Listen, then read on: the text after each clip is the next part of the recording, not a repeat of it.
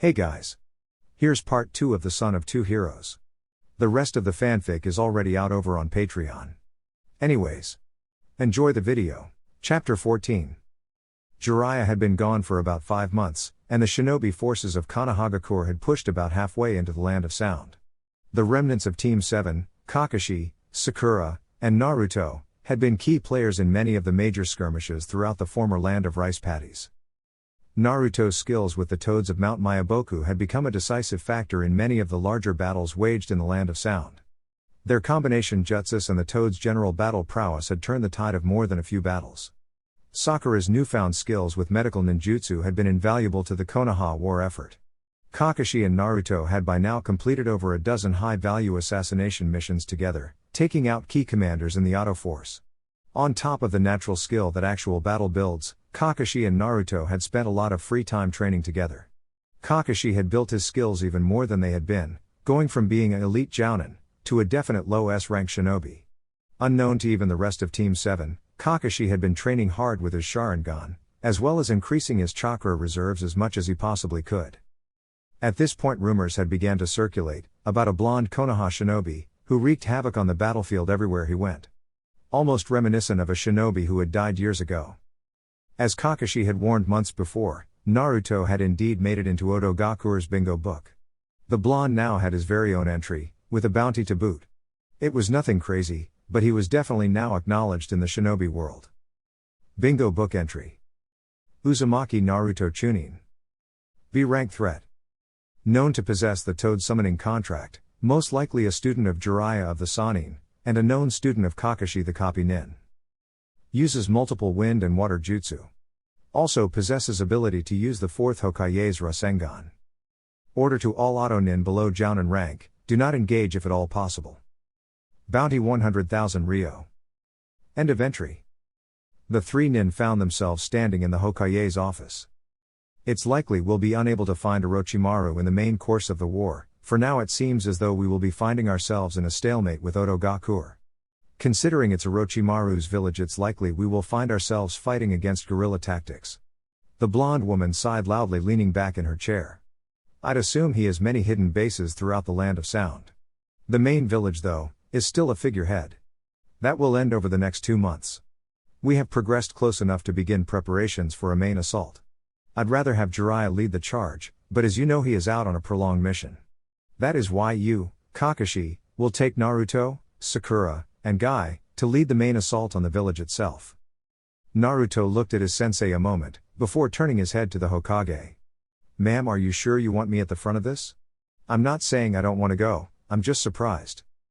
Your ability to summon the Toads will be an important factor. At this point in the war it's almost a guarantee that any of the civilians that had resided in Otogakure have left. Even so, we will still try to minimize casualties. I don't want this to be a slaughter, but I do intend to have the village itself leveled and wiped off the map. At that point strategic victory will be declared, although war will not be officially over until Orochimaru has been killed.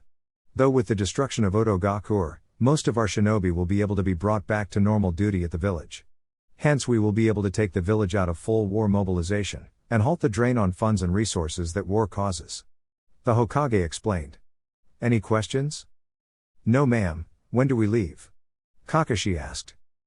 At the end of this month. Continue training, prepare yourselves, and discuss battle plans with Nara Shikaku. After you deploy, I'd guess another month will put you through the advancement, and the assault on Otogakure. The Hokage stated. Understood ma'am. Almost a whole month later found the 4 assigned Nin discussing final plans with the Jounin commander, Nara Shikaku. As such the large combined force of the Chunin battalion will finish the push to attack distance on the village itself. That is where you come in Naruto. I understand you just turned 14 last month, happy birthday. The Nara clan head said. Thank you commander. The blonde replied with a smile, before his face turned serious once more. So what exactly will my role be? How many of the large toads are you capable of summoning at once? With time for preparation, I can channel enough of the 9 tails chakra to summon 3. Will that do? The blonde asked. That's perfect. The Jounin commander confirmed. What's your plan here, Shikaku?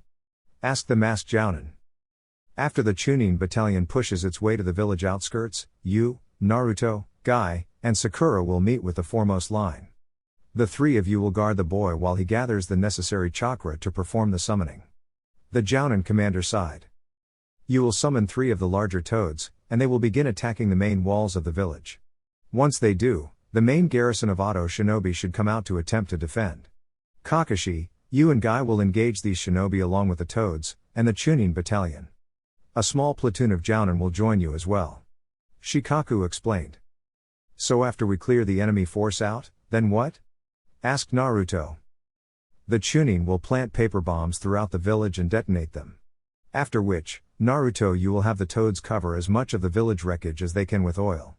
Then you and the rest of the shinobi will ignite said oil, and once the village is set ablaze, all forces will retreat. Any questions? No sir. Orders are understood, Kakashi said. Naruto, let's go get our stuff together so we can meet up with the others and leave. Alright sensei. The blonde replied, and with that the 2 shinobi left the Jounin commander, and took off to fight yet another battle. Yamaoka Matsu found herself battling alongside her fellow Chunin to push their way to Otogakur. The resistance was heavy, they continued to push on. A small squad of Konoha Onbu had also joined in, and because of this they were making considerable progress. Also inspiring the Chunin fighters, was the knowledge that the Hatake Kakashi, and the one and only Uzumaki Naruto would soon be joining the battle, and so the Chunin battalion fought on. Once they reached the actual village, all of the Auto shinobi they had been engaging had retreated within its walls. It would be suicide to approach alone, and this was a well-known fact to the Konohagakure shinobi, so they lay in wait for the arrival of the toad-summoning Chunin. As soon as Kakashi and Naruto arrived, along with Guy and Sakura, a platoon of Konoha Jounin showed up as well.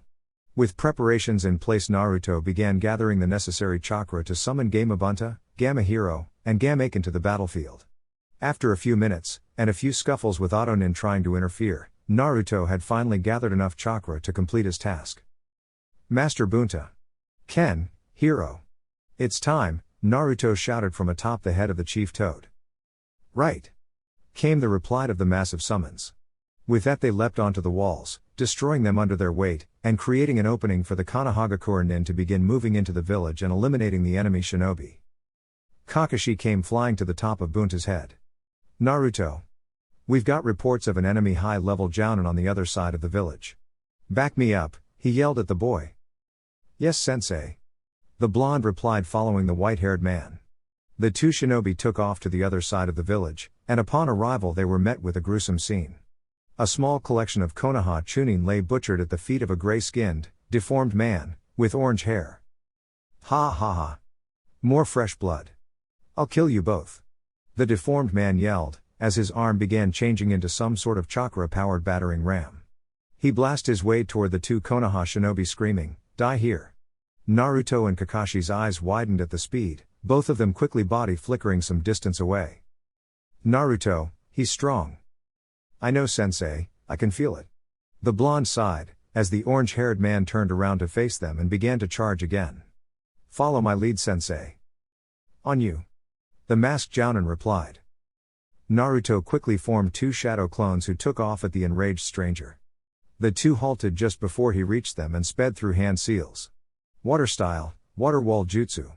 They both called out, twin walls of water bursting from the ground, halting the man's progress as he barreled into them.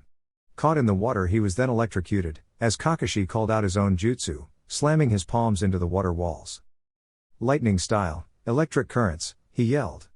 The chakra-enhanced man screamed in pain but immediately began laughing. You can't kill Hugo. Hugo kills you, he yelled, cackling all the while. He busted through the walls, destroying both clones before they could move. His next attack forced Kakashi to substitute with a barrel of apples to escape death as the massive deformed arm destroyed not only the barrel, but the street below it. Immediately both shinobi palmed a kunai, and rushed the gray-skinned man together. What ensued was a close combat battle that no normal human could possibly follow.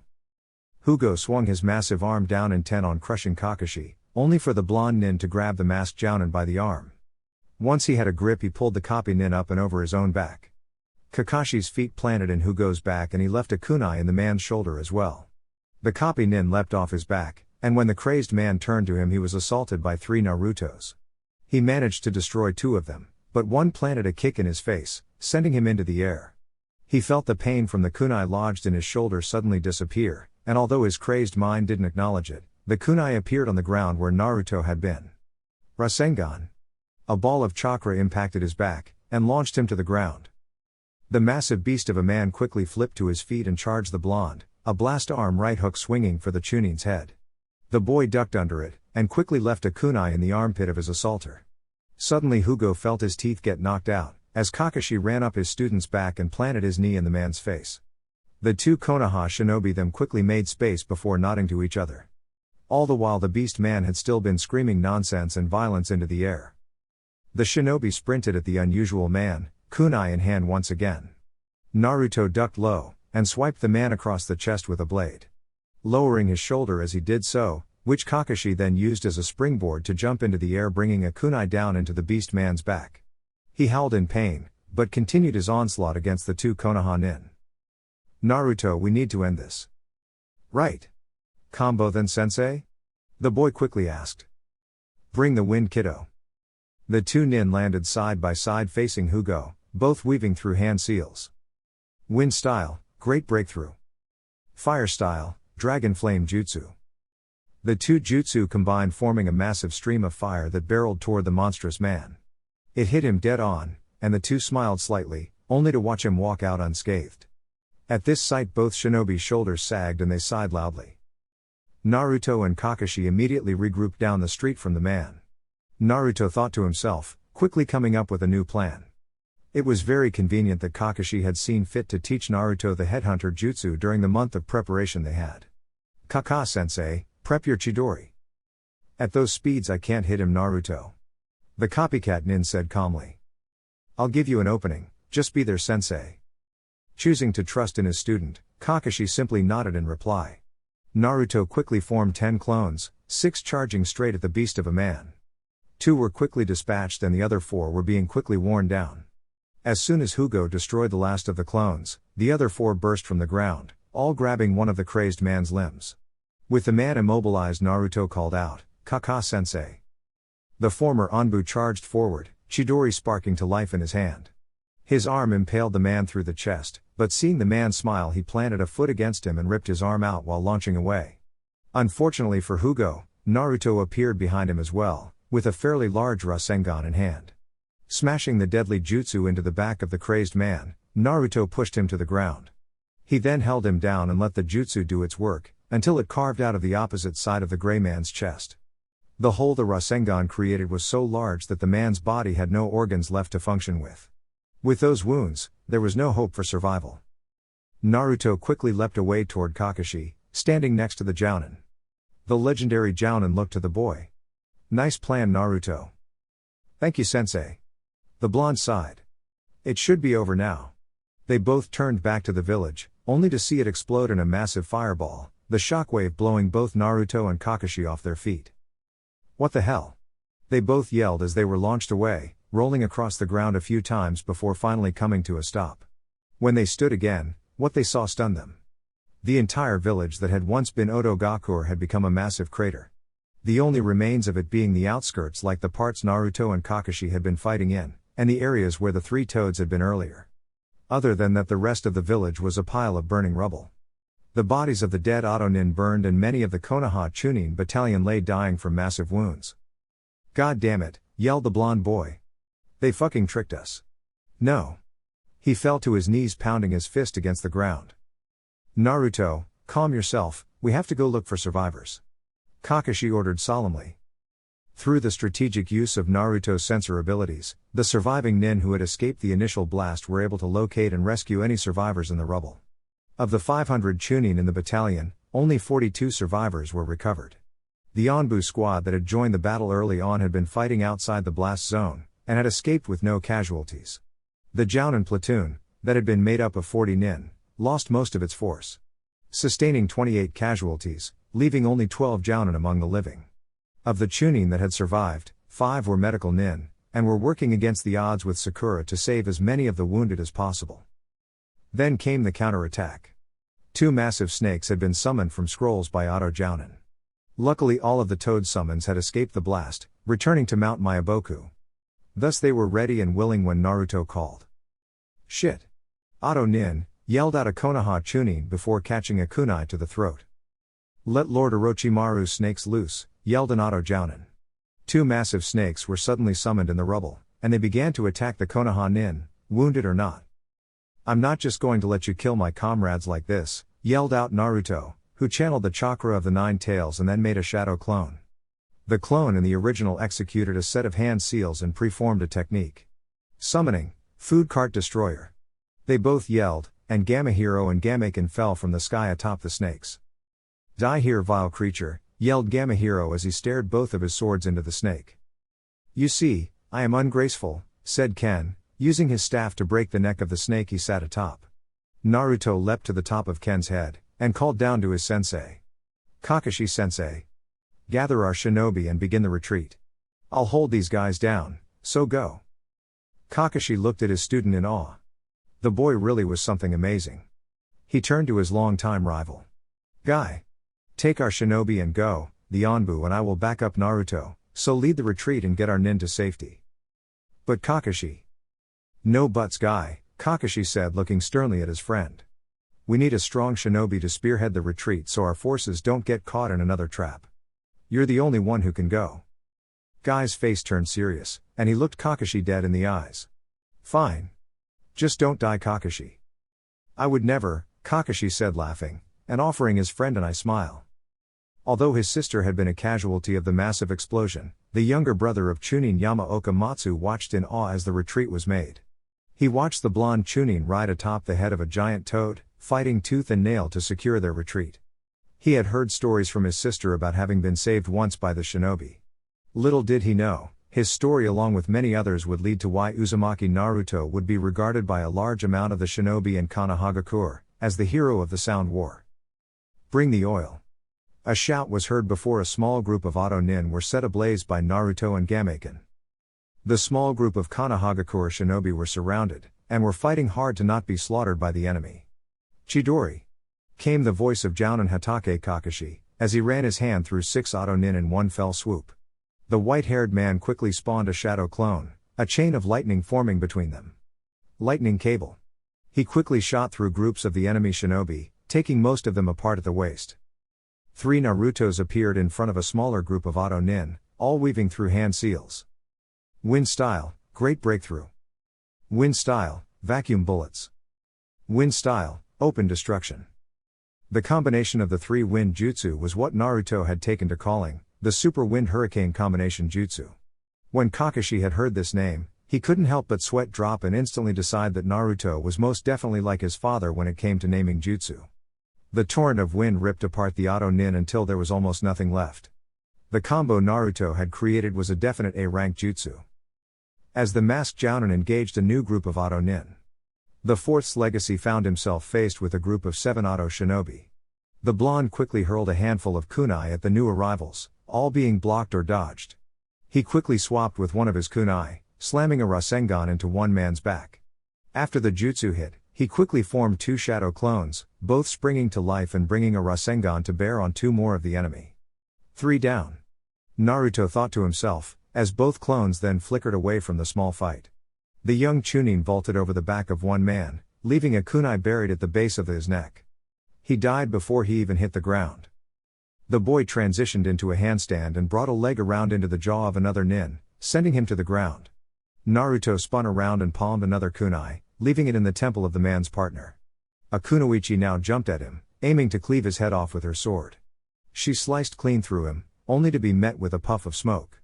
The smoke burst away to reveal a new blonde, Rasengan in hand that he brought around and buried in her chest.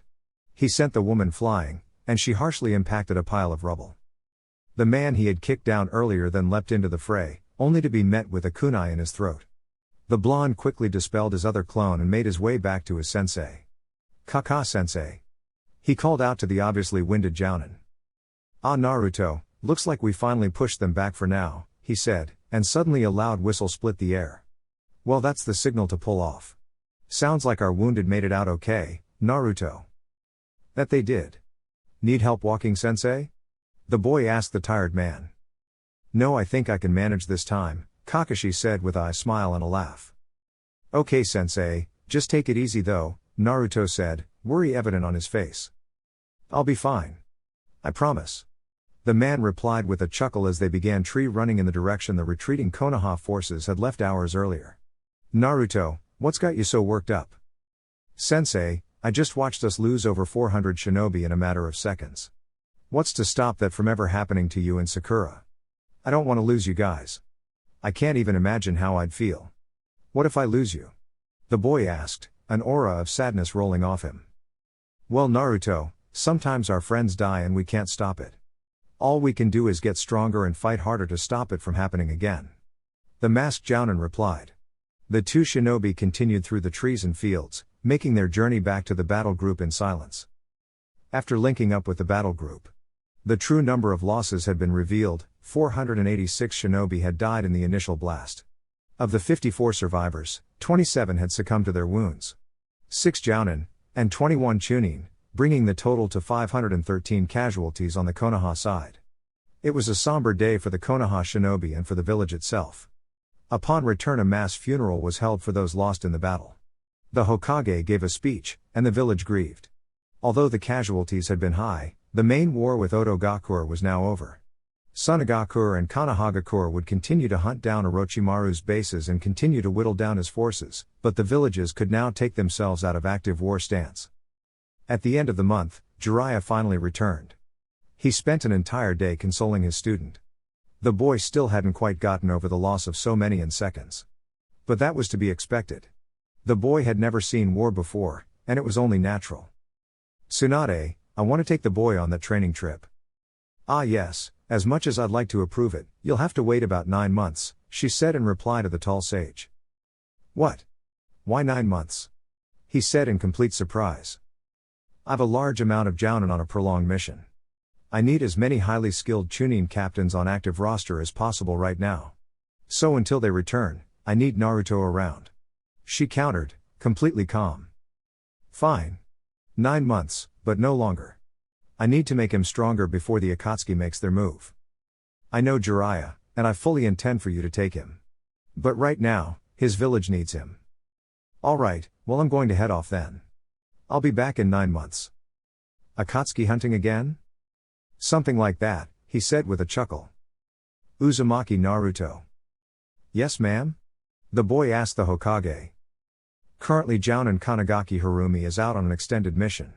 For now, as a Chunin captain, you will be leading her Jinan on missions, along with other Chunin and Jinan mixed in from time to time, she said in her derived tone. This should go for about 3 months. Maybe less. After which you will be assigned to a new team, as we will be rotating through Chunin captains. But for now, get acquainted, and come to my office in 3 days for your first mission. Alright, will do. Where can I find them? He asked. Team 12 can usually be found at Training Ground 24.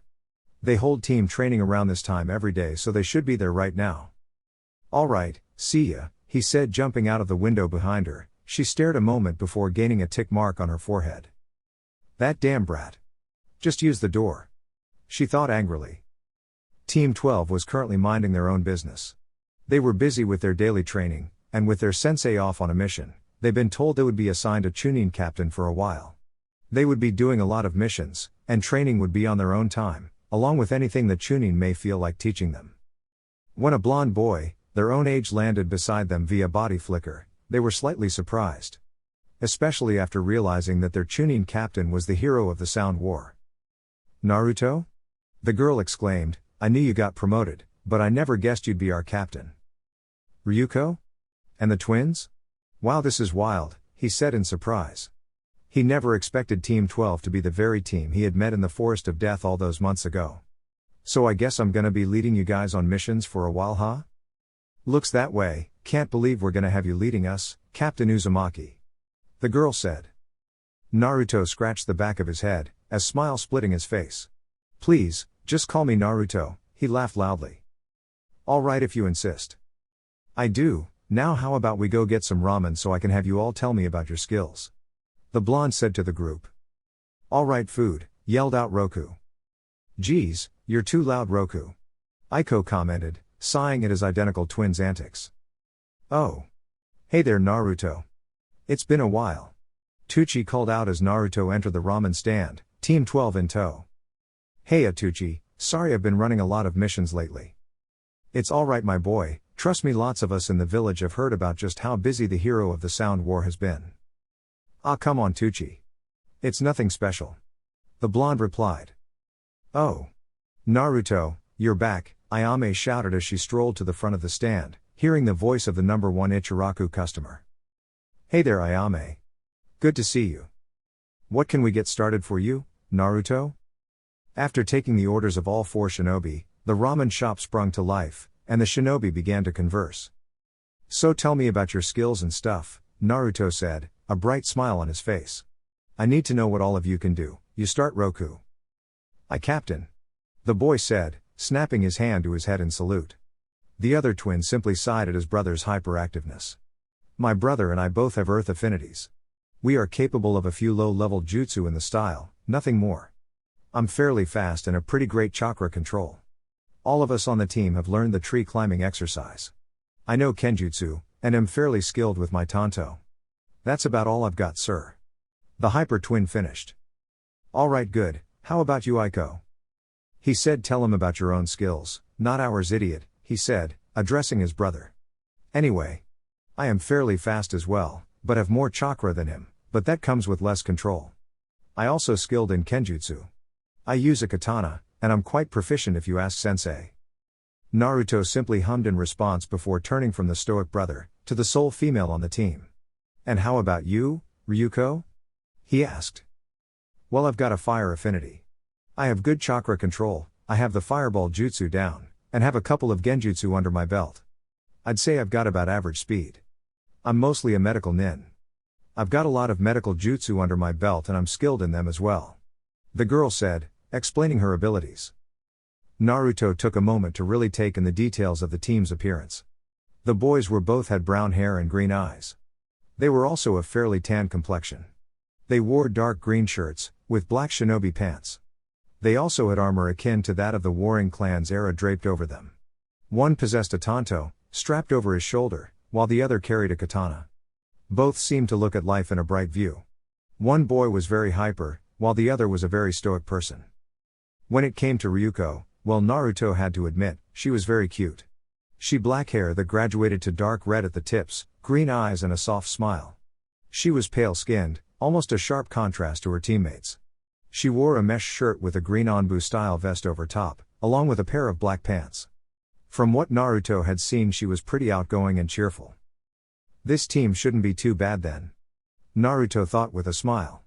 Well you 3 should meet me at your training ground tomorrow so I can see just what you can do, and then the next day we will go grab our first mission.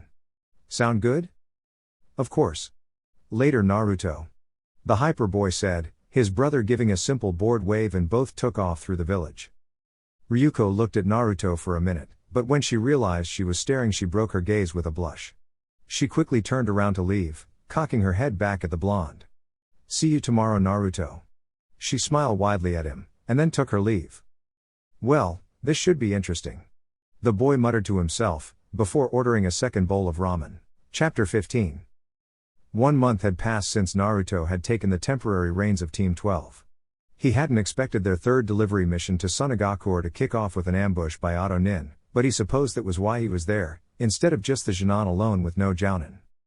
An Auto Chunin was poised to shove his kunai deep into Ryuko's chest. She stared back at him in horror. This is it. I'm done for. She screamed in her mind. Surprise slowly made its way onto her face though, after she watched a blue ball of chakra impact the man's torso. He was shot away from her at a high speed and slammed into a tree. She turned to see Naruto standing over him. The blonde palmed a kunai and buried it in the man's chest, before he turned back to her. You okay? He asked with a smile. Why yeah I am. She answered back still shaking. It wasn't her first time in combat, but she'd never encountered an enemy that could move faster than she could react. If Naruto hadn't been there she most definitely would have died. Good. It's all right now, they're all taken care of.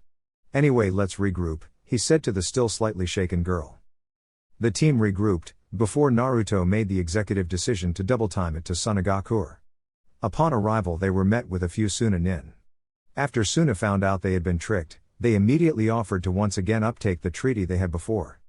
They also offer consolidation money, along with their shinobi forces as support for the Sound War. Messages and important war intel were commonly swapped between the villages.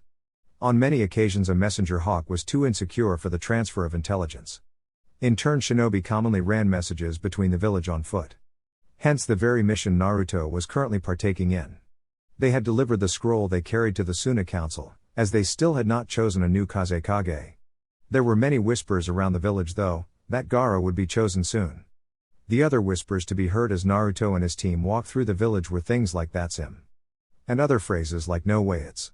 But the thing that had most staring at the boy in awe, and what also caused his team great surprise at how widely known Naruto was, were the words, "That's who beat Gaara." As they made their way to a hotel they had been offered, they would be staying overnight to bring Suna's return message back the next day, they ran into the man himself. Uzumaki Naruto. Naruto and his team came to a halt in the street. Naruto held his hand out, keeping the team behind him. The blonde stepped forward toward the Sanjin Churiki, the unexpected thing about him being the smile that he held on his face. Gaara. The blonde was standing only a few feet away when he spoke, smile still splitting his face. Gaara stepped forward, extending his hand to the blonde shinobi. "Thank you, Naruto." "Hey, no need to thank me. You're just like me, after all," the now widely known Chunin said. He took Gaara's hand, and firmly shook it. The redhead cracked a small smile at him and waved his hand in the air. Both of his siblings fell to the ground beside him. "Naruto. You enabled me to see my family as my family. And that will always mean the world to me. I have friends and bonds that I thought I could never have. But I have them now, thanks to you," the soon-to-be Kazekage said.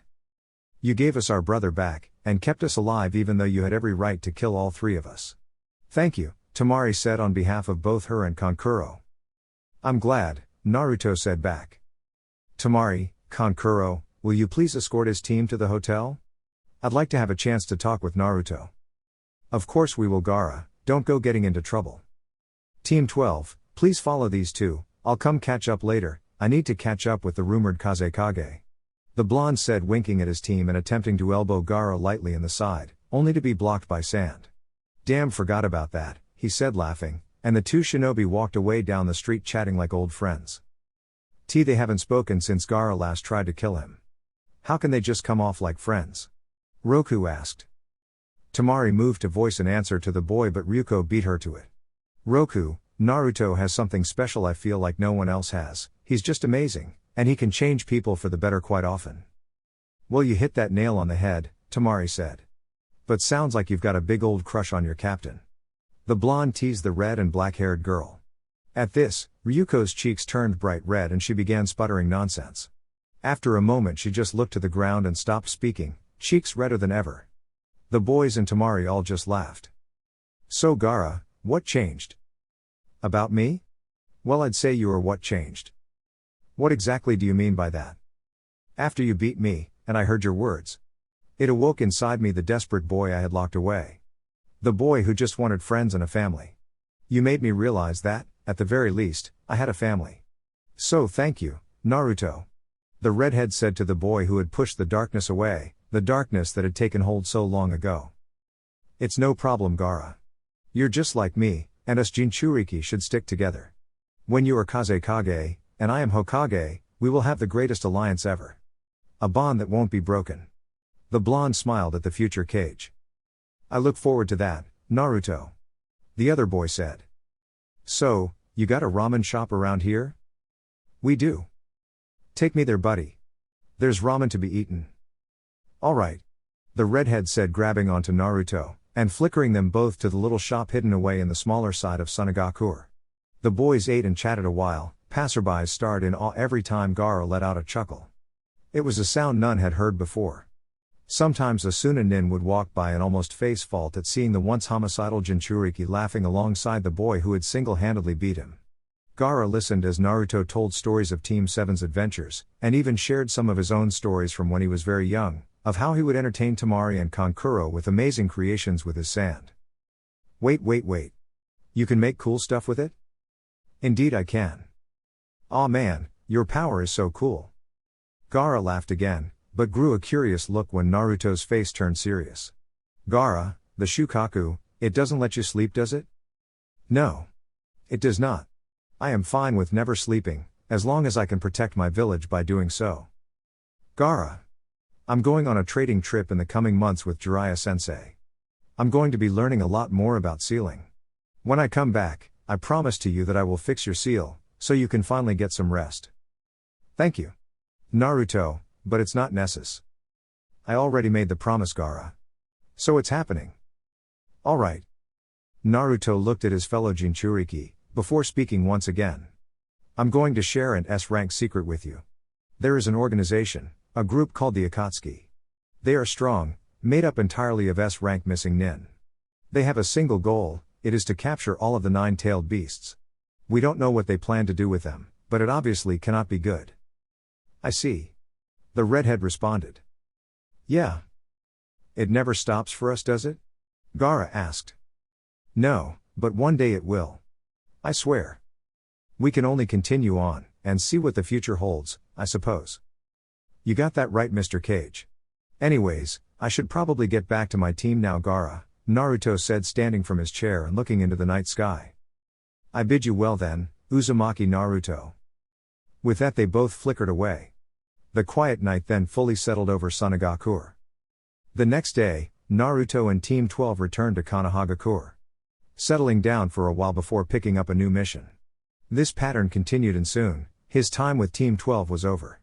It had been only about 2.5 months, and the group had grown fairly close. It would be another 6.5 more months before Naruto would leave with Jiraiya. Their Jounin had returned, and he was now to lead a group of Chunin on what would mostly be patrols. He also popped in and out of a combat group assigned to assault some of Orochimaru's bases. He began spending time with Team 12 every now and then. Sometimes Sakura would join them, or someone like Kiba or Shikamaru and Choji. It was nice to have so many friends to see, and it was to the point he couldn't go around the village for too long without running into one. Leading to the new situation he found himself in. Please go out with me. The girl yelled as she bowed down before him. Eh? Eh? What? Naruto replied, and the girl looked up at him sadly. Do you not want to? She trailed off. No. I mean yes. Well, are you sure? I've never had a girl like me before. Naruto, do you really think I'd ask you out if I didn't like you? She questioned. Well, no. But will you at least go on a date with me, even if you won't be my boyfriend outright? No. I'll be your boyfriend. I would love to be your boyfriend. You're a great person, and you're super pretty. So yes. He replied, smiling widely. Wait, really? She shouted happily. Of course, Ryuko, he said just as loudly. He then noticed people were staring at him weirdly, so he grabbed her by the shoulder, and flickered them to the Hokage mountain. How's this for a view? He asked the now identified red and black-haired girl known as Takarada Ryuko. Wow. This is amazing, I've never actually been up here, she said. Hey. It's pretty great. I come here a lot. With how much you want to be Hokage, I'm not surprised. Ryuko, why do you like me? The blonde boy questioned. Well, you're amazing, Naruto. You're so outgoing and kind. But you're also a level-headed shinobi, an extremely skilled one at that.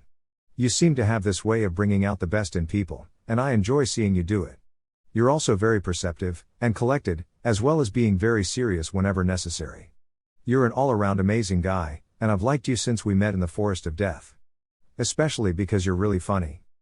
When I was assigned to your squad, one of my first thoughts about you was that you were cute. And you've turned out to be a kind and gentle person. Something I greatly enjoy. So, how does this work, exactly? He finished asking nervously.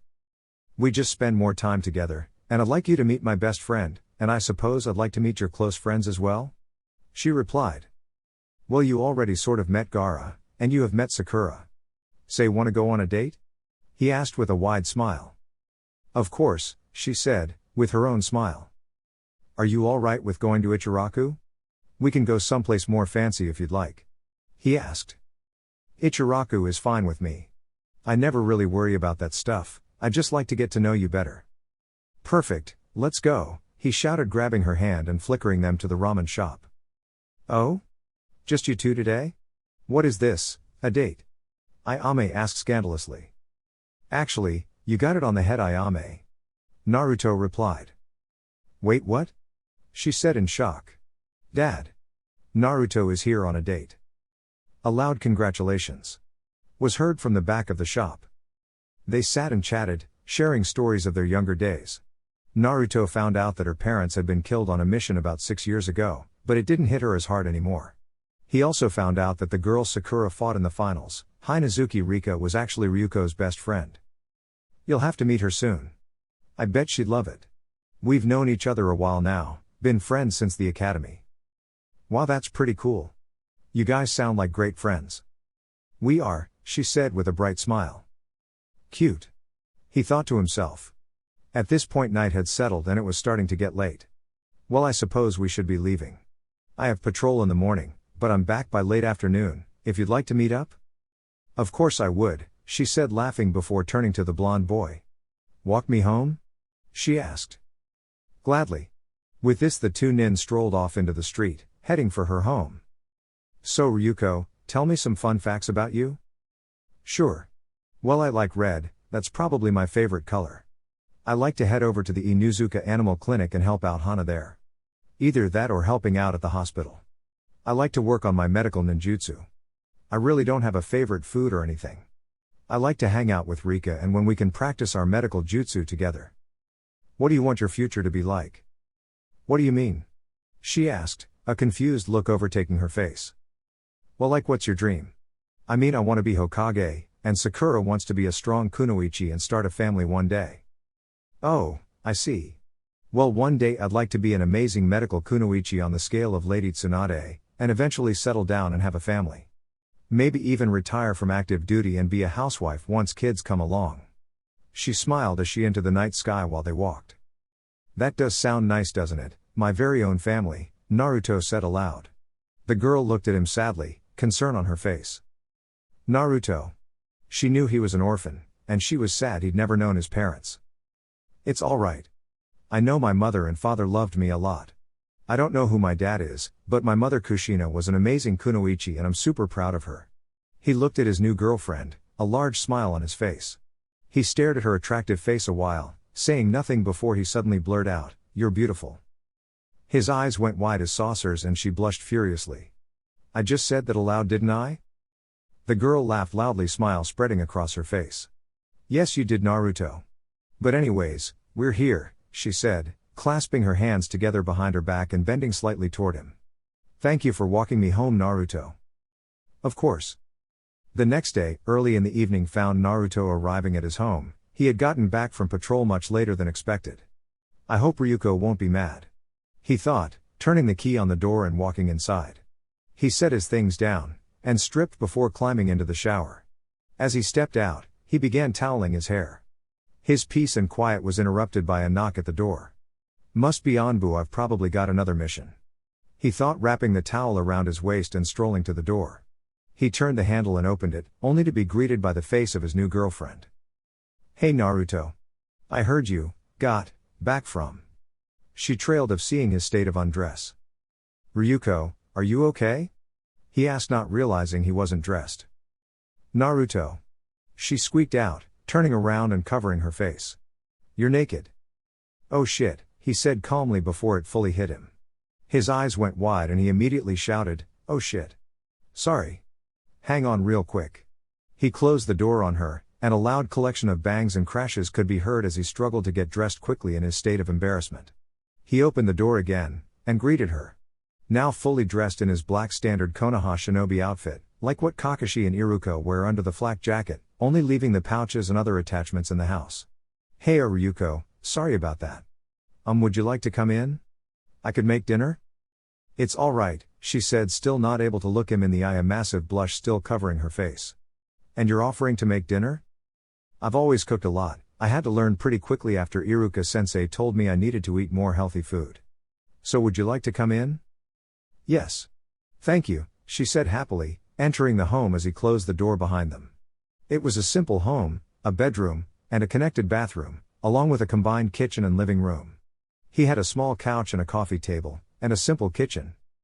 It's not much, but I try to keep it clean, and it's home after all. Try? This place is spotless, Naruto. Hey, Shoulda seen it during the academy days, he said, laughing loudly. What would you like to eat? I've got some fish I could cook, if you'd like. Yes, fish sounds amazing, thank you. Of course, he said, laughing. Naruto began cooking and continued their conversation. So what did you do today? He questioned. Well, thanks to you, Jinan don't have super dangerous missions anymore, since we aren't in a wartime stance. Sensei had some important mission that came out of nowhere, so she was gone today. So me and my team were taken under the wing of some chunin named Ichio. She was nice and we ran a simple delivery mission to the fire capital. I don't know if you've been there, but it's huge, she said dramatically. Well, that certainly sounds exciting. The blonde commented while chuckling. You didn't run into any trouble, did you? He asked while putting the finishing touches on the food he was cooking. Nothing bad, just a few bandits we found on the road. Ichio and our team took them out pretty fast, we just tied them up and left them. Our captain said she'd send a team to retrieve them, she sighed. I'm so tired, but anyway, how was your mission? It was nothing out of the ordinary, he said, setting a plate before her, a perfectly cooked fish dinner on it. Ran into some Otonin trying to sneak into fire country on the way, but we took care of them quickly. That's good, I'm glad you didn't get hurt. And Naruto, this looks absolutely delicious. The girl said with a grin, the food smelled absolutely delightful. Thanks, I try my best when cooking. It's actually kind of a hobby for me. He stared at the girl, taking in the dark black hair that slowly morphed to red as you moved to the tips. She really was stunning. The girl looked at the food and said, thanks for the food. Before digging in, the taste was amazing and she was thoroughly surprised Naruto could cook so well. This is so good, Naruto. I'm glad to hear it, he said as he began eating his food. They ate and talked about random things as they did, just happy to spend time together. They were interrupted shortly after, though, by a knock at his door. He stared at the door for a moment, confusion evident on his face. Who could the oh shit? I forgot. Forgot what? His new girlfriend asked. It's Friday. Me and Shika always play shogi on Friday night. I'm sorry, I'll tell him we'll have to reschedule. But before Naruto could move to the door, the girl grabbed his hand. Actually, you should bring him in, I'd like to watch. Ryuko, it can get quite boring, you really don't wa. Naruto. It's fine really, plus I have my sketchbook, and I really want to see just how exactly you managed to beat the genius Nara Shikamaru on every other game. The cute girl said in a sing-song voice. Wait, you've heard about that? Shikamaru complains to Choji about it all the time. Now go let him in. With this, Naruto moves to the door and opened it. Hey Shika, oh. And you brought Choji and Ino? Nah, I brought Choji. Ino just wouldn't leave. Troublesome woman. The bored boy replied with a light smirk. Well, that's fine, I've got Ryuko here. Ino chose this moment to pipe up. What? You've got a girl in your house alone with you? Ryuko, what's the deal? Naruto's sweat dropped at this. She's my girlfriend, Ino. What? And with that, Naruto's apartment came to life for the night. Ryuko was forced to explain. While Naruto and Shikamaru started their game, Choji just happily watched while he ate his chips. 30 minutes later found Shikamaru with a confused look on his face, and Ryuko and Ino laughing loudly at the boy. I just don't get how you think of these moves. I can't figure you out, he said to the blonde. The unknown legacy had just beat Shikamaru in a match, and they prepared the board for another. Kakashi-sensei once told me I'm an amazing tactician. It just kind of comes to me. If you haven't noticed, Shika, I'm kind of good at being a ninja. Of course I noticed you dolt. It's starting to make me wonder if you being Hokage is such a far-fetched thing. Eh? Naruto said in shock. Eh? What did you just say? You really think I might become Hokage? Naruto. Out of our entire generation, there's not a single shinobi who can stand against you in a fight. At least not for very long. The probability is there if you look at the numbers. The Nara boy explained.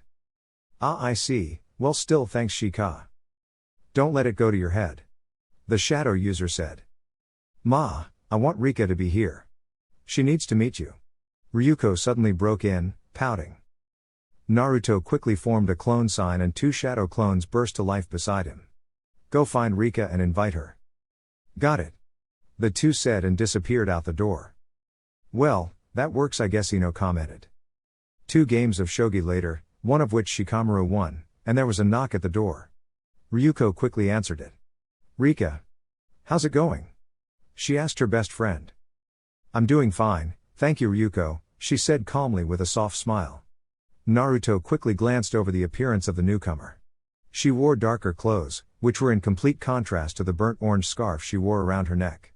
She had blue shoulder-length hair, and red eyes, something that wasn't very common.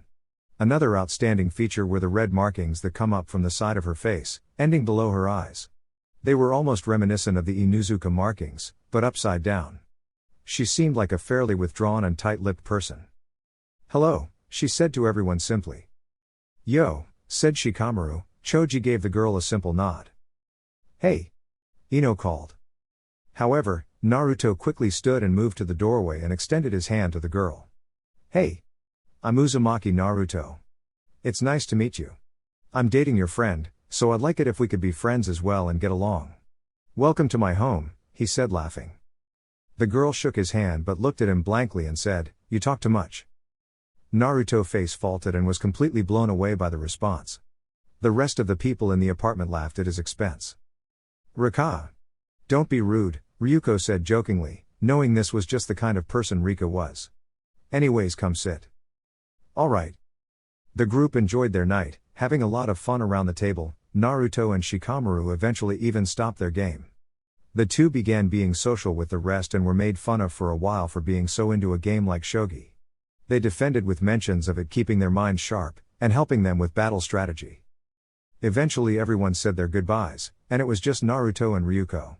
They chatted a while as he walked her home, and upon arrival, she suddenly kissed him on the cheek, said a quick goodbye, and rushed inside. This left Naruto standing dumbly outside her house for a few minutes, but he finally composed himself and began his walk home. Ryuko really is just too cute. He thought to himself, before he began whistling a soft tune and finishing his walk home. The next morning Naruto slept in. It had been a while since he had the chance to do such a thing. Man, I forgot how nice it is to sleep in. He thought to himself. He felt amazing. His whole body seemed to have needed the rest. The boy moved to his kitchen, and fashioned himself a nice egg breakfast. He began eating as he unfurled a few scrolls on the table. They were all Fuinjutsu scrolls that Jiraiya had given him, a few had been his mother's. What he was currently studying were resistance seals. These were a lot like the weights Rock Lee had worn, but these were applied to the body, or clothing. Training with these seals could quickly increase physical strength, and provide a much-needed boost in speed when they were released. He was just trying to figure exactly how they would need to be applied so that he could release and apply them like flipping a switch. He was also running into trouble on how exactly he was to increase the level of resistance they had. Just like Lee, eventually his body would be used to them, so he would need to be able to increase their level in intervals. The second seal he was studying was the paralysis seal. This had the ability to lock up every muscle in the body, causing the target to experience temporary paralysis. Its effectiveness was proportionate to the size of the target, and the amount of chakra the target had. He supposed it could be useful in a fight when you needed to temporarily immobilize your opponent. The only problem with this seal was the fact that it was indeed temporary. The third seal he was currently studying was the restraint seal. It was quite like the paralysis seal, but it required the target to be still while it was applied. The other drawback was that the fact that it took quite a bit of chakra, as well as some time to prepare. He'd long ago decided that Fuinjutsu was the weirdest of the shinobi arts. Sometimes, sealing jutsu required a brush and paper. Other times, seals could be created and placed by the user's chakra. It was confusing, but it was the way it worked. The fire sealing method used special ink and a brush, and the seal had to be drawn. But the paralysis seal could be placed by simply doing hand seals, and then placing your palm upon the intended target. Fuinjutsu has complicated rules, and half the time it didn't even make sense, but it just worked. However, Naruto wasn't complaining. He loved Fuinjutsu, and he wished he had more time to study it. It deeply interested him, and he always enjoyed learning more about it from Jiraiya. After a while, the boy put his scrolls away and washed his dishes. Getting properly clothed, he left his apartment to go find something to do. Maybe he would drop by and see his girlfriend, but he might find Kiba or Lee for a spar. He often wished Sasuke was still in the village for the simple reason of the fact that he needed a sparring partner that could push him. Kakashi would never seriously spar him, as he could accidentally kill his student. He also hadn't fought Sakura in a while. He wondered how much her skills had really increased. She had definitely come a long way since the academy. He was proud of his pink-haired teammate. His mind often wandered to how his best friend might be doing. Sasuke was still in deep cover, but he was also training. He wondered how strong the Uchiha might be once his mission was complete. Oh well, I'll have to wait to find out. Guess I'll go find Ryuko. The blonde thought, strolling down the street in the direction of the girl's house. Chapter 16. Ryuko was eating breakfast alone at her kitchen table. She was slightly zoned out, and still kind of asleep. She hadn't even changed out of her pajamas. She moved to take another bite, but was startled by a knock at her door. She got up, moving to the entryway and opening the door. She was greeted with a tall blonde, with long bangs framing his face. The girl had always been captivated by the whisker marks that adorned his cheeks. "Oh hey Naruto," she said simply. "Did I catch you at a bad time?" he said, taking in her appearance. She stared at him a moment, before she realized what he asked. "Oh. Sorry," she laughed. "Please come in if you'd like. I just need to go get dressed." "Take your time Ryuko," he said, following her in and sitting down at her table. She quickly moved off to her bedroom, and proceeded to get dressed. When she came back in, she smiled at her boyfriend. "Did you eat anything yet?" "Yeah, I ate when I woke up, thank you though." "Seems you slept in too, huh?" he questioned. She sat down and began finishing her meal. "Yeah, really late," she said with a laugh. "You were probably up before even I was." "Hey, it's possible. So did you have any plans today?" "I have team training around 4 this afternoon, but otherwise no," she responded. That gives us 3 hours then, if you want to do something. Kakashi-sensei wanted me to come by and train with him at 12. "Yes, I'd love to spend some time together." "Perfect, what do you want to do?" he asked. "Maybe we could just take a walk through the village, and see what we come across?" she suggested. "Sure." With that the two made their way out of the house, and strolled through the village. As they walked they conversed about the war, and about the missions Ryuko's team had been taking. They continued through the village, finding random things to do, and stopping in different stores. "Oh, how nice of you to come by, Naruto." "Nice to see you, Kaka-sensei," Naruto said with a wave and a smile. "So you want to spar or what?" After Jiraiya had informed Kakashi of the threat of the Akatsuki, he had began to train himself to new levels, along with his team. The masked Jounin knew he was strong, but he was also man enough to admit that every member of the Akatsuki had him outclassed at the time. But he had come a long way, and Kakashi was now worth every bit of the title of an S-rank nin. He had trained himself hard alongside Naruto. He knew he couldn't afford to be sloppy or weak if the Akatsuki came knocking on Konohagakura's front door. He had decided he would be ready. He didn't want to have a repeat of the Itachi incident. He had increased his chakra reserves by quite a lot, and the man could now throw around all of those jutsu obitos I had helped him acquire. He had burned himself out some days even. He had worked hard, and in the end, it had indeed paid off. "Well, let's see how you do against me today, Naruto." The two stood about 50 yards away from each other, staring the other down. Naruto threw a rock into the air, and both of their bodies tensed. The rock hit the ground and bounced, and before it could touch the ground again, Naruto had slammed into Kakashi. The masked Jounin caught the handstand kick aimed at his face, throwing the boy away. Said blonde regained his footing, and began weaving hand signs, water style, raging waves. He called, and a massive rush of water bulldozed its way toward Kakashi. Earth style wall. A wall of bricked earth rose from the ground, stopping Naruto's jutsu in its tracks. Earth style, earthquake slam. He called out, and the ground ripped apart like a blender, moving towards the blonde shinobi.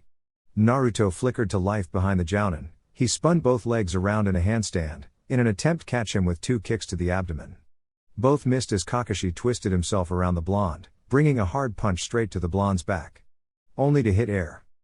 He had flickered across the clearing, and when Kakashi locked his eye on him, Naruto was already weaving hand signs.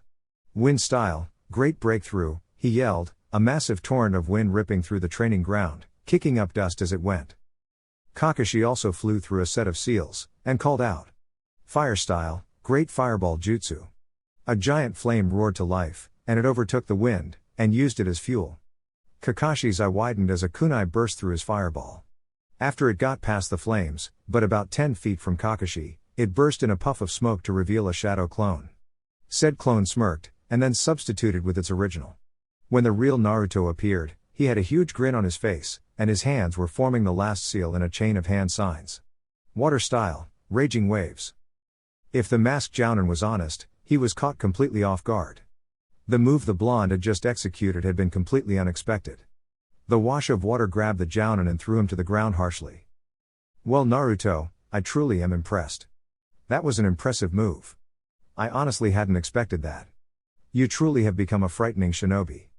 The legendary Nin laughed aloud. But it's time I end this, he said as he weaved hand seals, before he called out his jutsu. Summoning, earth style, tracking fang technique. The Ninken tore through the ground below them, and they burst out beside Naruto, grabbing on before he could really understand what was happening. One of the biggest hounds almost bit straight through his metal arm protector, but not a single one of the dogs drew blood. But Naruto knew if he moved, they would. The blonde sighed loudly before laughing. The masked man flickered to life behind the boy, holding a kunai to his throat. The white-haired man smiled, a memory popping into his head before he spoke. You can't beat me. You lose, Naruto. Damn, so close. The Chunin said before he smiled at his sensei. That was a good match, Kakashi-sensei. The Ninken suddenly disappeared in a burst of smoke, and the two shinobi faced each other. That it was, you did great, Naruto. Kushina would be proud. Thank you, Kaka-sensei. The blonde smiled at him, happy at the mention of his mother. Don't worry, sensei, I'll beat you soon. Kakashi reached out and ruffled the boy's hair. I'm sure you will, he said with an eye smile. 3.5 months later found Naruto and Ryuko on a very special date. The two had grown extremely close, and spent a lot of their off time together. Come on, Ryuko, follow me, it'll be fun, he said, running off with her hand in his. Okay. I'm coming, she said, laughing. But where are we going? You'll see, it's a surprise, he laughed, before he spun around and put his hands over her eyes. Now hold on tight, and don't peek. Fine. But I can keep my eyes closed myself, thank you. All right, fair. He replied as she wrapped her arms around him and held on. He quickly flickered them both to the top of his unknown father's head. All right, open your eyes. Naruto told the cute girl. Ryuko's eyes peeled open, and what she saw stunned her. Before the two of them, sat a well-prepared picnic. Exclusively done just for her, with everything she could possibly like to eat. Candles illuminated the space they occupied, and it was just after sunset. The lights of the village made it glow with an absolutely untouchable beauty. The young woman was blown away by the extent the blonde had gone to, just to prepare an amazing date for her. She turned to him quickly, and placed her head against his chest.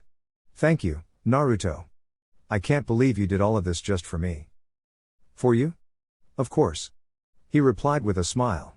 His cheeks flushed and he was caught completely off guard when she pushed away the bangs from one side of his face, and kissed his cheek. Seriously, Naru, thank you. If possible, the blonde got even redder at the nickname. Of course, now let's eat? He asked. Yes please, she said happily in response. The two then sat, and began eating. They enjoyed their time together, and they joked and laughed for a large part of the night. Eventually they sat atop Minato's stone head, in complete silence, her head leaned against his shoulder. But with almost sad sigh, Naruto broke the silence. Ryuko, there's something I've needed and wanted to tell you for a while. I thought maybe I could hide it, but that wouldn't be fair. Naruto, what are you talking about? The girl asked, a concerned and questioning look on her face. You remember, learning about the Nine Tails attack 13 years ago, right? He questioned. Of course I do. What of it? Her face became even more concerned and confused. It was told to us, though the fourth Hokage beat the beast, and ridded the village of it, but it was never told to us, just how he did that. We all just assumed, that he killed it, at the cost of his own life. Well yes, that's what happened. And that is the truth, except it isn't. The Nine Tails is a tailed beast. And you cannot kill a tailed beast. They would only reform. So the fourth saw one option. He sealed that bastard fox into a newborn baby boy. That boy was the son of Uzumaki Kushina, and he still holds that bastard fox to this day. I am the son of Kushina, and I am the Jinchuriki of the nine-tailed fox. Naruto, you poor thing, she said, shocking him to his core as she wrapped her arms around him and held him tight. So that's why people look at you so harshly. Why they say such terrible things about you. It must have been so difficult for you. I'm so sorry, Naruto. Why you don't hate me? He asked, barely able to contemplate that it didn't bother her in the least. Of course not, she yelled, slapping him on the back of the head. Do you really think I could care about you like this, and just throw that away because you have some monster sealed away inside you? Thank you, Ryuko. Shut up, idiot, she commanded. She pushed a bang away from his face, and for the first time, she kissed him on the lips. His eyes went wide at the feeling, before he slowly melted into it. He wrapped his arms around her, and after they broke away, they sat together for another few hours. Naruto awoke in his bed. At least he thought it was his bed, until he realized it wasn't his room. His eyes went wide, and he sucked in a breath as he realized the mop of black and red hair sleeping beside him was Ryuko. Oh, that's right, I remember now. The boy thought. The girl had fallen asleep with him atop the monument, and he had carried her home.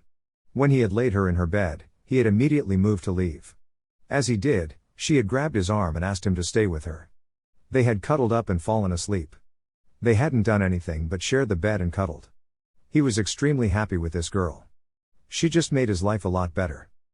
He had a mission with Kakashi-sensei later that day, so being extra careful not to wake her, he left the bed and began to cook them breakfast. He made eggs with toast, and also had a shadow clone run to the nearby store and buy some bacon, quickly cooking that as well. He walked quietly into her room and gently shook the girl's shoulder. Ryuko, wake up. I made breakfast. She stirred lightly. You made breakfast? Thank you, Naruto. As the post-sleep haze left her body, she began to take in the fact that Naruto had stayed with her that night, and smiled. Want me to carry you downstairs, Ryuko? She responded with a smile and extended her arms out to him. She quickly motioned for him to pick her up. Once he had her fully in her arms, she leaned up and quickly pecked him on the lips. You're amazing, Naru. He smiled down at the girl in his arms as he carried her. So are you, Ryu. The girl flushed red at the new nickname, but smiled widely. They then ate breakfast together, simply enjoying each other's company. So Naruto, what would you like for your birthday? For my birthday? He asked confused. Naruto, it's the 1st of October today, you've got 9 days left until you're 15, she said laughing. Oh shit. It is. Wow, I can't believe I just forgot, and I guess what I want for my birthday is to just spend more time with you. You're too cute, Naru. I'm not cute. I'm a strong, badass, handsome ninja. Not cute. He replied with a pout. Ryuko simply laughed in reply. Naruto's birthday party was awesome. Held at Ryuko's house, everyone came. The remnants of Team 7, all of Teams 2, 8, 10, 12, and Team Guy attended. Minus the sensei. Although Kakashi did stop by, he'd gotten Naruto a new set of metal arm protectors, considering his original ones were quite worn. Eventually most attendees had left, leaving Ryuko, the rest of her team, Rika, Kiba, Shikamaru, and Naruto. The blonde and Kiba had become fairly close friends. With Sasuke gone, Naruto had needed a new sparring partner, and as much as he liked Lee, the bowl-cut boy was just too over the top to spar with every day. Rika and Naruto had become close friends as well. She spent a lot of time with him and Ryuko. The group was now perched around the center of the room, where Naruto and Shikamaru sat on the floor, playing an intense game of shogi with the new set the Nara boy had gotten Naruto. Your move, Shikamaru, Naruto said smugly. The room sat in silence, as the second Chunin sat and thought of a strategy. Here, he said, finally moving a piece on the board. So I heard that Iwa has been poking around the edge of grass country, it's really starting to rile up the Kuzunin. Kiba piped in. Really? That can't be good, Naruto said before moving his own piece. Try to get past this, he said idly. Yeah, Mom said it could get serious. But I hear Lord Jiraiya might have some dirt on Iwa that we can use to keep them in their hole for a while. Leave it to Jiraiya-sensei to have dirt on entire countries, Naruto laughed. Your turn, Naruto. The Nara said, finally moving his piece. It still makes me mad that you and Sakura get to train under Sanin. That's just not fair. The feral boy complained. Kiba, I don't know why you think you can't get just as strong if you work hard enough. I know that, but still. It's not fair you just randomly get a Sanin to teach you. Your move, Shika, Naruto said, after studying the board a moment and moving a piece. Listen, I don't know why Jiraiya-sensei picked me, but he did and I'm not going to complain, you know. Whatever, Kiba said before laughing. You down for a spar tomorrow? Of course I am. The Jinchuriki replied. Are you stupid? Rika asked suddenly. Eh? Naruto replied, caught off guard by her sudden question. I said, are you stupid? You have a mission with my team tomorrow. With our sensei out, you were assigned to lead us on another delivery mission to Suna. Oh. He replied, chuckling. I guess I sort of forgot. How can you just forget important missions, Naruto? You're supposed to be a Chunin after all. Shikamaru cut in.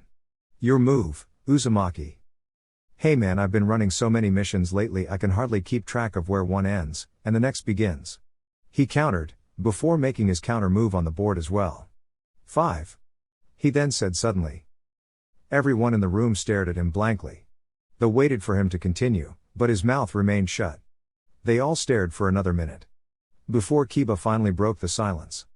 5 what? I'll have you beat in 5 moves, Shika. And there's nothing you can do about it either. Kiba immediately spoke up. What? There's no way, what the hell? He was cut off when Shikamaru finally spoke up. Ah damn. It seems you win. He then sighed loudly. I just can never read your moves. What? Came Kiba's voice. You beat Shikamaru that quickly? He tends to win every other game, Kiba. The Nara boy said. Shikamaru, there's one problem with your strategic ability. You always assume there's a plan or strategy to someone's moves. But once in a while, you come across people like me. Sure, I can pull crazy strategies and battle plans out of my skull, but sometimes I really just go with the flow. Sometimes I fight purely on action and reaction. Nothing else. Unpredictability is your weakest point.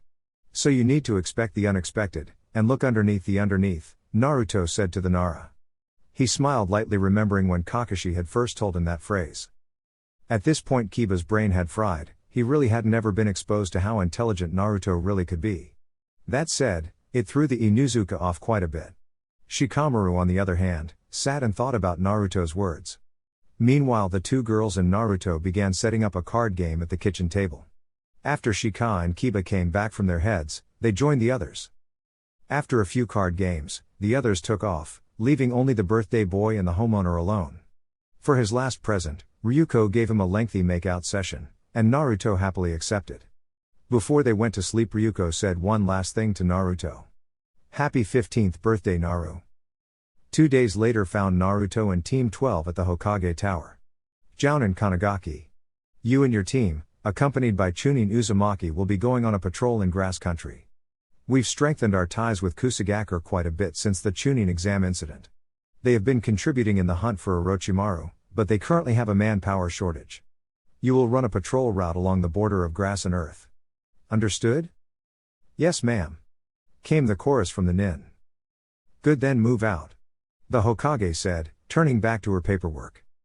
A day's travel landed the group in grass country, where they had stayed in a hotel in Kusagakure, as their patrol was scheduled for the next day. They had woken early, and quickly made their way to the border of the land of Earth.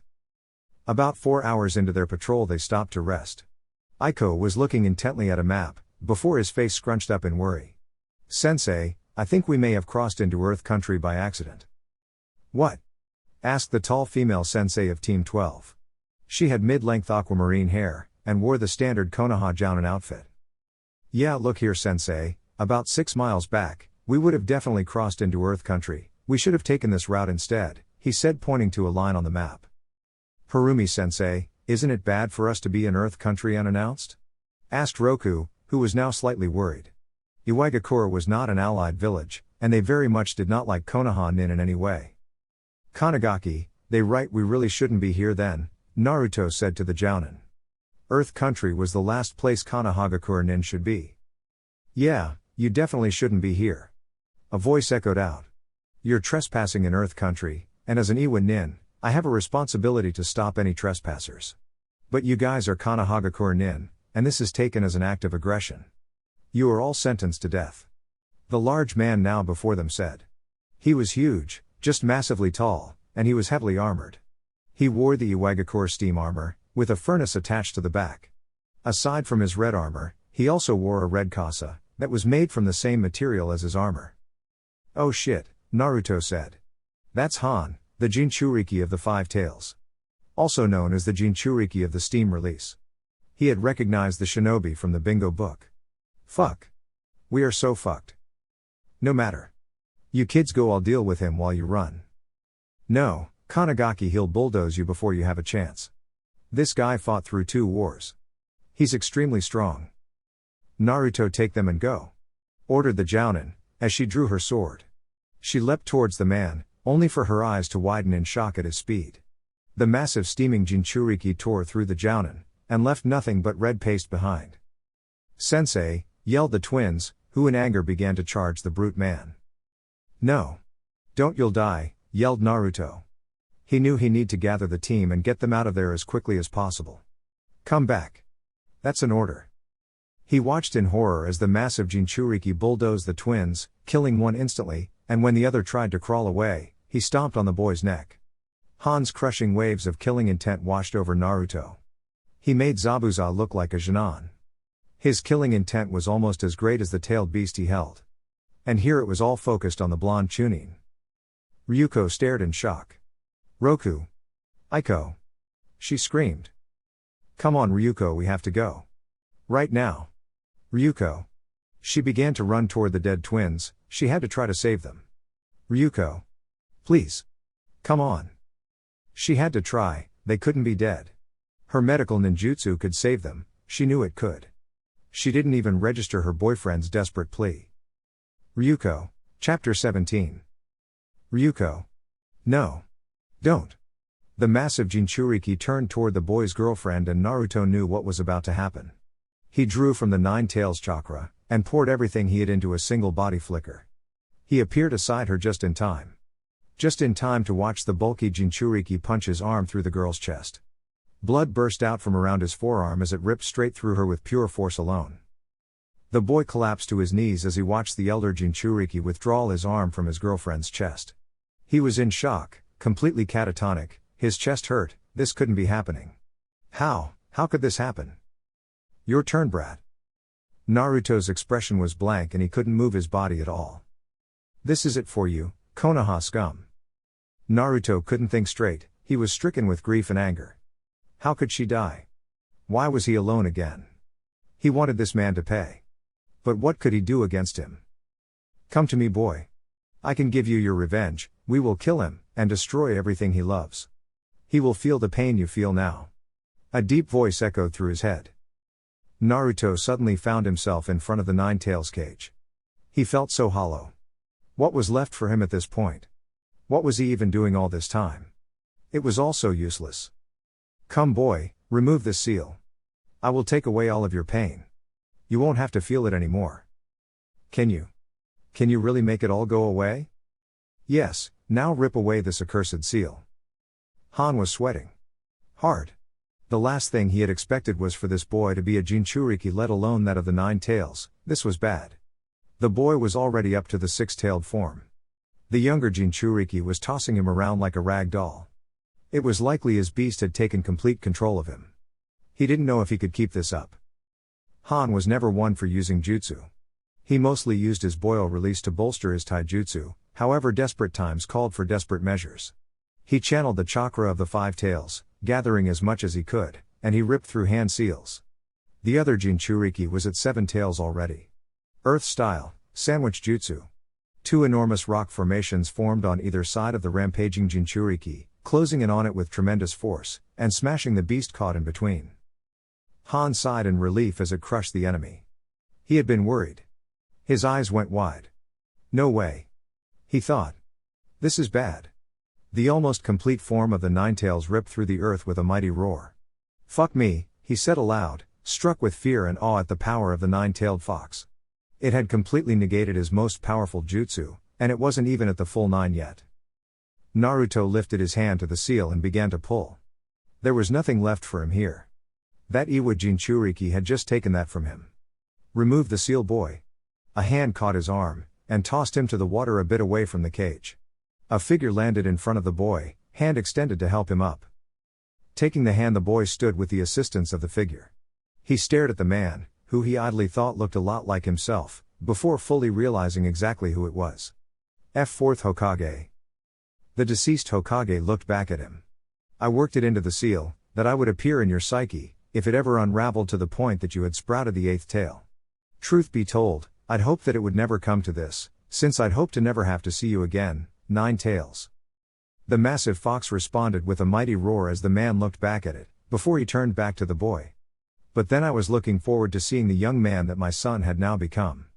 I guess it evens out. Fourth Hokage. Come here. I'll tear you apart. The massive beast roared. Well, if that's the case, then I think I'll just stay over here. Wouldn't you agree, Naruto? Wait, why do you know my name? I know because I named you, because the truth is, you are my son.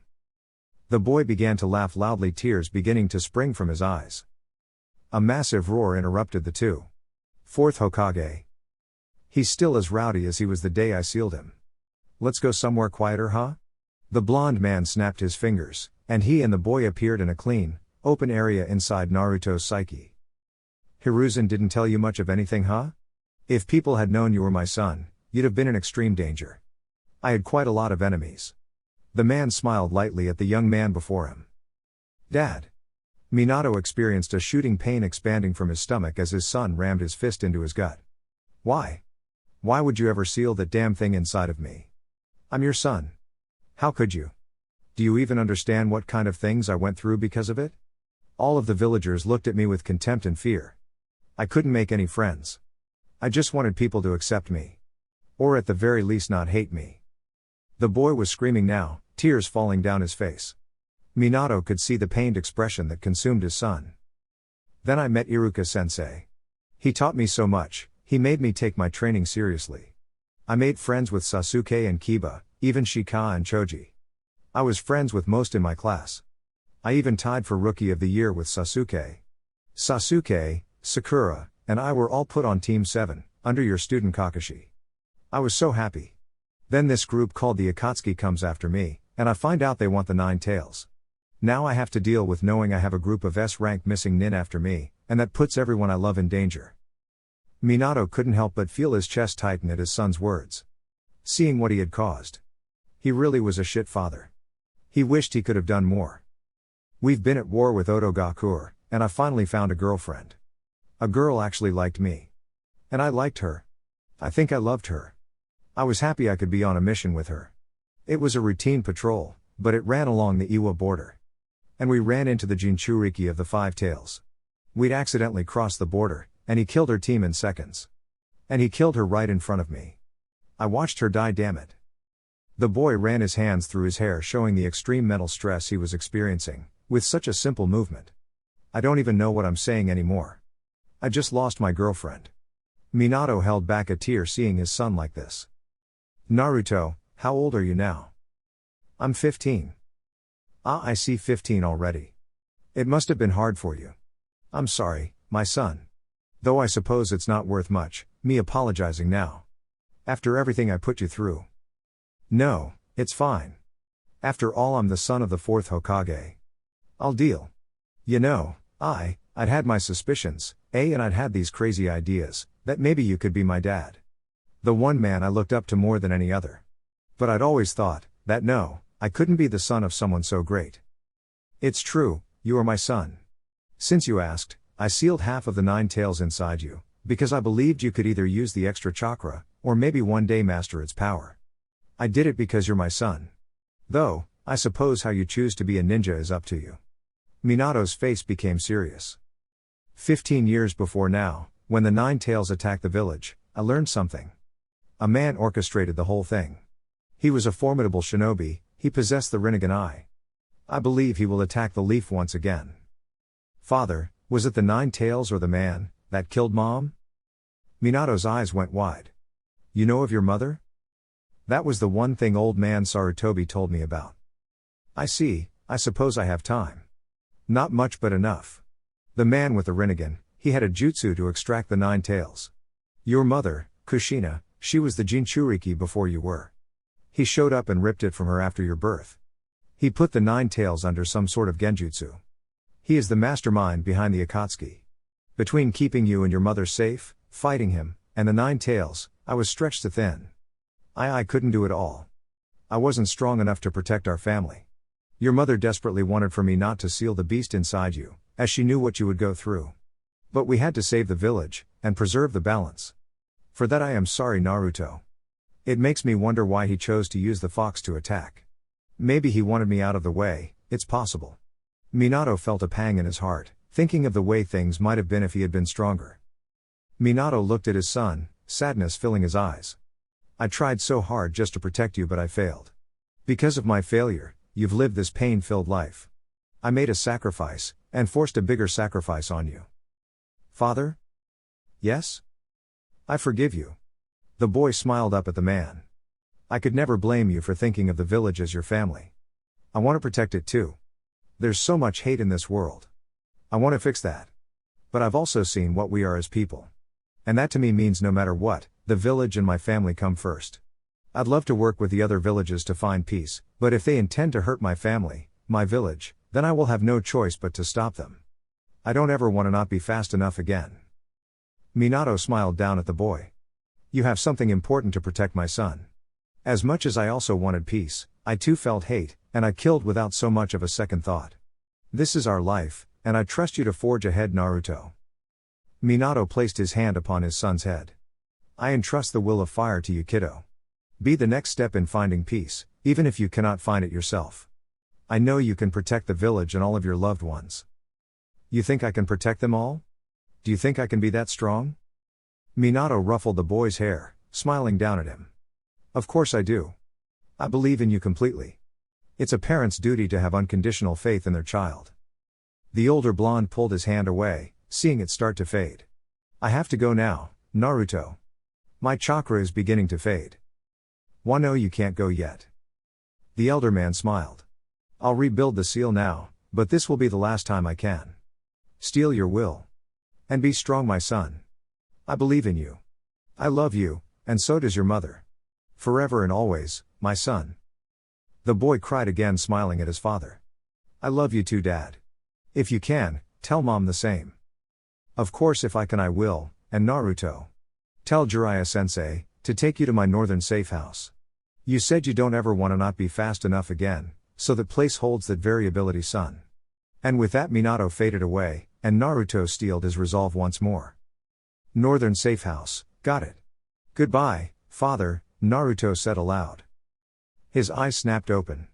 Seeing the five tails Jinchuriki crouched before him, exhaustion evident in his body language. The man craned his neck to look at the blonde.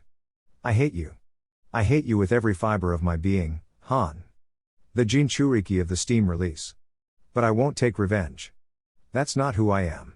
However, if you ever attack Konohagakure or my fellow Konoha shinobi again, I won't hesitate to strike you down.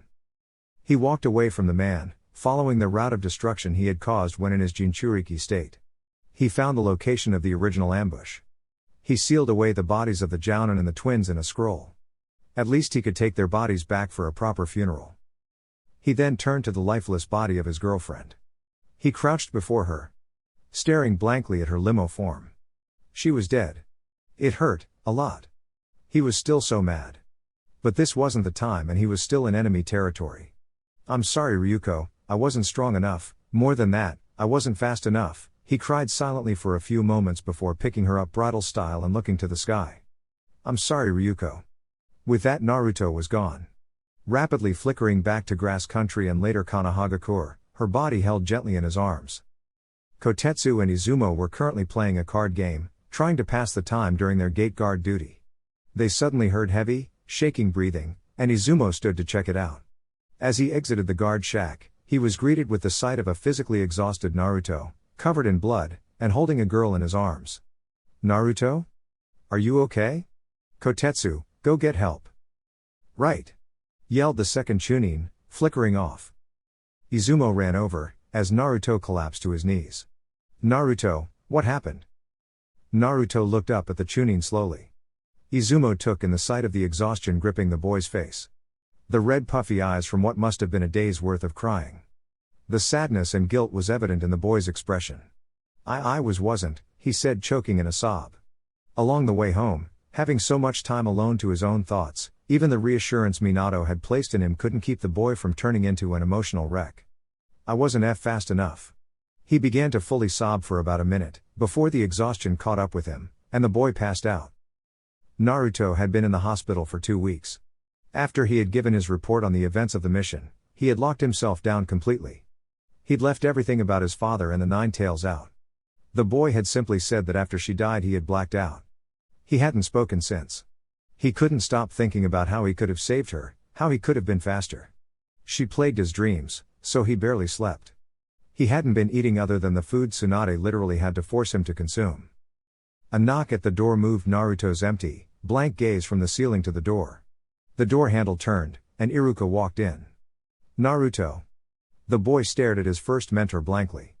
The scarred Chunin approached the bed and sat beside it. How about we go get a bowl of ramen? My treat? Sensei. He spoke for the first time in 2 weeks. His voice was a raspy, jumbled mess. Why do we form bonds? If it hurts this much when they break? Naruto. The scarred man had no answer.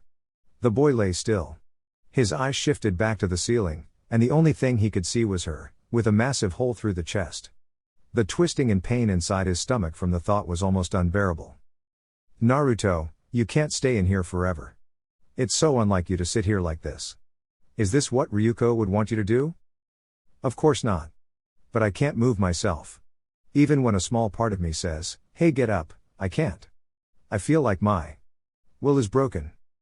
Iruka sat the boy up in his bed, before turning around in the gesture of offering a piggyback ride. Here, get on. For today I will be your will, Naruto. The blonde stared at his sensei a moment before he nodded solemnly. He slowly and sluggishly climbed onto Iruka's back. Ramen, he whispered. Of course. After they ate in silence, Naruto asked Iruka to take him to Ryuko's home. It would be foreclosed soon enough, considering her death, but he wanted to stay there just a little while. As the Chunin set Naruto in a chair in the kitchen, he began to make tea. Naruto, what happened? The man finally asked.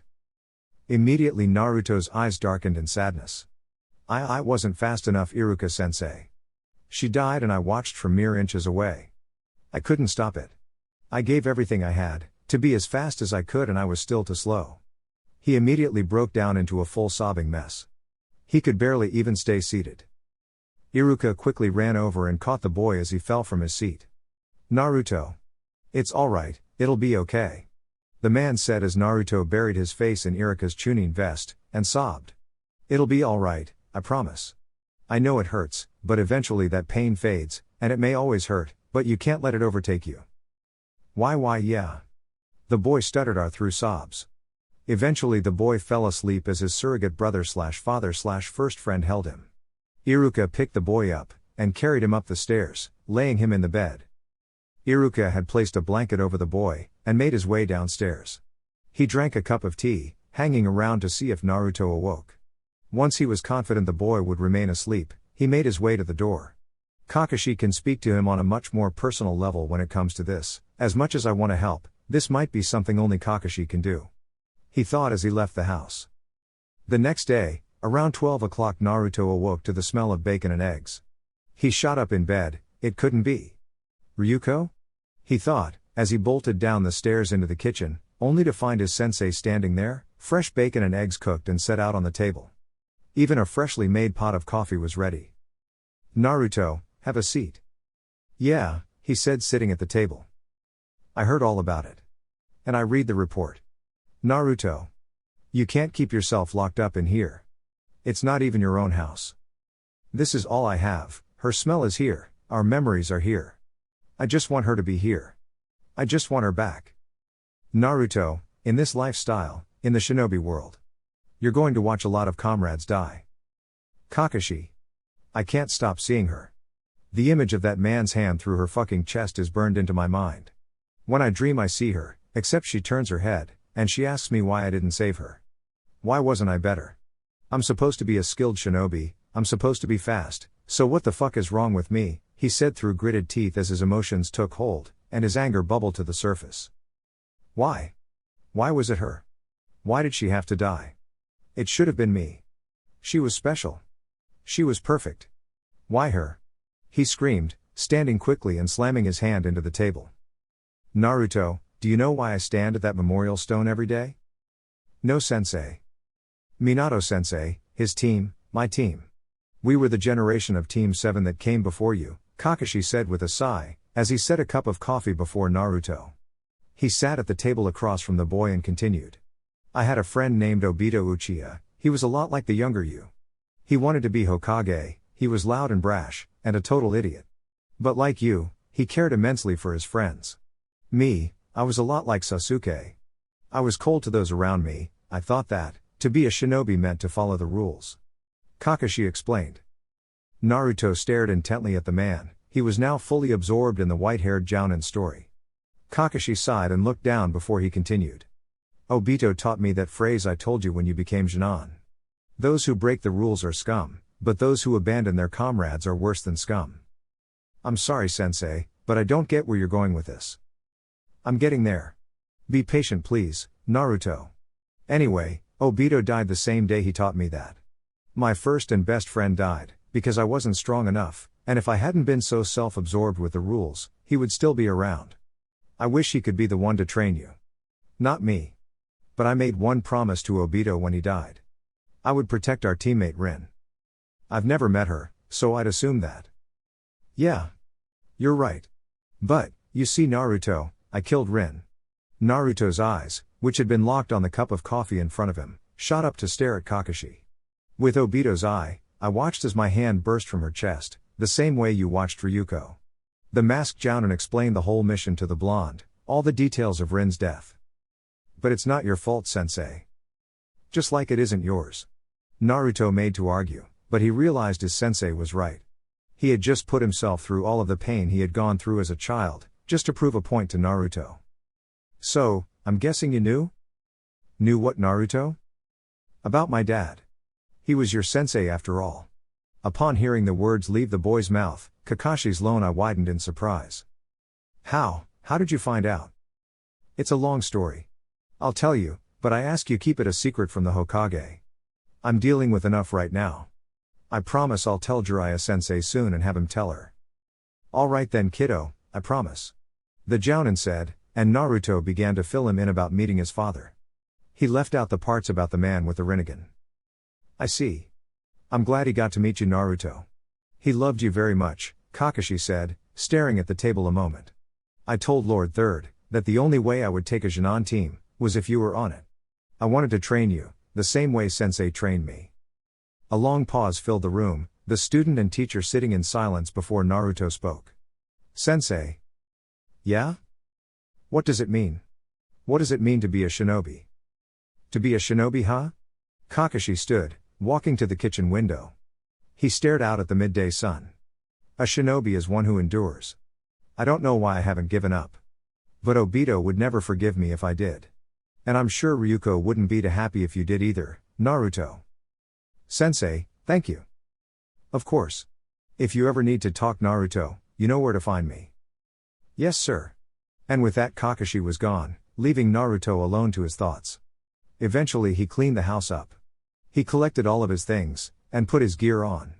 As he left the building, he closed the door to the house for the last time. He took his things and dropped them at his home before heading to the training ground. One who endures, huh? He thought it himself. Never again will I not be fast enough. I will become the fastest shinobi on this planet. He quickly began training his body flicker. He would make it as fast as possible. And once he did that, he would finish the resistance seals, and he would make his physical speed second to none. Anyone who walked by this training ground over the course of the next month would be greeted by a blonde boy disappearing, and reappearing all around the clearing. He moved almost non-stop, training all day until he dropped. When he awoke he would start anew. At the end of his month, his resistance seals had him to the point, that if released he was on par with 5th Gate Lee. The only problem was Naruto had completely thrown himself into his training. He hardly slept, and was just going non-stop. Finally one of his friends had decided to take action. She couldn't stand this anymore. She was sad over Ryuko's death as well, but she knew the boy blamed himself. Naruto. Hey. Stop for a minute. I can't, I've got to get fast. Shut up. Come here and listen. Fine, he said, appearing before the girl, staring into her red eyes. Naruto. It's not your fault. Rika, I wasn't fast enough. He was cut off immediately by a loud echoing slap. She grabbed him and hugged him. I miss her too, she was my best friend. But it's not your fault, Rika said, tears welling up in her eyes. If I'd have been Foz. Once again Naruto found himself cut off by a slap. Shut up. She chose to be a ninja, she chose to try to save the twins. And she chose you. And she would never want you to destroy yourself like this, Naruto. You can't keep this up, it's literally stupid. Rika, if I... Are you stupid? Huh? He asked, that had caught him off guard. Are you stupid? She said, looking him in the eyes. Ryuko wouldn't want to see you doing this to yourself. If she was here, right now, she would tell you the same things I'm saying. Forgive yourself, Naruto. Forgive yourself and move forward. Naruto looked to the ground in shame, he knew she was right. His father had told him to steal his will. And now, Rika, Iruka, and Kakashi were all telling him the same thing. It was time to move forward. Thank you, Rika. Of course. Now I have a mission, so go home and sleep, eat, and for Kami's sake take a shower. You smell, she said laughing as she walked away. Later that night, Rika stopped by Naruto's apartment to check up on him. She still had Ryuko's spare key, she had planned to return it, but she heard screaming from inside the house. In moments, the girl had the door opened and was trying to find the source. Ryuko. Ryuko, please. Please don't go. I'm sorry I couldn't save you. I'm sorry. The screaming was loud, and coming from the bedroom. Rika quickly ran in, and what she saw saddened her. Her heart hurt from the loss of her best friend. And now her heart hurt for the poor boy she was currently looking at. Naruto was kicking and thrashing in his bed. It was clear a strong nightmare had a grip on his mind. He screamed her name, and cursed everything he could. She was very surprised such a nightmare hadn't woken him up. But she guessed from his lack of sleep, his body was too exhausted to wake. She quickly jumped atop his bed. She straddled him and grabbed his face. Naruto. Naruto. Wake up. It's a nightmare. It's not real. The boy continued to thrash and scream, and she saw no other choice. With one hand, Rika firmly grasped the side of his face, and with the other, she delivered a slap that would make Sakura proud. Naruto. Wake up. It's okay. He shot up into a sitting position, almost head-butting the brunette in the process. Ryuko. One more mighty scream split the evening, before the boy was fully back to the real world. His gaze shifted to the girl that sat atop him, and a stunned expression filled his face. Ka? He questioned. At this moment the girl took notice of his physical condition. The boy was drenched in sweat, and shivers and shakes racked his body. He gasped for breath, the terror of reliving the worst day of his life still evident in his eyes. She quickly wrapped her arms around his head, and pulled him into her chest. It's gonna be okay, honey. Everything will be okay. One hand began to slowly pet his head. I can't stop, he said, sobs beginning to break through him. I can't stop seeing her. She keeps asking me, why I didn't save her. I wanted to save her so bad, Rika. I tried. She's always there when I close my eyes. At this point he had broken into a complete sobbing mess. It's okay, Naruto. You'll be okay, she said as she continued to run her fingers through his hair. Eventually the boy had fallen back asleep, and Rika left the small apartment, sad thoughts plaguing her mind. A few days later, Naruto had just stepped out of the shower when he sensed it. That's not possible, he's not due back for another month. He thought, before Jiraiya appeared in his window. Hey brat. Jiraiya-sensei? In the flesh. Why are you back? I came when I heard what happened. The sage said solemnly. Oh. Yeah, say brat. Why don't we go grab a bite to eat? Alright. Ichiraku Ramen currently held master and apprentice as they conversed about Naruto's disaster mission. Wait, what? Did you just say the seal broke? Jiraiya-sensei, I met my father. You met him? You met? Namikaze Minato, the yellow flash of Konoha. Yes. He repaired the seal, and told me a bunch of stuff. Naruto then proceeded to explain the whole story of meeting his father to the Sannin. Nagato. That sure sounds like you, but I thought you had died, I'll have to tell Naruto about you later. The Sannin thought to himself. I see. Naruto, I know I wasn't there when you were little, but I'm your godfather. You are my godfather? Yep. You're a dick, Naruto said laughing. You know I gave you Gama-chan, right? Your frog wallet? Wait, what? That was you? Indeed it was. Thank you, Jiraiya-sensei. Say sensei? Jiraiya turned his gaze to the boy smiling. What is it? Can we go on that trip now? I don't want to wait. Jiraiya grinned widely before letting out a loud chuckle. Of course we can. Now that's the guts I expect from you. Oh, Naruto said, smacking his fist into his palm. I almost forgot, Dad said to take me to the northern safe house. Also, I left that out of my report, could you tell Tsunade for me? I guess. And oh yeah, I have a map of all of those safe houses, so it should be easy enough to find. Alright, let's get going. The large man said, laughing before he stood, laying money on the table. Yes sir. About 15 minutes later found the Sannin and the boy standing outside a smallish shack on the outskirts of Konohagakure. Unknown to both shinobi, this was one of the fourth's most important and well-secured safe houses. Jiraiya stepped forward to the door, and when he attempted to open it he was pushed away by a barrier. Shit, Minato liked to use barriers for locking buildings. Jiraiya stood in thought, but Naruto had began to investigate the barrier, finding a sealing formula applied beside the door. Jiraiya, it's a level 6, high-grade barrier seal. I read about it in the book you said Dad helped you write. It takes familiar chakra or blood to open. I can open it, he said, immediately weaving a few hand signs and pushing his chakra into the seal. Wait Naruto, you don't know. He was cut off when the barrier fell and an audible click of the door unlocking was heard. Man, Dad sure was good with seals, to set it up that the door would unlock if the barrier was turned off properly. Naruto thought. As they walked in, they were met with a decently large room. A large desk on one side, with a bed beside it. The desk's shelves and drawers were filled with books and scrolls. On another side of the room was a set of 3 shelves, with 3 large bags on each one. To complete it all, dangling from a piece of rope attached to the ceiling, was a singular tri-pronged kunai. Naruto, why exactly did Minato want me to take you here? I told him I never want to not be fast enough again. And he said the best answer to that problem lies here. Why sensei? Well, I just remembered exactly what this specific safe house is for.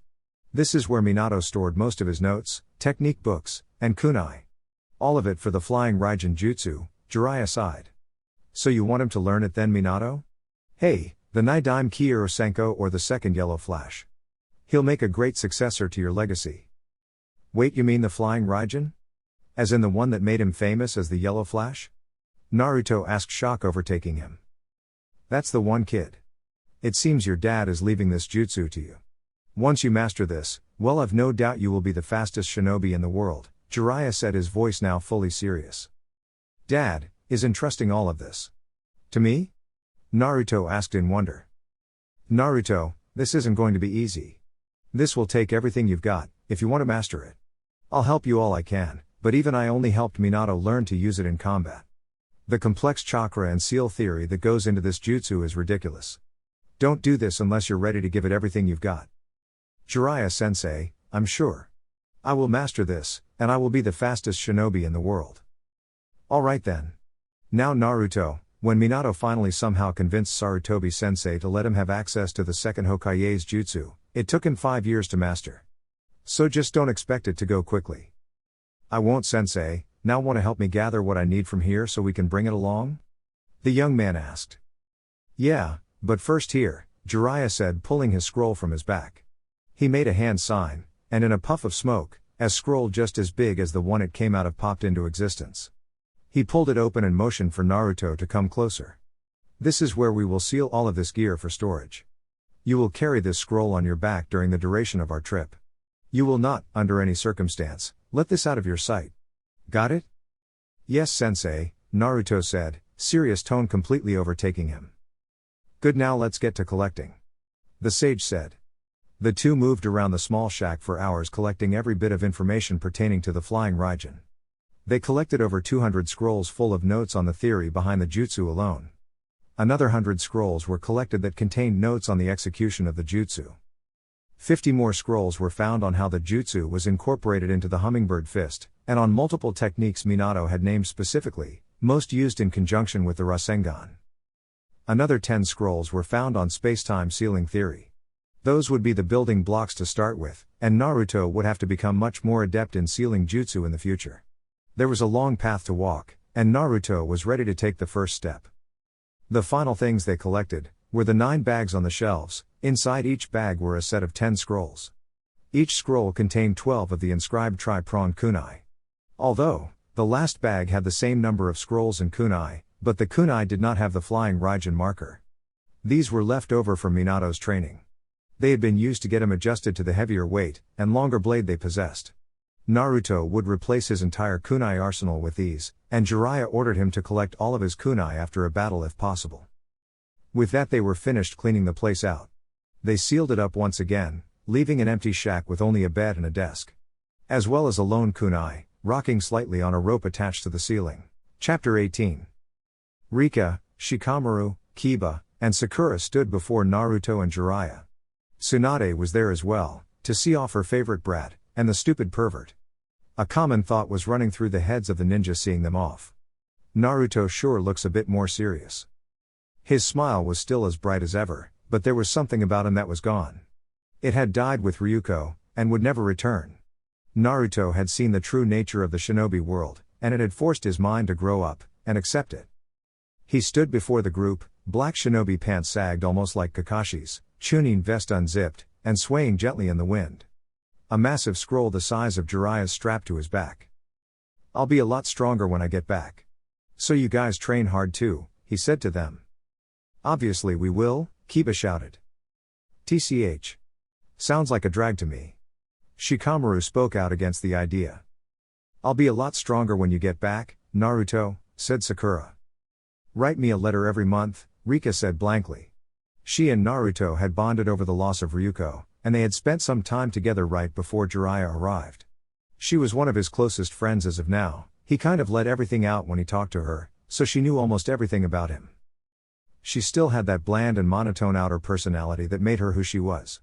But she was a lot more when you looked deeper. Naruto was honestly interested in trying to figure out how to get her out of her shell more. "Of course, I'll make sure to write. Jiraiya. I want monthly status reports as well.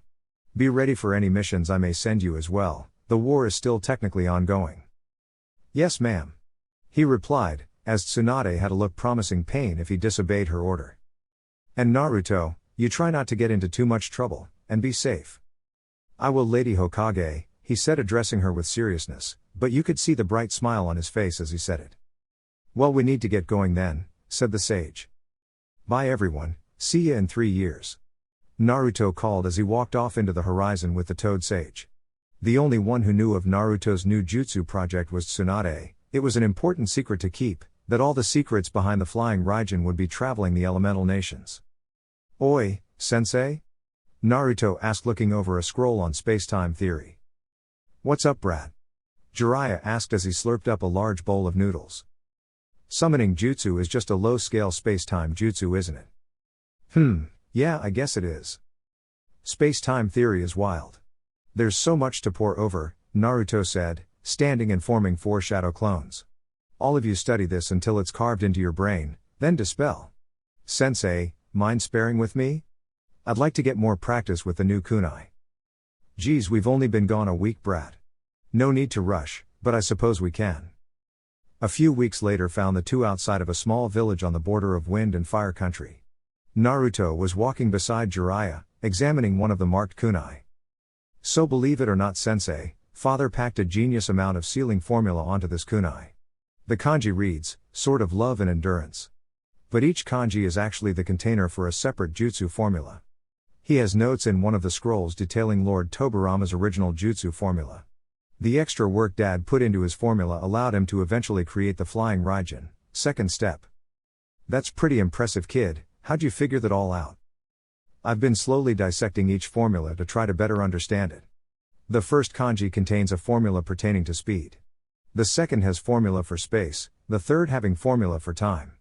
The fourth is where I'm running into trouble," Naruto said, his face scrunched up in thought. "What's the issue?" the sage questioned. "I can't figure out what the formula does. It'll have to wait for last I guess. I'll focus on dissecting and unraveling the first 3, he said giving out a sigh. A toad popped into existence on Jiraiya's scroll. "Hey dudes, got a message from your Hokage for you." The small green toad said. "See ya," he said disappearing after handing the sage a scroll. "Heads up Naruto, you've got a quick solo mission." "Huh? Already? The boy questioned. We're out in the field already, which means any time a mission is requested and we are nearby, if we can do it without it getting in the way of something important, then we have to do it. But in this case is you. The white-haired man explained. I see, I guess that makes sense. What's the op? Eliminating a rogue Chunin. He left the village about 5 years ago, and is on the run still, but he was sighted in a nearby village, hanging around with a group of mercenaries. Name? Ichiro, no family name. Threat level? Just a C-rank nin, you won't have trouble. The Sannin said. Got a picture? Naruto asked. The Sannin responded by handing the boy a photo. He was a simple, black-haired male with a scar across his right cheek. It was rather large, so it would be a defining trait, and help Naruto find him much easier. I'll be back, sensei. Meet me in Neba village in 4 days, brat. We're gonna do some serious training in the fields there. Got it. Naruto stood atop a building in a small village. He was crouched low, watching over a group of mercenaries that had congregated in a warehouse. A large percentage of the men were drunk, and they stood around talking amongst themselves. Black hair, check. Deep scar on right cheek, check. Must be my guy. Naruto thought to himself. Now he had to figure out how exactly he planned on getting to this guy. He was one of the few that wasn't plastered, so he would be more alert. There were only 30 or so guys. All non-shinobi except for his target. Naruto decided speed and stealth were his best options. He body flickered himself behind the first drunken group. 5 men collapsed but were caught and carried away by 5 shadow clones. A second body flicker took him to a pair of mercs. Drunkenly swaying beside a fire, both passed out on their own, falling to the ground in a drunken stupor. Well, that was easy, he thought. He then took out 4 guys who were sober. They had been patrolling around, so he knocked them out and hid them away. The rest seemed to be all gathered into their makeshift mess hall. I wonder, maybe if I wait this guy will split off from the others for a bit. The blonde shinobi thought to himself. So Naruto settled on waiting a few minutes, and sure enough the missing nin left the warehouse. He stepped outside and took a piss, and as soon as he zipped up his pants Naruto appeared beside him. The man's eyes widened as he moved to grab a kunai. Unfortunately for the nin, his throat was cut before his hand reached his holster. Naruto looked at the man sadly for a moment, before reining his emotions in, and disappearing into the night. 6 months later. Naruto had made slow progress with the flying Raijin, but still hadn't fully cracked all the theory behind the 4 formulas. His training with Jiraiya had been coming along nicely. His chakra control was now leagues above what it had been. He had finally been able to up the amount of times he could use his kunai substitution. As it had turned out, Minato's kunai were all made of chakra-conducting metal. Meaning Naruto could coat them in wind chakra to make them sharper. But the real advantage of this had been that if he channeled a small bit of chakra into one before he threw it, the amount of wasted chakra dispersed from him was lowered. This meant that the damage the chakra slamming into his chakra coils caused was lowered by half. His recovery time after hitting his limit was also lessened. He now only needed to get actual rest over an 8-hour period. With 16 opportunities, if he played his cards right, he was actually able to push the Sannin to be serious during a spar. His main goal now was to beat the man. Jiraiya and Naruto had made a bet one night after an argument. If Naruto could best Jiraiya in a spar before the 1.5-year mark of their trip, Jiraiya would refocus his writing. He would put a halt on work for his written porn as Naruto had called it, and start a new book like the tale of the utterly gutsy shinobi. Naruto was determined to win. He had read Jiraiya's first novel, and fallen in love with the book. The Toad Sage had later told him of how it had inspired Minato and Kushina to name him after the main character. Many times along their journey, they would set up camp, as they were too far from a town, and were in no hurry. These nights by the campfire were spent with Jiraiya recalling stories of training Minato, and stories about his mother and father together.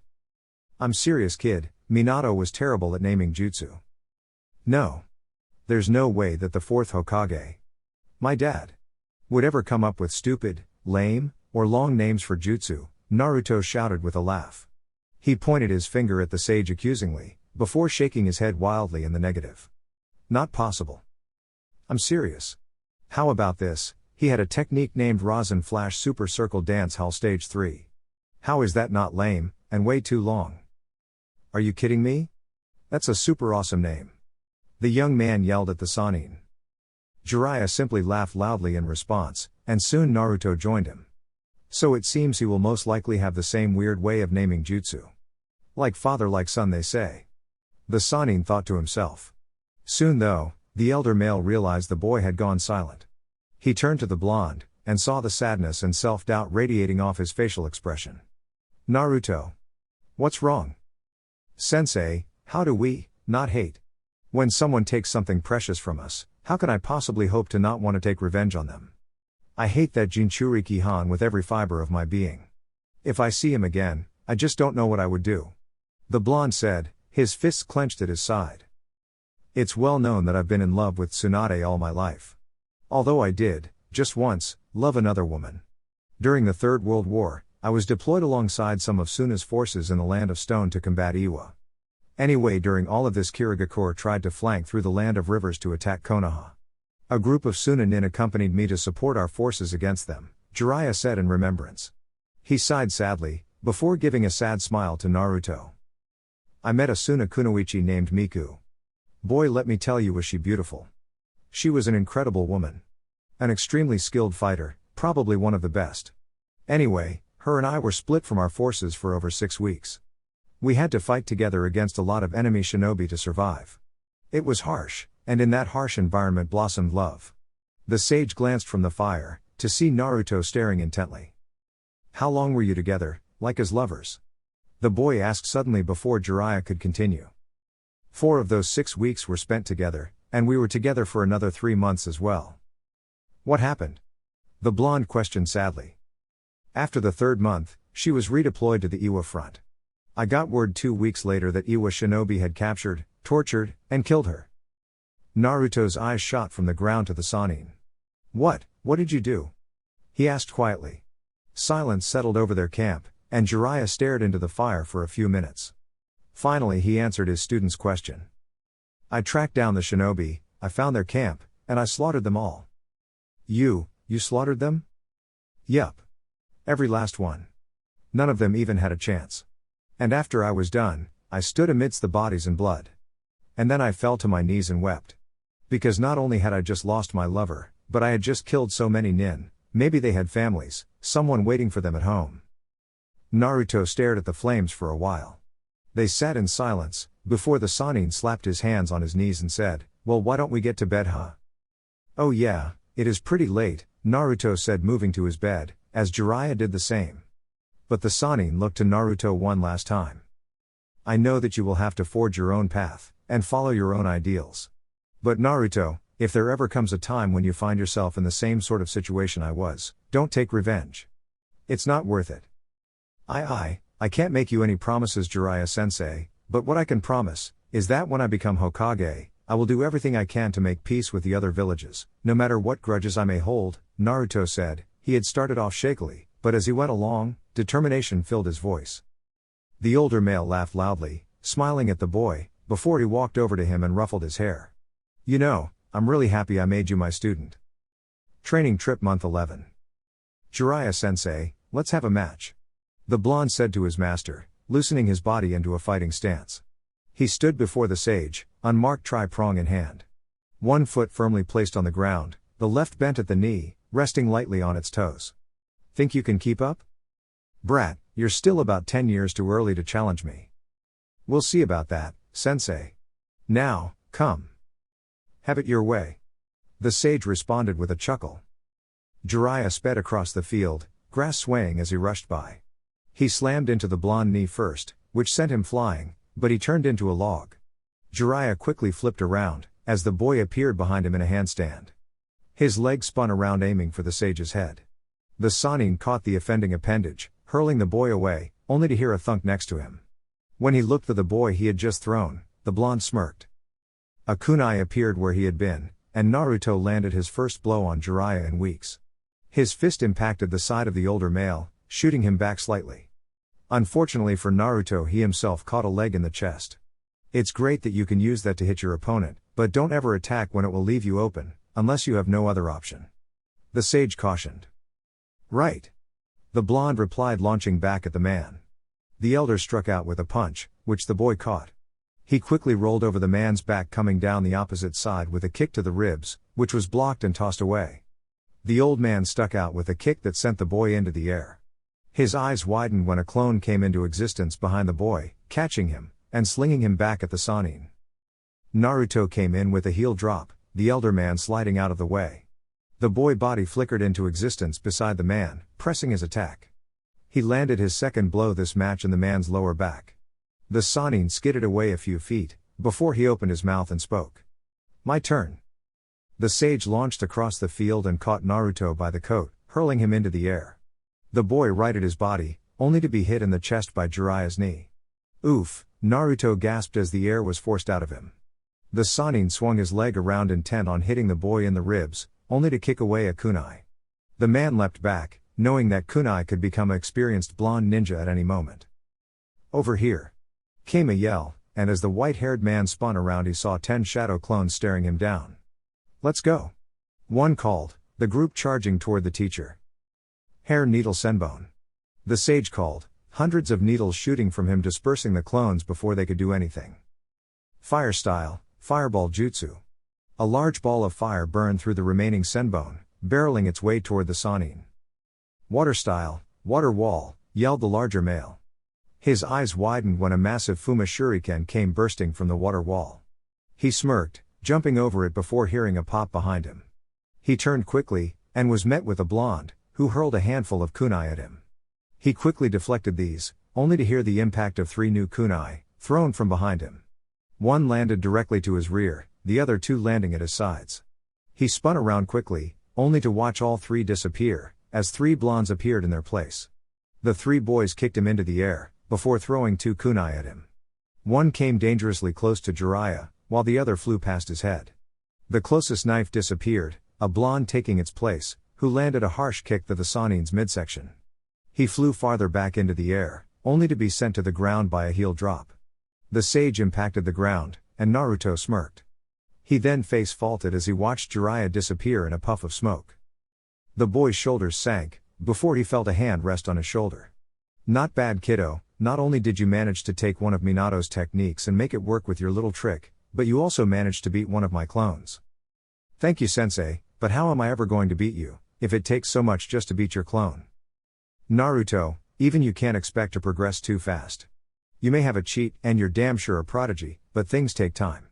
We've been gone almost a year, and you've already improved by leaps and bounds. Be proud of your progress, and don't rush too much. The man advised. I know you're right, but how can I ever hope to reach Dad's level? Naruto, when you have those resistance seals released, and you combine them with your kunai trick, and your body flicker, I'd say you're already on par with speed of the likes of Shisui of the body flicker, and I bet you could even give Kakashi a run for his money. But with that speed, you need experience. No matter how fast you are, inexperience will still get you killed. There's going to be a point in this trip where you're probably going to be the best you can be speed-wise until you fully unravel the flying Raijin. And at that point the only ways you'll have of getting strong will be spreading out your ninjutsu arsenal, and gaining a lot of experience.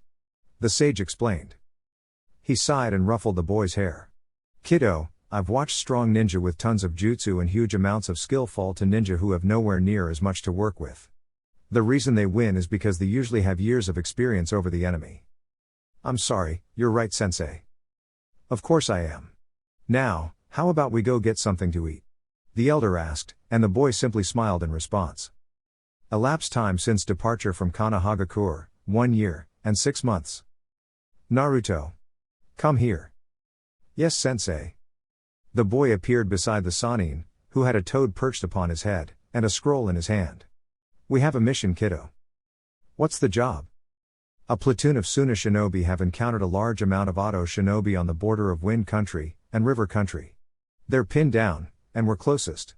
There's a high chance that if there is that many enemy nin, Orochimaru could be there. The sage briefed the boy. Alright, let's go then. When Jiraiya and his apprentice arrived at the rendezvous point, they were met by 2 Suna jounin. Lord Jiraiya, pleasure to meet you. My name is Tabuchi Hisato. Nice to meet you too, what have you got for us? Our platoon was on its way to one of our outposts on the border of River Country. Long story short, we encountered and engaged a group of Auto shinobi, only to be met with at least an entire company of enemy nin. I see. That is strange, especially all this way from Sound Country. The sage replied. So then, what do you need us to do? The platoon is pinned down in a canyon. The only shinobi we have as backup are me and my partner. That's why we called for reinforcements. We need you to liberate our platoon, and then we can find and assault the enemy's compound. The Suna Jounin explained. Sounds reasonable. Alright, show me the layout of this canyon. Also, if he's still alive after this battle, you should strip the idiot who lead your platoon into a damn canyon and a prime ambush position of his rank. The Sannin said. He couldn't believe they had managed to get an entire platoon stuck in a canyon. The Suna Jounin explained to the two Konoha shinobi that the canyon was only carved about 60 feet into the ground. On one end where it opened up slightly more, the Suna platoon was pinned. Around it, along the ledges above them, and in the canyon directly in front, sat the Auto Nin. There were only about 2 platoons of Auto Nin now, the rest having pulled back to wherever they had come from. Naruto, what do you think? The Sannin asked the boy. Let's take a closer look. Lead us there please, he said to the Suna Jounin. The 4 shinobi found themselves on a rocky outcrop, a few hundred yards away from the beginning of the canyon, where the Suna Nin were pinned. Naruto had placed his finger to the ground and began counting aloud as soon as they had arrived. The Suna Jounin had stared at the blonde in confusion.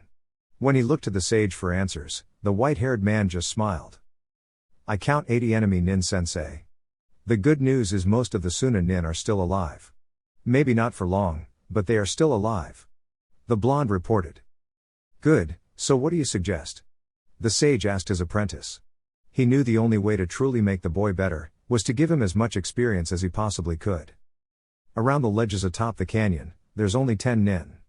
The rest are based in the canyon. I'll take care of the 10. I should be able to do it with 5 kunai, they are based in pairs of 2. That will also leave me with 11 chances left. The blonde explained to his sensei. While he had spoke he had laid out a group of unmarked tri-pong, all the while the Suna Nin stared at him in confusion. Alright, so what about the nin in the canyon itself? Asked the eldest male. Well we could drop a toad on M, but I've been using that so much in this war it's kind of boring. B, you and I could drop down and most likely manhandle all of them. Auto Jounin are shitty if not grouped together, and I'd bet half would run at seeing you in the first place.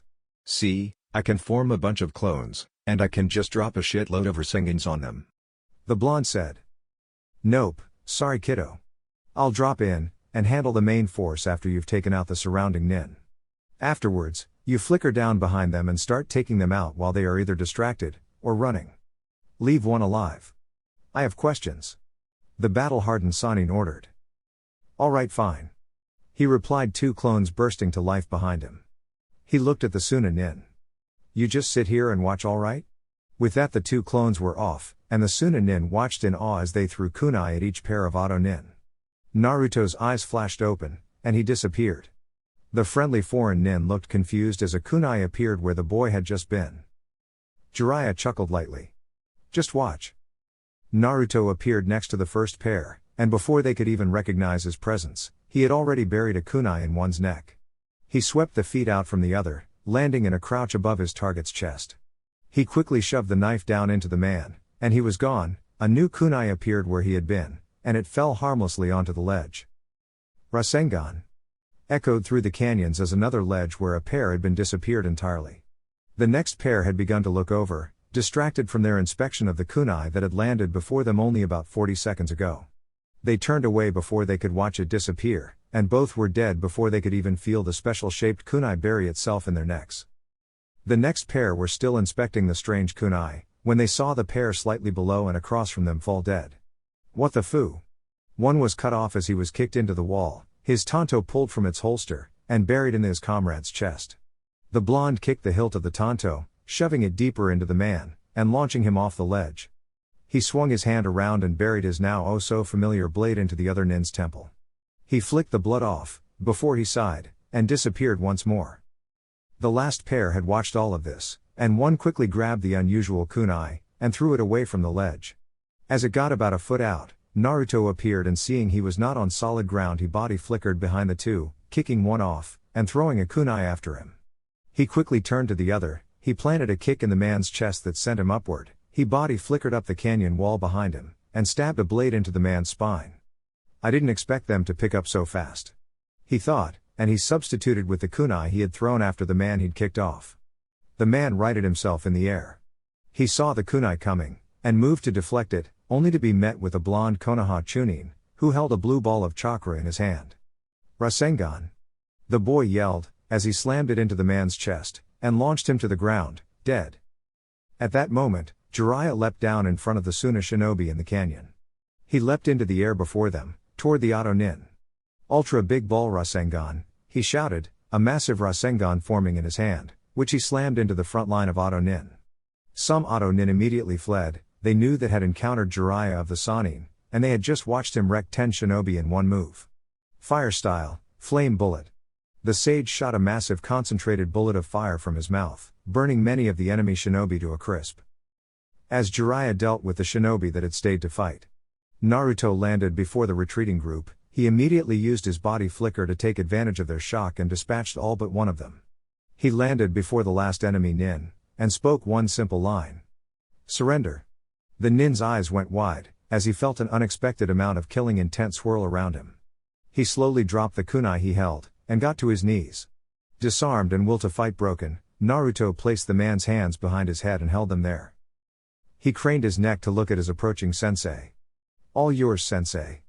The boy said as Jiraiya grabbed the man. Naruto. Go check up on the Suna nin. Yes sir. Naruto and Jiraiya now found themselves sprinting through a corridor of underground bunker constructed by Orochimaru. They had located the base, and as the Suna nin took on the shinobi defending the exterior, the Konoha shinobi had slipped in. They had full intentions of wiping out the Auto Nin inside, searching for Orochimaru, and then leveling the base. Sensei, let's stop a moment, I can probably find him. He stopped and placed his finger to the ground. He's here. How can you be sure? It's simple really. Naruto smiled at his sensei before continuing. Sasuke's here. Jiraiya sighed as they took off running once again, this time guided by Naruto's slightly better understanding of the base. They finally came to a large throne room. In the chair sat Orochimaru, beside him was Kabuto and Sasuke. Oh Jiraiya, how unexpected. I didn't think you'd be crashing my party with the Suna nin. Oh come on now Rochi, I wouldn't miss any party of yours. Jiraiya retorted. Uzumaki. Came the stoic voice of Sasuke. Uchiha. Naruto replied. All three Konoha nin played out their acts perfectly. Sasuke, why don't you deal with your little friend? The snake Sannin said with a sneer. Orochimaru, I came to you for power, not to fight Konoha nin, but for this one, I'll make an exception, Sasuke said with a sneer of his own. Sasuke launched at the blonde, sword drawn. He swung down at him, but the blade was caught in the prong of Naruto's kunai. Sasuke looked at the strange knife in confusion. That's new. That it is, Naruto said, as he looked toward his sensei. The sage was seen to be in battle with the snake Sannin. They struck at each other with harsh blows. Impacts hit so hard they echoed through the room. Both shinobi flew through hand signs, summoning their bosses. Gamabunta and Manda's immense size ripped through the hideout, the ceiling destroyed around them, the sun now bearing down on the room. As the Sannin battled, Naruto turned back to his own fight. Sasuke made the unison sign at Naruto. A sign they had agreed that if they encountered each other once he left, would signal the necessity to pass along intel. He looked into the Uchiha's eyes, as he tried to see what the next move would be. The Uchiha's Sharingan flashed to life, and Naruto found himself in a calm forest clearing. Naruto, this is a unique genjutsu I created just in case I needed to talk to you. I call it, Sharingan, slow time. 1 minute in the world gives us an hour here to talk. Well ski, that's pretty impressive. Naruto. Something's different about you, what changed? I lost someone close, nobody you know though. It's a long story, and we don't have time. What have you got for me? The blonde asked, his face serious. In a year and a half, Orochimaru plans to gather his forces and try for a coup d'état in Kusagakure. He has a hideout in Fire Country, just on the border of Grass Country.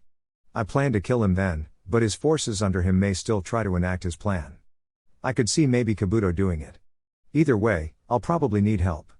And then, I plan to immediately go after Itachi as soon as possible. Let the Hokage know that I insist on being given a mission to do so. The black-haired shinobi explained. Fair. I'll be there, let me know 2 days beforehand via that hidden toad summoning formula. I'll get our forces on site. The blonde responded. Alright, let's make a believable fight, huh? Sure. Let's. The Uchiha said, and the two immediately found themselves battling in the room once more. As the Sanin's fight dragged on, Jiraiya was quickly gaining the upper hand. Sasuke appeared behind Naruto in a body flicker, prompting the blonde to comment. Well now, you certainly got fast, he chuckled afterward, before he flickered behind Sasuke at great speeds. But I'm still faster. HN. The Uchiha retorted, before swinging his sword around on his friend. Naruto quickly countered with his kunai, holding the sword at bay. I think I'll have Orochimaru raise the bounty on your head. The sole survivor commented. Oh? Have you suddenly acknowledged my skill?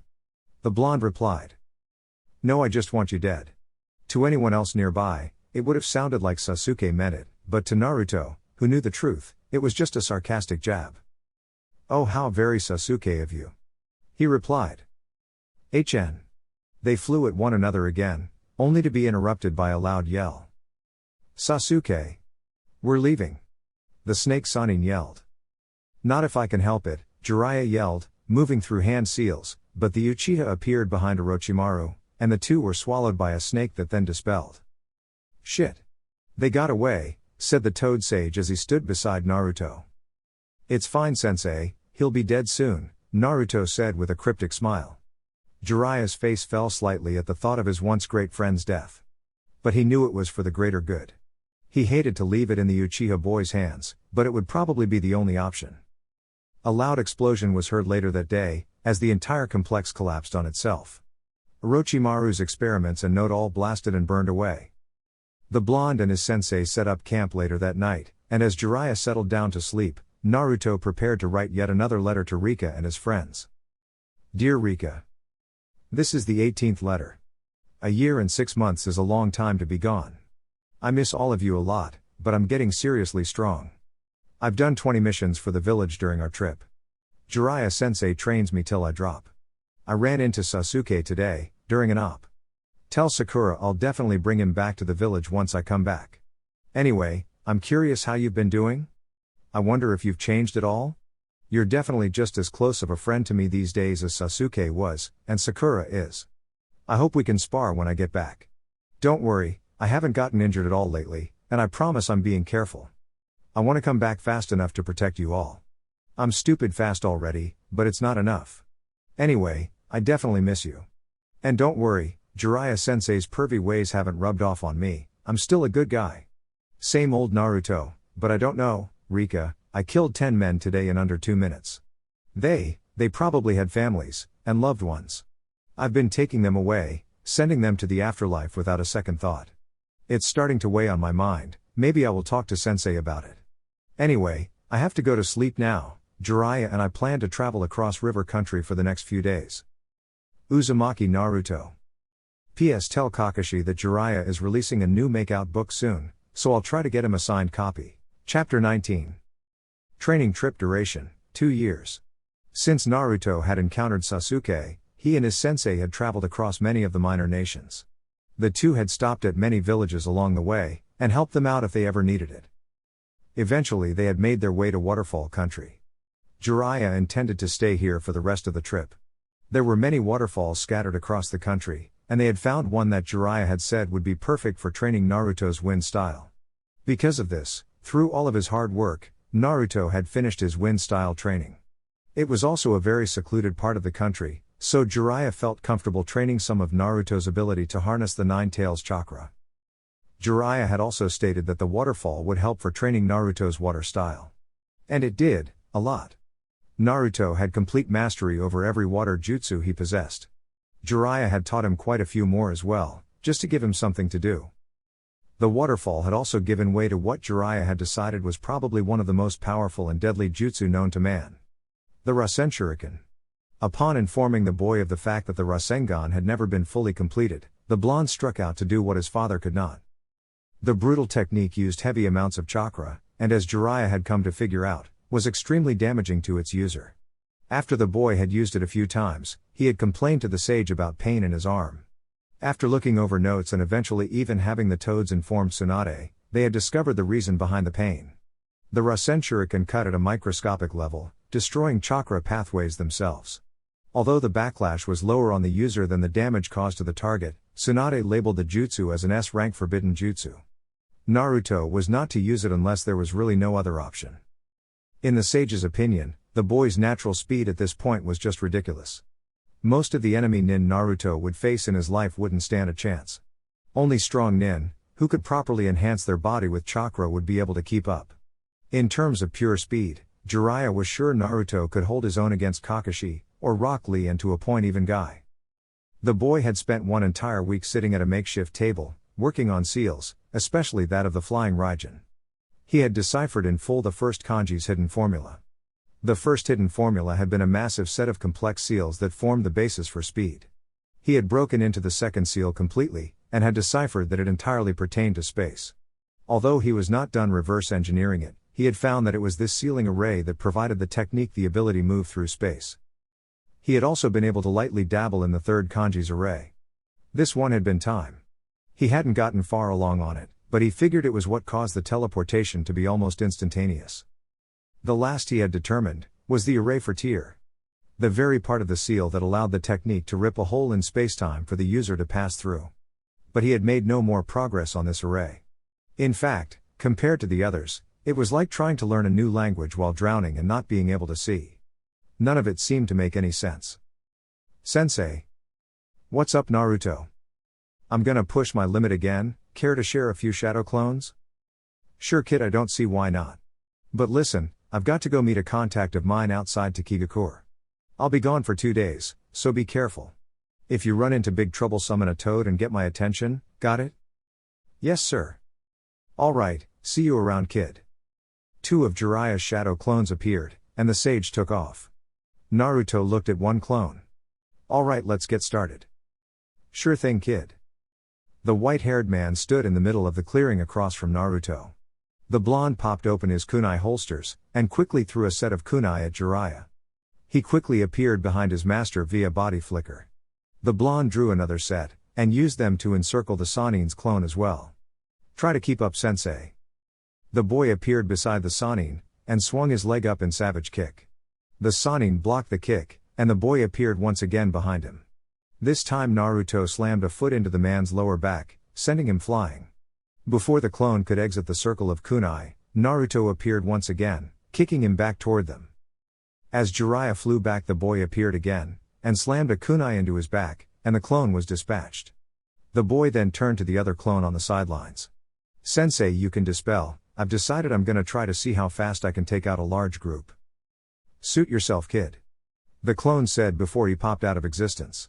Naruto then quickly performed the clone sign himself, and formed 40 clones. He littered the area in and around the large group with kunai before he addressed them.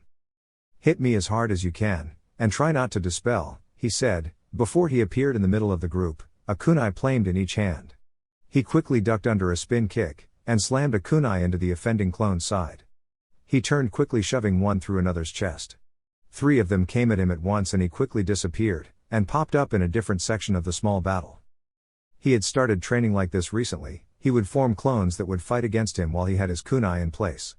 They were forbidden from using the kunai substitution, as they were taking the place of enemy nin. He slid under yet another kick, and slid his kunai through the offending leg as he did. 1 minute, 10 down. 11 moves left. Gotta get more in one go. He thought to himself as he planted a kick in a clone's chest, leaping back off of him. As he came down, he slammed a kunai into another clone, dispatching 2 more as they came at him. 4 minutes and 28 clones later, Naruto stood still. He took heavy breaths and let himself settle. Well, that wasn't bad. I managed to save 3 moves as well. He hummed to himself, and walked back over to his camp. He pulled out a fish he had caught the other day, and began to cook. Naruto suddenly stopped eating the fish halfway through. He casually leaned back and placed his finger to the ground. This chakra, he thought as he felt the presence of the 5 Iwa shinobi that observed him from the tree line. I've gotta let Jiraiya-sensei know. Damn it, they caught me right after I used most of my substitution capability. The boy casually walked over to a tent, crawled in and acted like he was looking for something. He quickly made hand signs, and summoned a small green messenger toad. He put his hand over the toad's mouth as soon as it appeared, and began to speak. Shitsujin, dispel and tell Jiraiya I need help. It's very important. The toad gave him a small salute, and disappeared. He opened his large scroll, and unsealed a large bag full of unmarked tri-prongs. He walked out of the tent and into the clearing. He set the bag down and formed 4 shadow clones. All of them collected the kunai, and the 5 blondes littered the field with kunai. Naruto keeping extras in his pouch. Finally he addressed his unwanted company. "What do you want?" he asked the unshown shinobi. "So you knew we were there, huh?" Nine Tails Jinchuriki spoke the leading Iwa nin. The group of 5 landed before him. 4 of them were Iwa Onbu, but the 5th filled Naruto with rage. Just the presence of the man alone had Naruto subconsciously drawing on the 9 Tails. "Han," he said, rage filling his voice. "I fucking let you go once. And you come back for more? You're gonna show your face to me?" He quickly calmed himself, before looking to the apparent leader. "So what do you want? I'm not exactly in Iwa territory now, in fact this is Taki, and they are allied with my village." "It's simple really, 9 Tails, we want your power for our village," the leader said simply. "Conflict should be avoided at all costs. What you're doing is provoking a war. A war that would drag in the entire shinobi world. Back off now, because you don't exactly know who you're dealing with," the blonde said. "You were weak when you faced Han, the only reason you lived is because of your beast. I'm a whole different shinobi now. Don't test it," he cautioned. We'll take our chances." As the Iwa nin began to move, 3 shadow clones of Naruto ran forward from the tent beside them, each substituted with a kunai to put themselves beside an Onbu. 2 of them managed to dodge away, but the other 2 fell to the ground with kunai embedded in their chests. Han quickly barreled forward at Naruto, and rammed into him. Only for the blonde to disappear in a puff of smoke. It turned out he never left the tent, sending out a shadow clone, and hiding himself in the tent, so he could ambush the Iwa nin with shadow clones. "You coward! Show yourself!" the Iwa commander yelled, after the 3 dispatched Naruto's clones. "If you don't want this to become a problem that I bring up with Lady Hokage, I suggest you politely fuck off," the blonde said, as his anger got the best of him. He stood atop the waterfall, that overlooked his camp. "Hashimaru, Han. We're pulling off," the leader said. "No, I'll fight him. You go. I'll either come back with him or I'll probably be dead," the steamed Jinchuriki said. "You really wanna fucking die today, don't you, Han?" Naruto said. "I'll make you pay for what you did 2 years ago." The leader and his subordinate gathered the 2 fallen Iwa nin. He nodded to Han, and they disappeared from view. The steamed Jinchuriki faced the blonde, and took a fighting stance. The blonde growled lowly. He remembered exactly how he had felt when he watched Ryuko die to this man. Naruto was pissed, more than he had ever been before. The fox tried to whisper its lies to him, but he ignored it. He opted to face this man completely with his own power. The 2 nin moved to attack each other, when a new set of voices split the air. "Well, Kakuzu, lucky day for us, huh? Found 2 Jinchuriki in one place." "Shut up, Hidan, you're wasting time," the former Taki nin said. "Kakuzu, just sit back and let me sacrifice these 2 to Jashin," the maniac said. "Great first Iwa, and now the Akatsuki," Naruto said, his voice gave an annoyed tone. "Han, do you know about this group?" "No," stated the large man. "They're out to capture all of the world's Jinchuriki for an unknown purpose. The organization is comprised of only S-rank missing nin. Jiraiya managed to find out a lot about them, and I've been studying them so I can fight them. This is the immortal duo, supposed to be impossible to kill. If you don't want to die, we should probably work together. I hate you, but I hate these people more." "Fine. Pick one," Naruto said. "I'll take the Taki nin." "Alright." With that the 2 nin, who moments before were enemies, leapt into battle. At least, that's what Naruto thought, until he realized Han had run for Iwa immediately. "Fuck. Han, you bastard. Kakuzu. Go get him." "No, Hidan, this blonde one is the 9 Tails anyway, let's focus on him." Naruto knew that he was in a bad spot. He might be much stronger due to Jiraiya's training, but he wasn't that strong. He'd have to fight smart. He quickly formed 2 clones, and the blondes quickly executed sets of hand signs. Wind style, great breakthrough. Wind style, vacuum bullets. Wind style, open destruction. Super wind hurricane combination. A massive overwhelming force of wind ripped apart everything in its path toward Hidan and Kakuzu. 200 clones burst to life on the battlefield, forcing Hidan and Kakuzu to take on the small army. "Naruto," yelled a familiar voice. The Toad Sage landed next to the boy. "I got your message and came quick, but it looks like you went from fighting Iwa to fighting the Akatsuki, huh?" "I'm glad you're here, sensei," Naruto said, drawing a kunai. "Naruto, have a clone run off with mine. We need to talk," the Sannin said. With that, a clone of both men appeared and ran into the tree line. "You think you have room for side conversation when you're facing us? I'll sacrifice you to Lord Jashin." Hidan ran at Naruto while Jiraiya went straight at Kazuku. The cultist swung at Naruto with his scythe, and the boy quickly flickered away from its blades. "You're fast, but I know your secret. Shikamaru really wanted to get to do this to you, but I'll do it for him. You killed Sarutobi Asuma. You will die here." Jiraiya's clone had informed Naruto's about a message he had received from Konoha. During Hidan and Kazuku's bounty hunting to gather funds, they had come across Team 10. When the former Taki Nin had recognized Asuma, the battle had begun. Shikamaru's analytical skills had not been fast enough to figure Hidan out, but he had deduced after Asuma's death, that as long as Hidan never drew blood, you were safe. "Just shut up and hold still," yelled the cultist as Naruto flickered away once again. The blonde's only current problem was that during his training he had burned most of his substitution.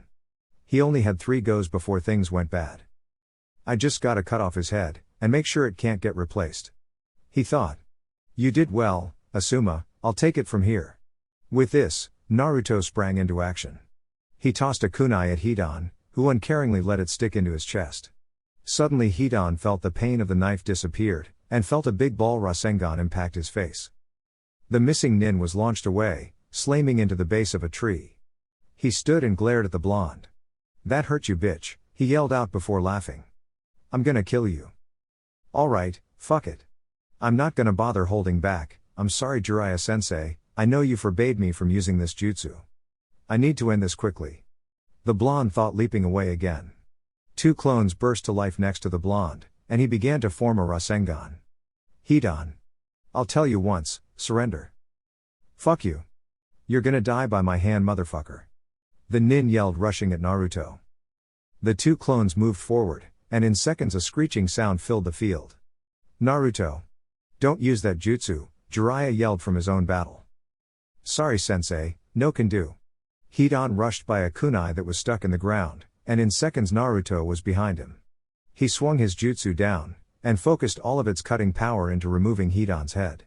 When the head left the body, Naruto tossed the body away with the jutsu in tow. Wind style, Rasen Shuriken. Hidan's head spoke in a slow, raspy tone, "I've never felt pain on this scale." Naruto walked over to the head, he formed a Rasengan in his hand, and turned his face away as he ground his severed head into a bloody red paste. With Hidan out of the picture, he could quickly assist his sensei. He flickered quickly to his sensei's position, and the Sannin leapt away from the former Taki Nin. "Naruto, you're gonna ruin your arm." "It's fine sensei, I can do it once more. I'm gonna be pretty fucked up, but I can do it." By this time, Jiraiya has already destroyed 2 of Kakuzu's hearts. The missing nin leapt away, his remaining 2 masks lined up in front of him. Wind style, open destruction. Fire style, searing migraine. Both jutsu came roaring from the masks, they created a massive firestorm that charred its way toward Naruto and Jiraiya. The white-haired man quickly jumped in front of his student, he slid through hand seals, and slammed his palms to the ground. Earth style, mud wall. A massive wall burst from the ground, leaving Naruto and his sensei unscathed. Sensei, pin him down. Naruto. You can't use that jutsu again. Sensei, you and I both know we can't let this guy keep fighting. So please pin him down. Damn it, kid. Fine. Jiraiya formed another set of hand signs, and called out a different jutsu. Earth style, swamp of the underworld. Kakuzu suddenly sunk into the ground, the earth around him turned into a swamp and he now struggled to move. The blonde and 2 clones formed a Rasen Shuriken, and Kakuzu saw what was about to happen. His arm extended, it shot out and grabbed hold of a tree, which he then used as leverage to pull himself out. He was surprised by the 2 clones that appeared beside him, and both grabbed his legs. The headhunter jutsu is amazing. Naruto thought idly. The blonde quickly flickered across the field at the zombie-like man, but the clones were suddenly dispatched. Black tendrils shot from Kakuzu's body, destroying everything close to him. Unfortunately for the former Taki Nin, One clone had been quick enough to shove a kunai into the man's knee. That was the only opening Naruto needed. He appeared behind him, slamming the massive spinning jutsu into the bounty hunter's back. Kakuzu was launched away, and he landed with a crash as the jutsu expanded. The boy shot across the field to where the body of Kakuzu lay. The boy stood over him, as the missing nin attempted to get back up. He knew there were no hearts left to resurrect, so he plunged a kunai through the man's back, killing him instantly. The blonde turned back to his sensei, giving him a tired grin. "Sensei. Told you, I'd take care of it," he said, trailing off. The physical exhaustion for all the fighting, along with the massive amounts of damage the Rasen Shuriken had done to his arm, caught up with him. He still had chakra left, but his body couldn't take it anymore. Jiraiya shot across the clearing, catching Naruto as he collapsed. "You did good, kiddo. Looks like we'll have to go back to Konoha now though," he said, looking at the boy's mangled arm. "You really have become strong, Naruto," the Sannin said as he laid the boy down. He quickly began to gather their things, and pack up to move them back to Konoha. "Tsunade, in a day's time, Naruto and I will be returning to the village early. I don't intend to cut our trip short though. You remember the massive hidden mountain complex I used to train Minato? I intend to finish our year there. Please meet me there to heal the kid. This stupid brat used that Rasen Shuriken twice. So his arm is screwed up." Tsunade sighed loudly as she finished reading Jiraiya's letter. She really was too old for this. She needed a drink. Naruto woke up a few days later in a bed. He stared up at the wood ceiling for a few moments, before he swung his legs over the side and stood. He walked to the door of the room and opened it. Stepping through, he found himself standing in a long wooden hallway. His brow raised in confusion, before he reached out and placed his hand on the wall. He felt the familiar feeling of taking in every nearby chakra signature. He could feel that off in the distance, at the very edge of his sensory range, was Konohagakure. Closest to him though, was Jiraiya. He followed the long hallway down, and finally came to a door. He quietly opened it, and was greeted with the sight of a large kitchen with a connected dining room. At the table eating a bowl of noodles was the Sannin. "Sensei, where are we?" Naruto asked in confusion. "Oh. You're up, huh?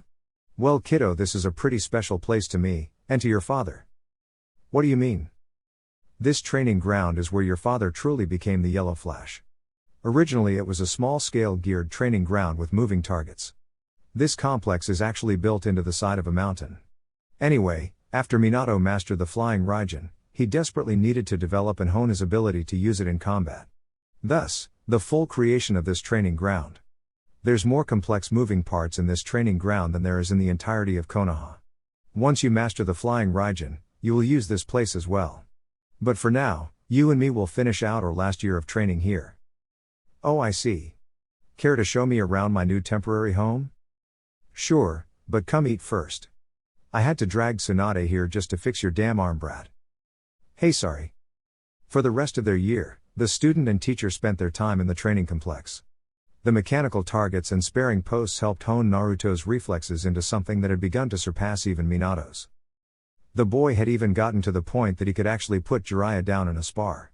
The sage was extremely proud at the development of his student, the boy now being 18, and likely one of the strongest shinobi in all of Konoha. He was honestly under the opinion that he didn't really have anything left to teach the boy. Maybe sage mode, but the Sannin was unsure of that. The boy definitely needed to focus on the flying Raijin. After all, Minato had done just fine without it. The boy had been absorbing all the information he could as well. He had extensively studied every known bingo book and all the shinobi they contained. The boy had been forced to increase his knowledge in science and mathematics to continue his work on understanding space-time theory. His skills in Fuinjutsu had also nearly doubled. Although he had fully decoded the first two sealing formulas of the flying Raijin, and even gotten most of the way through with the third, he was still struggling with understanding the fourth and final seal formula. He was also having trouble with how exactly they were supposed to work in conjunction to form the actual technique. The Sannin had no doubt that when the boy finally mastered the technique, he would be nearly unstoppable. His chakra reserves would place almost no limit on how many times he could use the jutsu.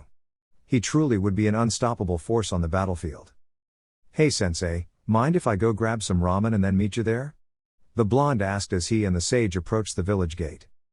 "May, I guess, but hurry up kid, I don't want to be there all day." "Oh, so you mean you don't want an excuse to hang around Lady Tsunade?" The boy asked, raising an eyebrow. You know what, kiddo, you're right. Take your time. He replied as they walked right past the guard shack. Hey! You can't just walk into Konohagakure without signing in. Came the voice of Izumo as he trailed off. Lord Jiraiya? Naruto? He asked as recognition took hold. In the flesh, said the Sannin, who Izumo noted didn't look nearly as tall, standing next to the now much taller Uzumaki. Naruto, you got taller. Huh? Oh yeah, I guess I did.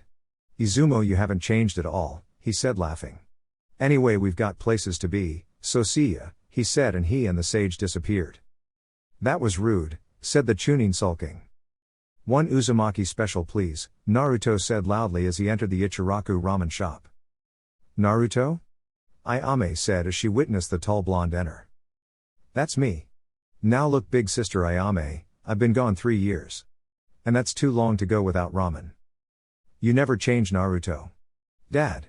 Naruto's back, start him a few bowls. Welcome back, kid. 3 Uzumaki specials coming right up, yelled the chef from the back room. Thanks, Tucci. He replied loudly.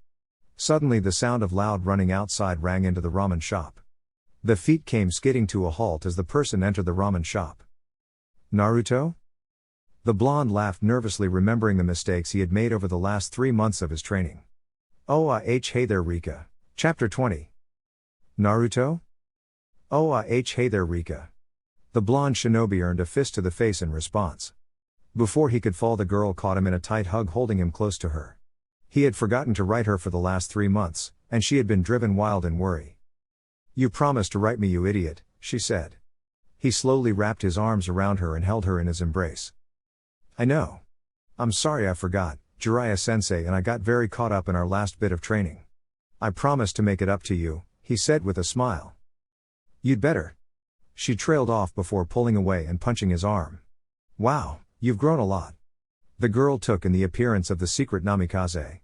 The 18-year-old was tall now, standing at a solid 5 foot 8 inches. He still wore his Chunin vest, unzipped and lazily swaying in the wind. The only change to his outfit was the fact that his standard Konoha shinobi uniform was now dark blue, in place of the black he had once worn. His hair had grown slightly more, the spikiness now almost out of control. Unknown to Rika, although the idea was present in the very back of her head, the man before her was the complete spitting image of Namikaze Minato. Hey, thanks. Tucci. Let me get another bowl for Rika, please. Coming right up, kid. The chef yelled from the back. You've changed a lot as well, Rika, he said, taking in her appearance. She was now dressed in a standard Konoha shinobi top with short sleeves. She wore a pair of black shorts, like Sakura's, and sported her very own Chunin vest. The woman now stood 5 foot 6, and had grown out a lot physically. Her breasts had become larger, and as far as the boy could tell, the rear of the kunoichi that stood before him was very well developed and toned. He blushed gently, turning his head away from her. That damn pervert sensei made me start acting all weird. Naruto. Were you just checking me out? She questioned teasingly. No. No. I wasn't, I swear, he said, panicking. The girl simply laughed in response, before looking him over. Well, you're not too bad either. She broke with. She quickly realized what she had said, before she blushed and turned away. You're still wearing that orange scarf. It must be special to you. He observed. She blushed harder and took a step back from him. Are you stupid? She questioned, her face very red now. I feel like I'm missing something here, he said, scratching his neck. Anyway, let's eat really quick. After quickly eating and catching up, Naruto promised to find her soon so they could talk more. He then quickly made his way to the Hokage Tower. Jiraiya, another word and I'll punch you to the moon, Tsunade said as Naruto opened the door and stepped in. Am I interrupting something? The blonde asked. No, brat, you're just in time to get this guy off my back. The Sannin turned Cage answered. Right. So I'm back. That you are. I've heard a lot about your new skills. Especially that one that ruined your arm to the point I had to fix it. Do not use it again. Got it, brat? Yes, ma'am. Now I was planning on having you and Sakura do an evaluation against Kakashi, but I've decided that it might be overkill. So I think I'll have you and Kakashi duke it out one-on-one. The Hokage said with a smirk. I won't go easy on you, Naruto. The masked Jounin said from the window. Unknown to the other shinobi, Kakashi had actually almost fallen out the window at the sight of his student. He hadn't expected the blonde to look that much like his old sensei. Ah, Kaka-sensei, how are you? I brought you a present. The blonde said with a smile, handing a book to Kakashi. That's the last Icha book sensei will write for a while. I beat him in a spar and now he has to write a decent novel like his first one. Thank you, Naruto. But the last? Really, Lord Jiraiya? Kakashi used the damn door, Tsunade yelled loudly. Anyway, tomorrow at 8 meet at Training Ground 7 and we will get started. Yes, ma'am. As the morning breeze floated through the forest, two highly skilled shinobi stared each other down. The blonde could sense the chakra signatures of his Sannin teacher, and the blonde Hokage hiding in the trees. He could also sense 20 others, among them were Sakura's and Rika's. He assumed Tsunade had started a betting pool as most people would likely bet on Kakashi. Smart woman. He thought idly. All right, Naruto, Kakashi said, drawing bells from his pocket. I'm not going to go easy on you, I'd assume I'm going to need this, he said, pulling his headband up and letting his eye take in the battlefield. You're gonna need a lot more than that to beat me, sensei. The younger man said, drawing a kunai. At the sight of the tri-prong, Kakashi's eyes widened. His entire body tensed up, along with that of a few of his fellow jounin in the trees. Naruto, you? Maybe, you'll just have to find out, sensei. The blonde replied with a smirk. Begin, shouted the Hokage, and the two shinobi immediately leapt at each other. 4 clones burst from Naruto, quickly engaging Kakashi as the younger male made for center field. He quickly peppered the surrounding trees with kunai before Kakashi had finished dispatching his clones. The masked jounin flickered to the boy, engaging him in hand-to-hand. First test, taijutsu, he said. The blonde dropped low, swinging his fist up at the jounin's face. The man quickly leaned back to avoid, only for his eyes to widen slightly as a new clone appeared and came rolling over Naruto's back, poised to cut him open with a kunai. He backpedaled and dodged to the side before bringing his leg around to impact Naruto's side. He was slightly surprised when this resulted in Naruto disappearing in a puff of smoke, signaling the use of a shadow clone.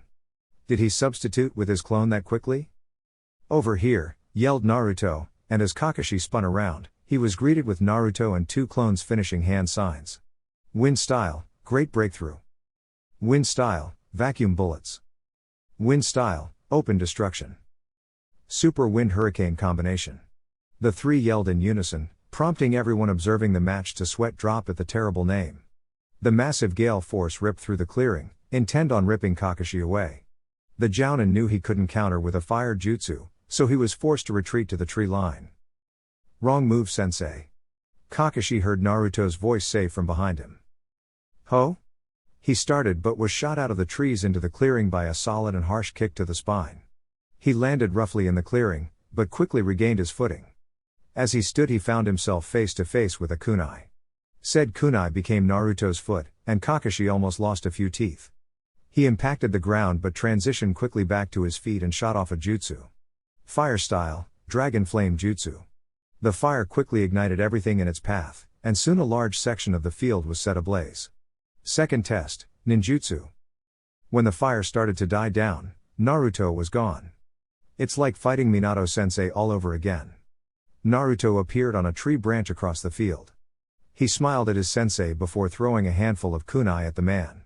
The jounin deflected them, and jumped away. Not willing to stay near the continuously dangerous knives. Naruto flickered to life in the group of kunai, staring down his teacher. Third test, Jinjit. He was cut off as Naruto appeared behind him, moving through hand signs. Fuinjutsu, limp limb seal. The boy called out, smacking his palm against the jounin's arm. The limp limb seal was a Fuinjutsu technique the boy had developed during his training trip. It did exactly what the name implied, causing the target's affected limb to go numb and become useless. The only downside was it had a range limit. This meant that unless Naruto stayed close, the seal would deactivate. Kakashi leapt back from the blonde, his left arm dangling uselessly. He stared at it in confusion, before accepting his situation. Unfortunately for you, Naruto, I can do this. His single arm came up, and with a few one-handed hand signs, he shot off a jutsu. Earth Sty, Mud River. A massive current of mud swept across the field, intent in taking the blonde with it. Water Style, Great Waterfall technique. Naruto shot a huge amount of water from his mouth into the air, which then cascaded down with enough force to completely dissipate the mud river, along with a chunk of the clearing. I'm gonna go ahead and end this with that jutsu. Naruto thought.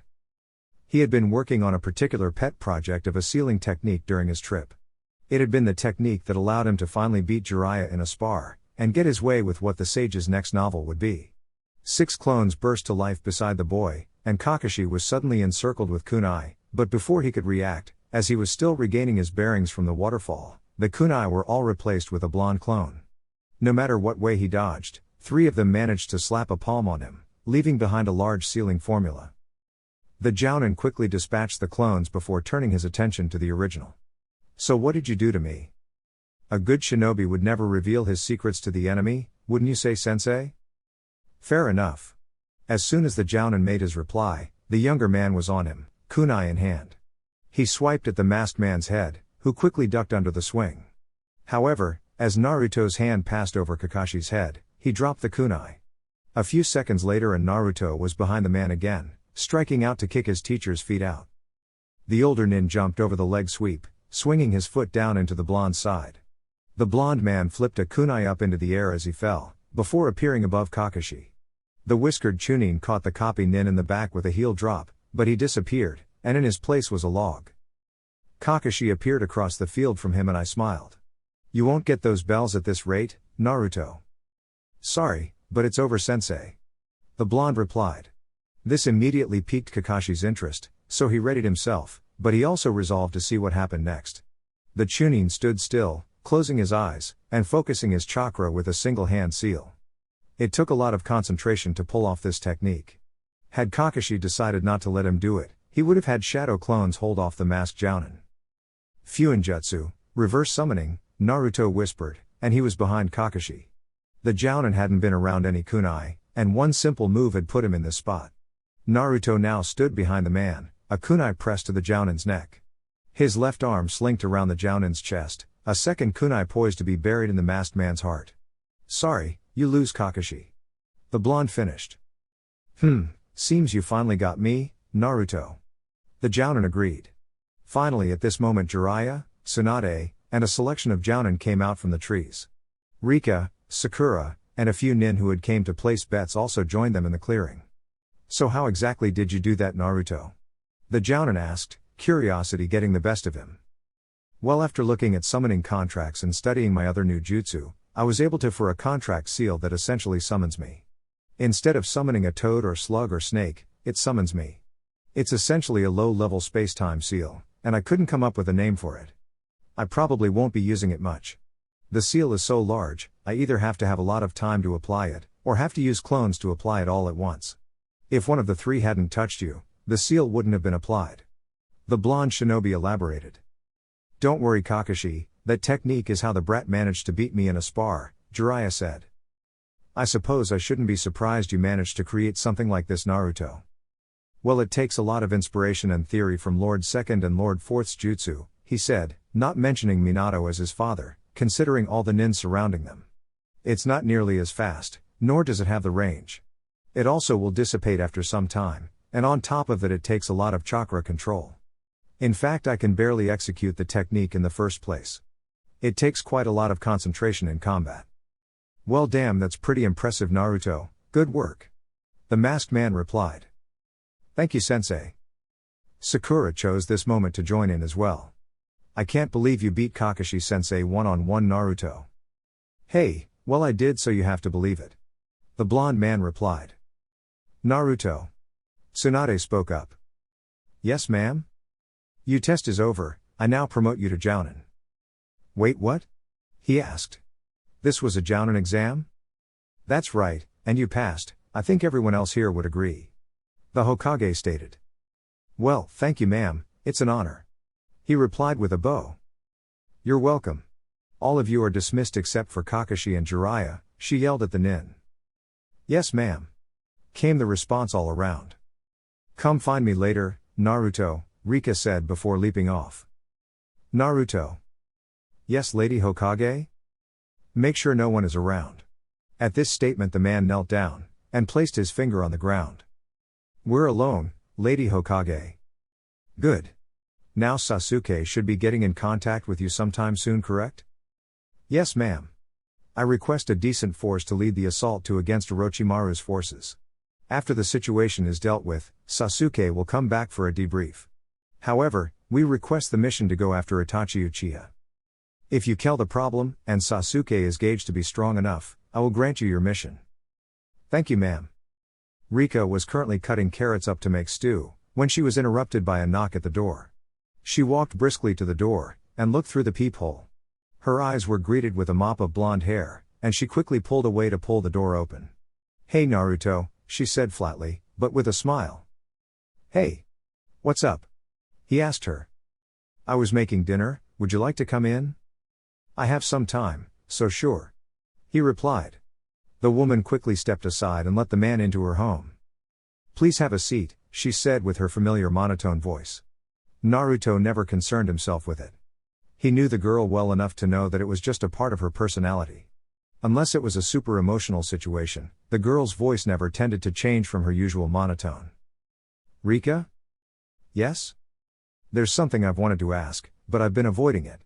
It felt wrong to try to ask in a letter. You're here now, so you might as well just get it over with. She replied, still happily working away at her stew. My training trip gave me enough time to come to terms with Ryuko's death. I still have the nightmares sometimes, but for the most part I'm there. The thing is, well. Just spit it out, Naruto, she said flatly. There was no attitude, just a blank statement. Do you blame me for her death? This actually managed to catch the marked girl off guard. That was the one question she hadn't expected. The woman quickly turned around and stared at the blonde jounin blankly. Do you really think you could even be to blame? How would anyone have saved her? You're an idiot. Of course I don't blame you. Thank you. Shut up, idiot. If you ever blame yourself again I'll burn you, she said blankly. The blonde gulped slightly in response and quickly nodded his head. Good. Now hang around a while. This stew should only take about an hour or two. The shinobi stayed in each other's company until the stew was finished. They chatted about things, and the blonde told short stories about his adventures with his sensei. The woman informed him of the story behind her becoming a chunin, and of many other interesting experiences she had during his absence. As they continued, a thought slowly crept into the back of the blonde's head. Rika was cute. But he couldn't help but feel terrible. This was his dead girlfriend's best friend. How could he possibly betray Ryuko like that? It was so wrong, but he knew Rika so well now, and she was amazing. It's been 3 years, you stupid fuck. She'd want you to move on. He thought to himself angrily. But would she really? He thought sadly. Rika had a heavy dilemma. On one hand she knew she loved the boy from her childhood. He might not remember, but they knew each other long ago.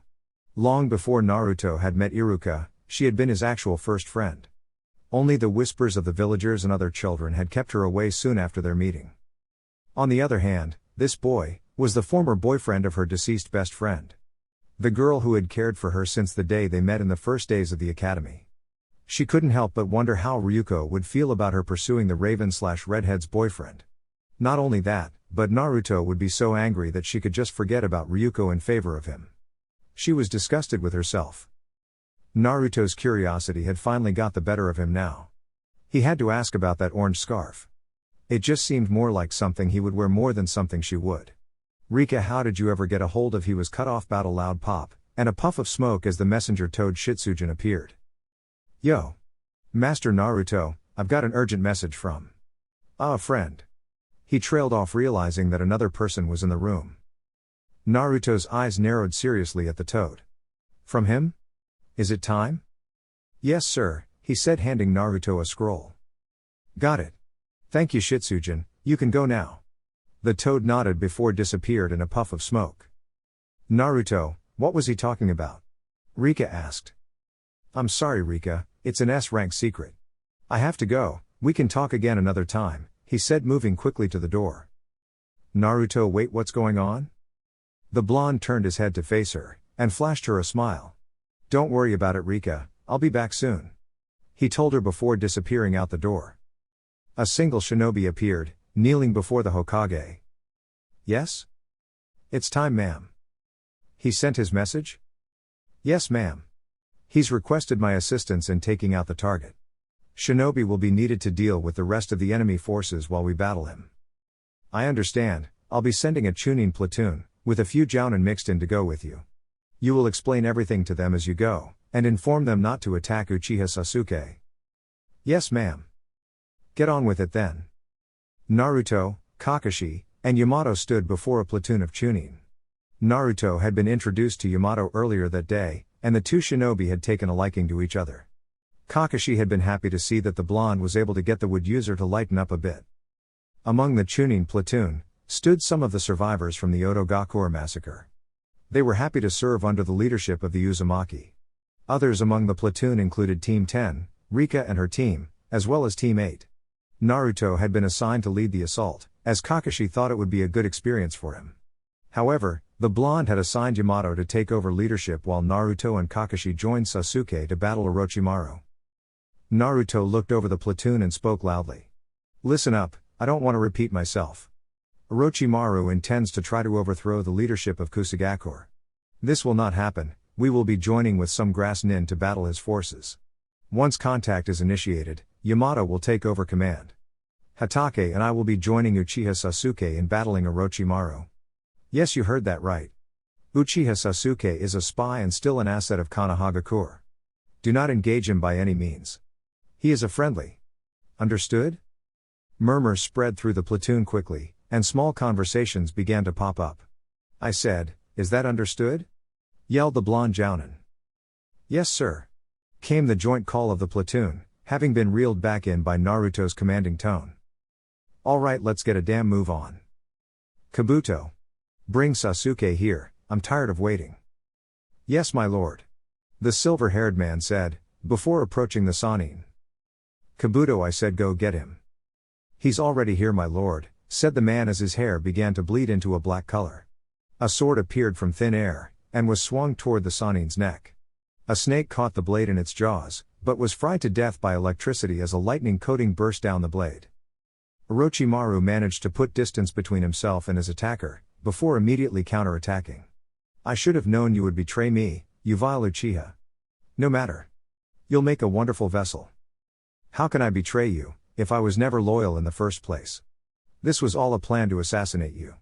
The youngest Uchiha shouted. The pale man quickly drew his sword from his stomach, and the two began a slightly unusual sword battle. It wasn't every day you saw someone fight with a sword that stuck out of their throat. They crossed blades once again, and Sasuke's eyes burned to life. His Sharingan blazed as they predicted each of Orochimaru's moves. His Chidori ignited down the length of his sword, and moved to take the man's arm off.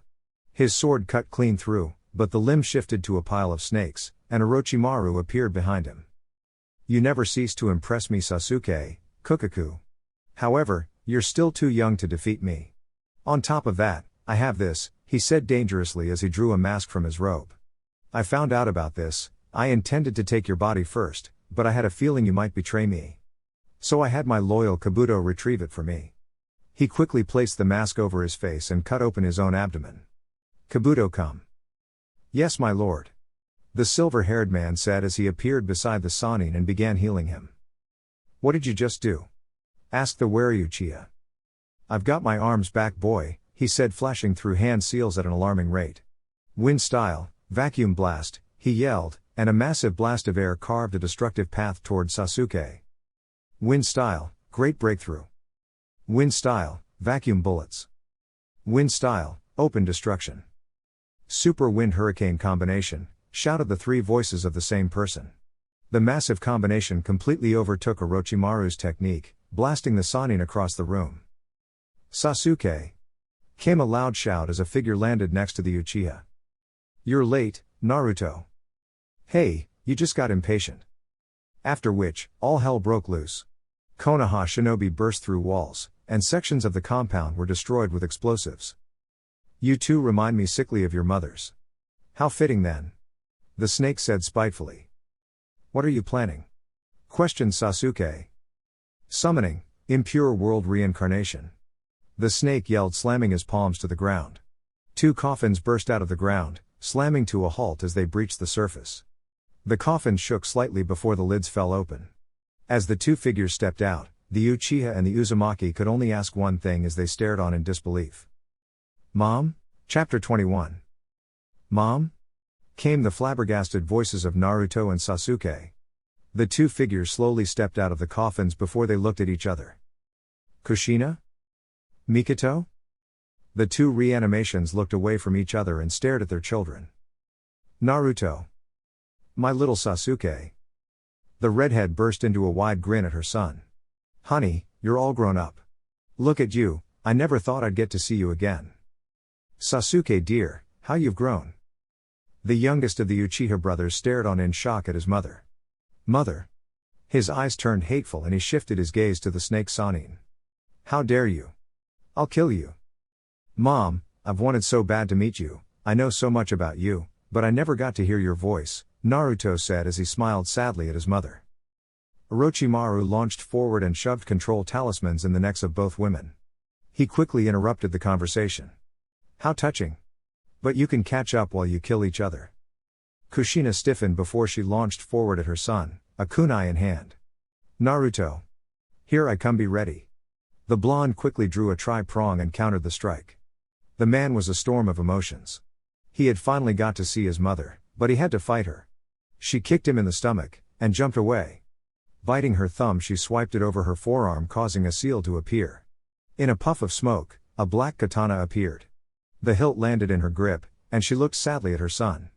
Naruto, please be careful, I'm being forced to get serious. It's fine Mom, I'm your son, I'll deal, he said, gaining a serious look. He quickly took his fighting stance. The two launched forward and began another clash. Meanwhile, Sasuke was in a predicament. He thought he was skilled with a sword, but it turned out he was nothing in comparison to his mother. He quickly brought his weapon to bear as the Uchiha matriarch brought a forceful slice down at his shoulder. The two locked blades, and their Sharingan eyes locked on each other. Mother, why did Itachi kill the clan? Sasuke asked. Mikoto was slightly taken aback by the question, but answered in kind. My little Sasuke, she said, swinging her sword around as the male jumped over the blade. That is something I cannot tell you. Only Itachi can tell you why he slaughtered the clan. But I can tell you this, my son. Sasuke was forced to leap away as she shot a massive fireball toward him.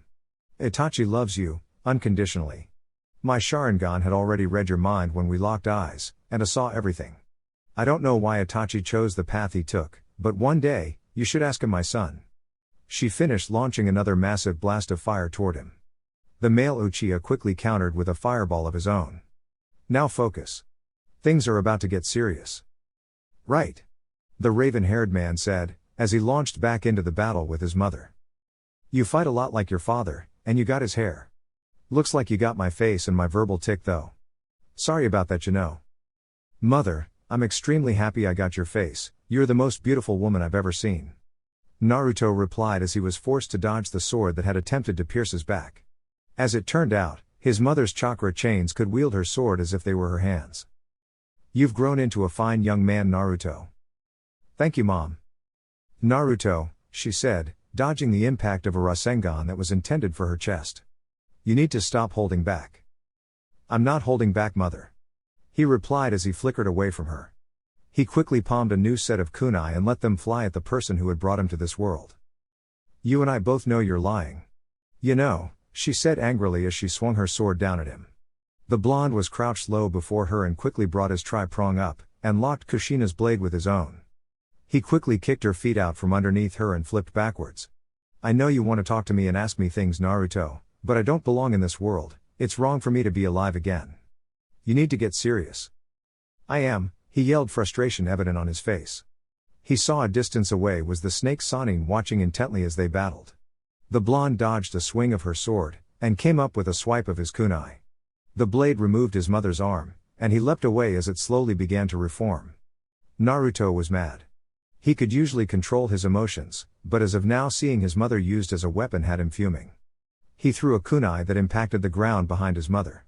Quickly he appeared behind her, Rasengan charged in his hand. The jutsu rammed into the lower back of the reanimation, causing catastrophic damage. As Kushina's lower torso slowly began to reform, Naruto formed 3 shadow clones. The clones quickly surrounded the woman in a triangular formation. He quickly ran through hand seals while the clones did the same. He looked sadly at his mother before he spoke. Mother, I wish we could have had more time together. I love you, thank you for being my mom. You've been the driving force for my entire shinobi career. As he spoke, tears began to fall from his face, his emotions taking hold. He closed his eyes momentarily, and that was when Kakashi arrived on scene. I love you too, Naruto, said Kushina as she prepared to meet Minato once again. This was the sight Kakashi was greeted with as he landed behind his student. He watched as the blonde closed his eyes, before he finished the hand seals to seal away his mother. Fuinjutsu, 3-pillar sealing technique, said the blonde, as his clones turned into 3 solid pillars of chakra that closed in on his mother before glowing brightly. Naruto walked forward, and pulled his scroll from his back. Goodbye mother, he said as he laid a smaller scroll down beside her. The chakra slowly flowed like a small stream across the ground, forming a large sealing array on the scroll. The blonde then sealed it away inside his larger one before quickly sealing the sword she had left behind away as well. After which he rolled up the large scroll, and replaced it on his back. Naruto, was that? Yes, that was my mother. I'm sorry kiddo. It's alright sensei. You're a fine man now Sasuke. I'm very proud of you. Thank you mother. The Uchiha replied as he sent lightning through his sword that was currently buried in her abdomen. The lightning ripped down the blade and blew a massive hole through her chest. That's still not going to be enough Sasuke, she said with worry. It's alright, I don't have to do it on my own. He replied, feeling his blonde teammate land beside him. Quickly they were forced to dodge as the deceased mother swung her sword where their heads had been seconds ago. I have friends, and people who care for me. I'll do alright on my own. She fired off a fireball at the boys, and they quickly countered with their own combo.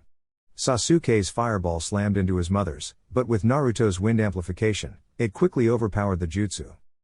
I'm happy to hear that Sasuke, she said to the boy as she charged at them once again. Sasuke. Can you hold her down? The blonde yelled, a plan quickly forming in his head. Yeah, I can. Keep her busy for a second. The raven-haired man yelled in response. The blonde quickly leapt forward, catching the blade of Mikoto's weapon in the prong of his kunai. He grabbed her, slammed a Rasengan into her chest, and tossed her away. As she landed, he leapt back to the once brooding man's side. You must be Kushina's boy, right? You're the spitting image of her and Minato, she said, addressing the newcomer. Hey, that's me, Uzumaki Naruto, at your service. Please, look after my son Naruto. You can count on me. He's my best friend after all. The blonde said, his smile bright as ever. Now Sasuke. Lightning style, lightning chain prison. Suddenly chains of lightning shot out from the ground, stabbing through the wrists and ankles of his mother, before wrapping around her and pinning her in place. Naruto ran up to her quickly, yanking his scroll from his back.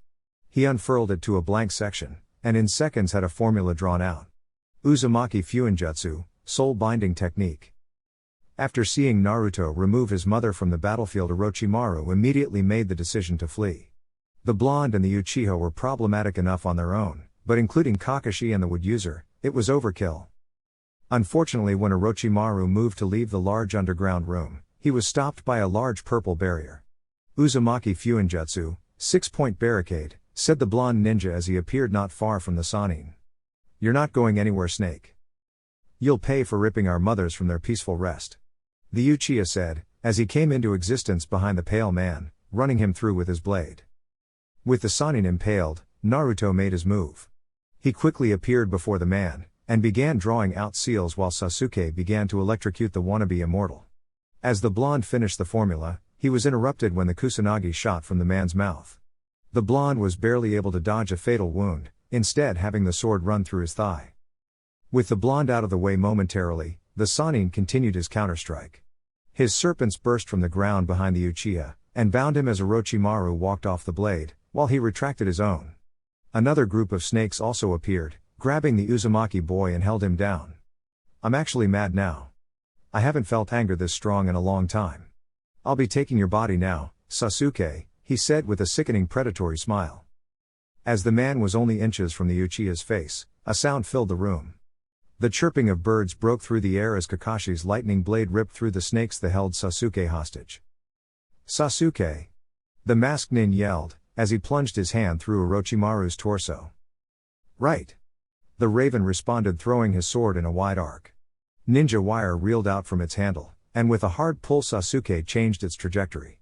The sword flew wide, swinging around and taking out the snakes holding the seal master down. Naruto quickly leapt from the ground, still favoring his wounded leg. 3 clones burst to life, and all slapped their palms onto the Sanin's body. A Fuinjutsu formula quickly formed over the Sanin, which caused the man great alarm. He pushed Kakashi's hand from his torso, and quickly leapt away. The fake traitor and his sensei quickly rushed to engage the man, while the blonde hung back. The masked man ducked under a swing from the Sanin's sword, and as soon as it passed over him, the Uchiha used him as a springboard to launch into the air above the man.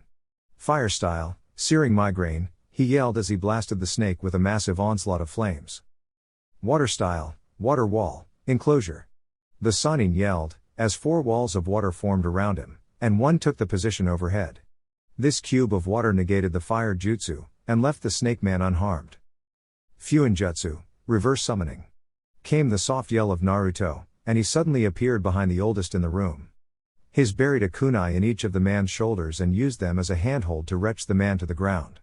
Using the headhunter jutsu, 4 clones' hands burst from the ground below the man, each grabbing onto his body and holding him in place.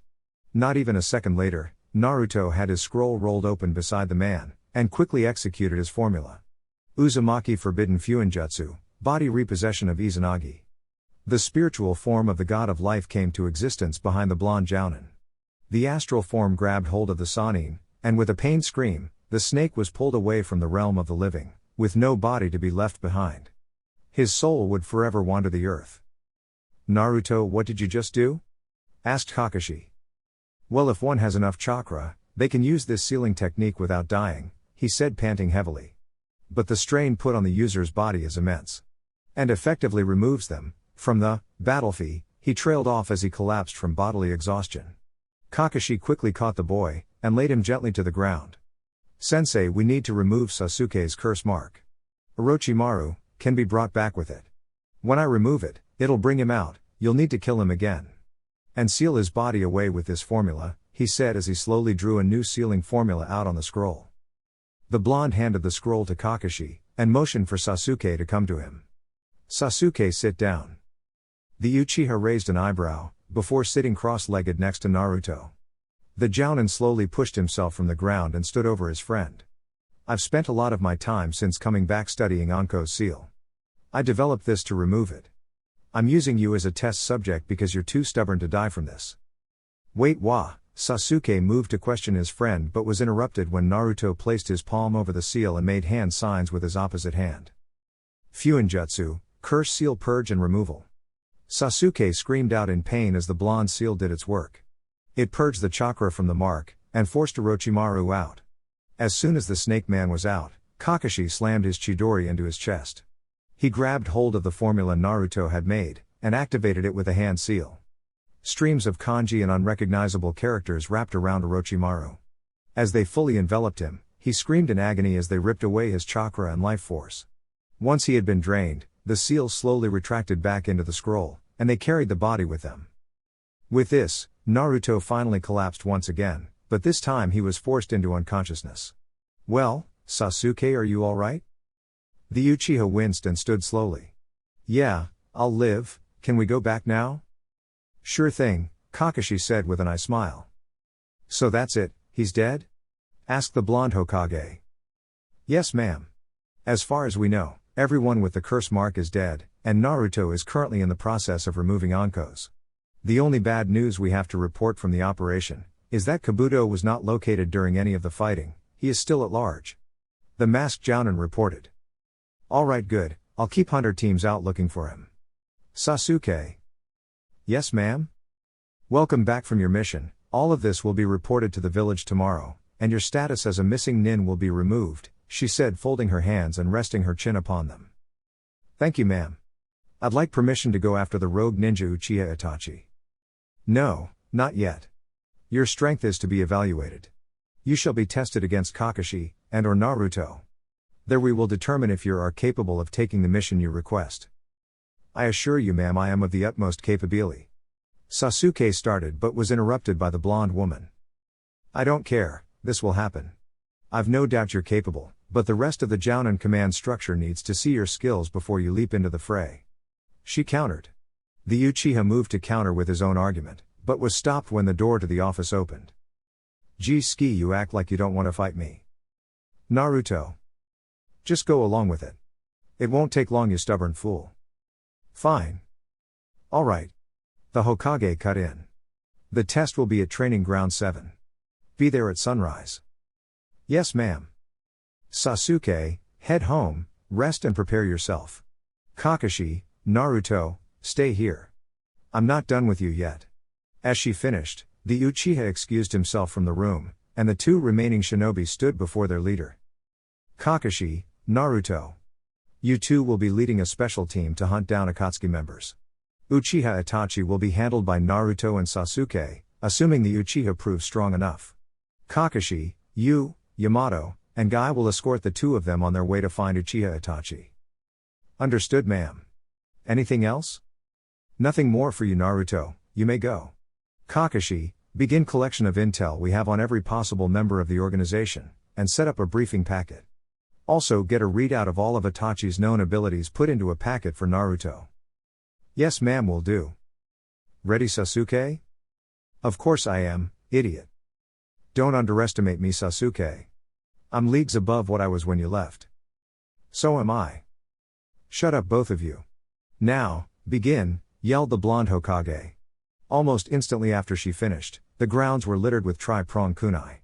Sasuke's Sharingan flashed to life, and he focused in on Naruto. The blonde was behind him in seconds, his body flicker almost blowing Sasuke's expectations out of the water. A kunai swung down for the Uchiha's shoulder, and was barely stopped by his quick reflexes with his sword. Lightning instantly surrounded the black-haired man's body, before blasting out from around him like an urchin. The lightning spikes forced Naruto to substitute away, one of his clones he had hidden immediately taking the full force of the attack. That's new. I call it lightning style, porcupine technique. It's useful. The sole loyal Uchiha said. That it is. Replied the blonde. The Uchiha quickly appeared behind the blonde in motion of a sword swing. Naruto barely caught it with his kunai. Your flicker is better than it was, but it's still yet to surpass mine. But you've made tons of progress, I'm impressed. Keep it up. The blonde commented as they engaged in a battle with their blades. Naruto dual-wielded his kunai to combat Sasuke's sword. I'll beat your flicker someday. Sure you will. The blonde laughed. Now show me that's not all you've got with your lightning. I expect more than a glorified pincushion defense. As he finished, he flickered a distance away and fired off a wind jutsu. Wind style, great breakthrough. Fire style, Phoenix Inferno takeover. A massive bird made of fire blasted from Sasuke's mouth. It opened its huge beak and swallowed the wind jutsu, using it as fuel to enhance the technique even farther. Naruto's eyes widened slightly, he definitely hadn't expected that. Water style, great waterfall jutsu. He proceeded to blast a massive stream of water into the air, causing it to come crashing down atop the phoenix. Now that was impressive. He commented. I developed it to solely deal with you damn wind users. The Uchiha said with a confident smirk. Maybe it's time I get serious then. The blonde replied. No. The match is over. I've seen enough. You two will tear this place apart if I let you continue. That fire jutsu you developed is easily an A-rank jutsu. That's gonna be enough for me to call it. Uchiha Sasuke, I now promote you to Jounin. The blonde Hokage finished as she made her way in between the ninja. Thank you, ma'am, he said, giving her a slight bow. You're welcome. Now, both of you have my full permission to begin your hunt of the Akatsuki members. Get some rest for a few days, you begin next week. Grab Kakashi, Guy, and Yamato, and head out when you're ready. Naruto spent the next week hanging out with Rika, and working with his new team in analyzing the abilities of the known Akatsuki members. The only ones they had confirmed were Itachi, and Kisame. Along with Hidan and Kakuzu, but the latter two were already dead. They studied and strategized, and before they knew it there was only a day left. Naruto sat in his kitchen, eating and looking over one of the reported sightings of Itachi.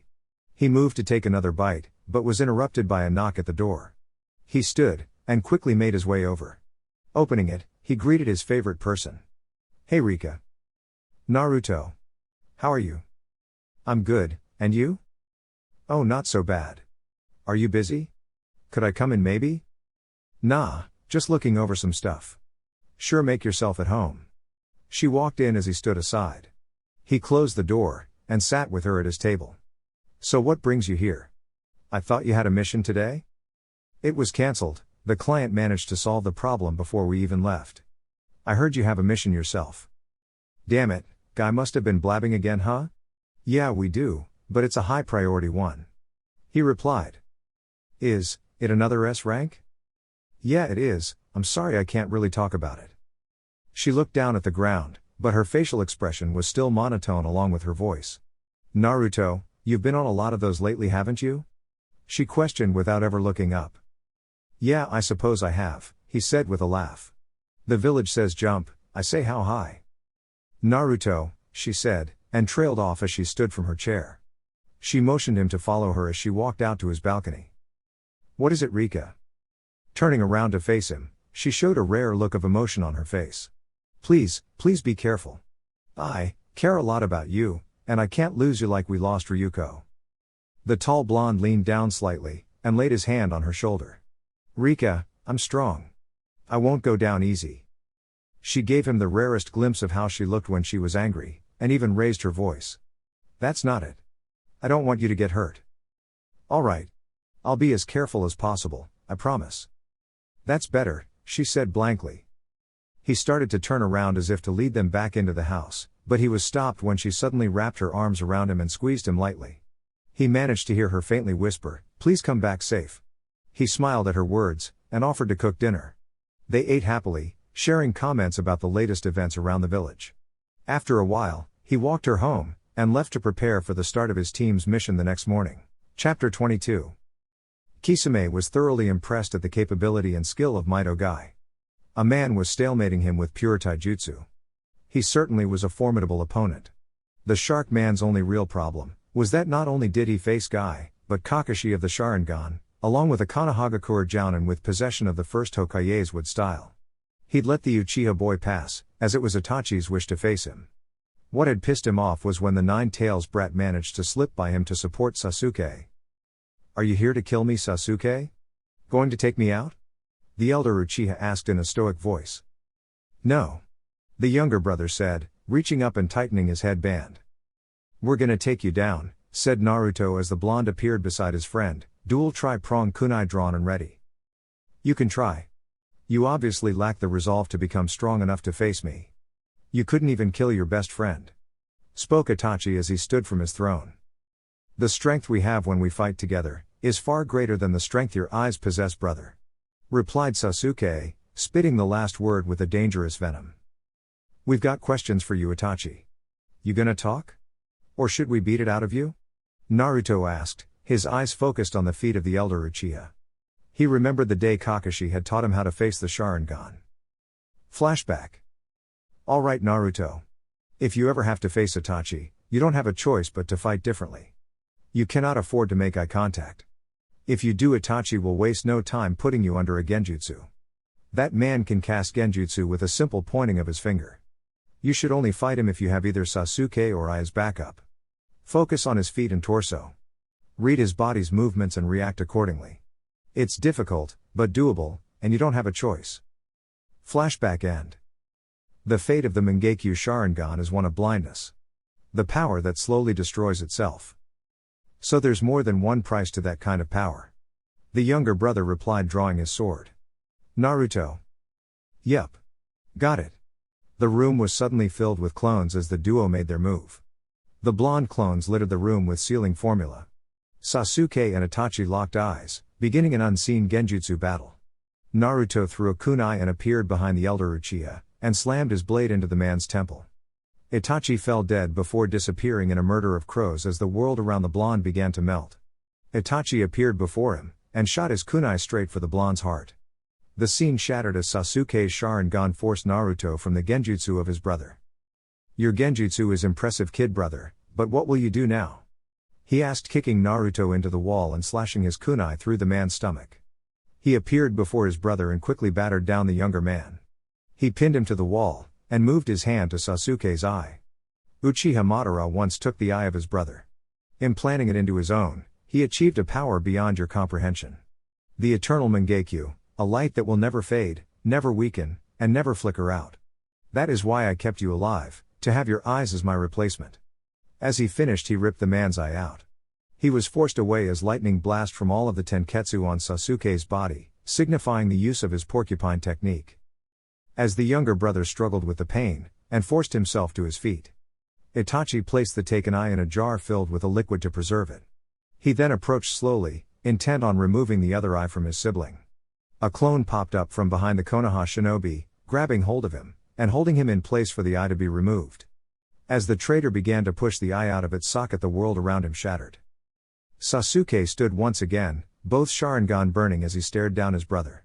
Itachi collapsed to his knees, holding his left eye. You broke through my Tsukiyomi? How? I've trained and strengthened myself to deal with your incredible genjutsu. He replied.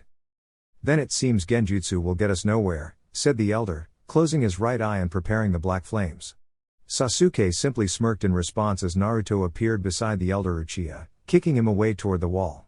Before he could even impact it, Sasuke appeared, kicking him toward the ceiling. As the man flew upwards, he smiled, and landed feet first on the ceiling. As he hung there, he watched as Naruto appeared beside his brother. The blonde placed his hand upon the younger man's shoulder, and smirked as Sasuke prepared a Chidori.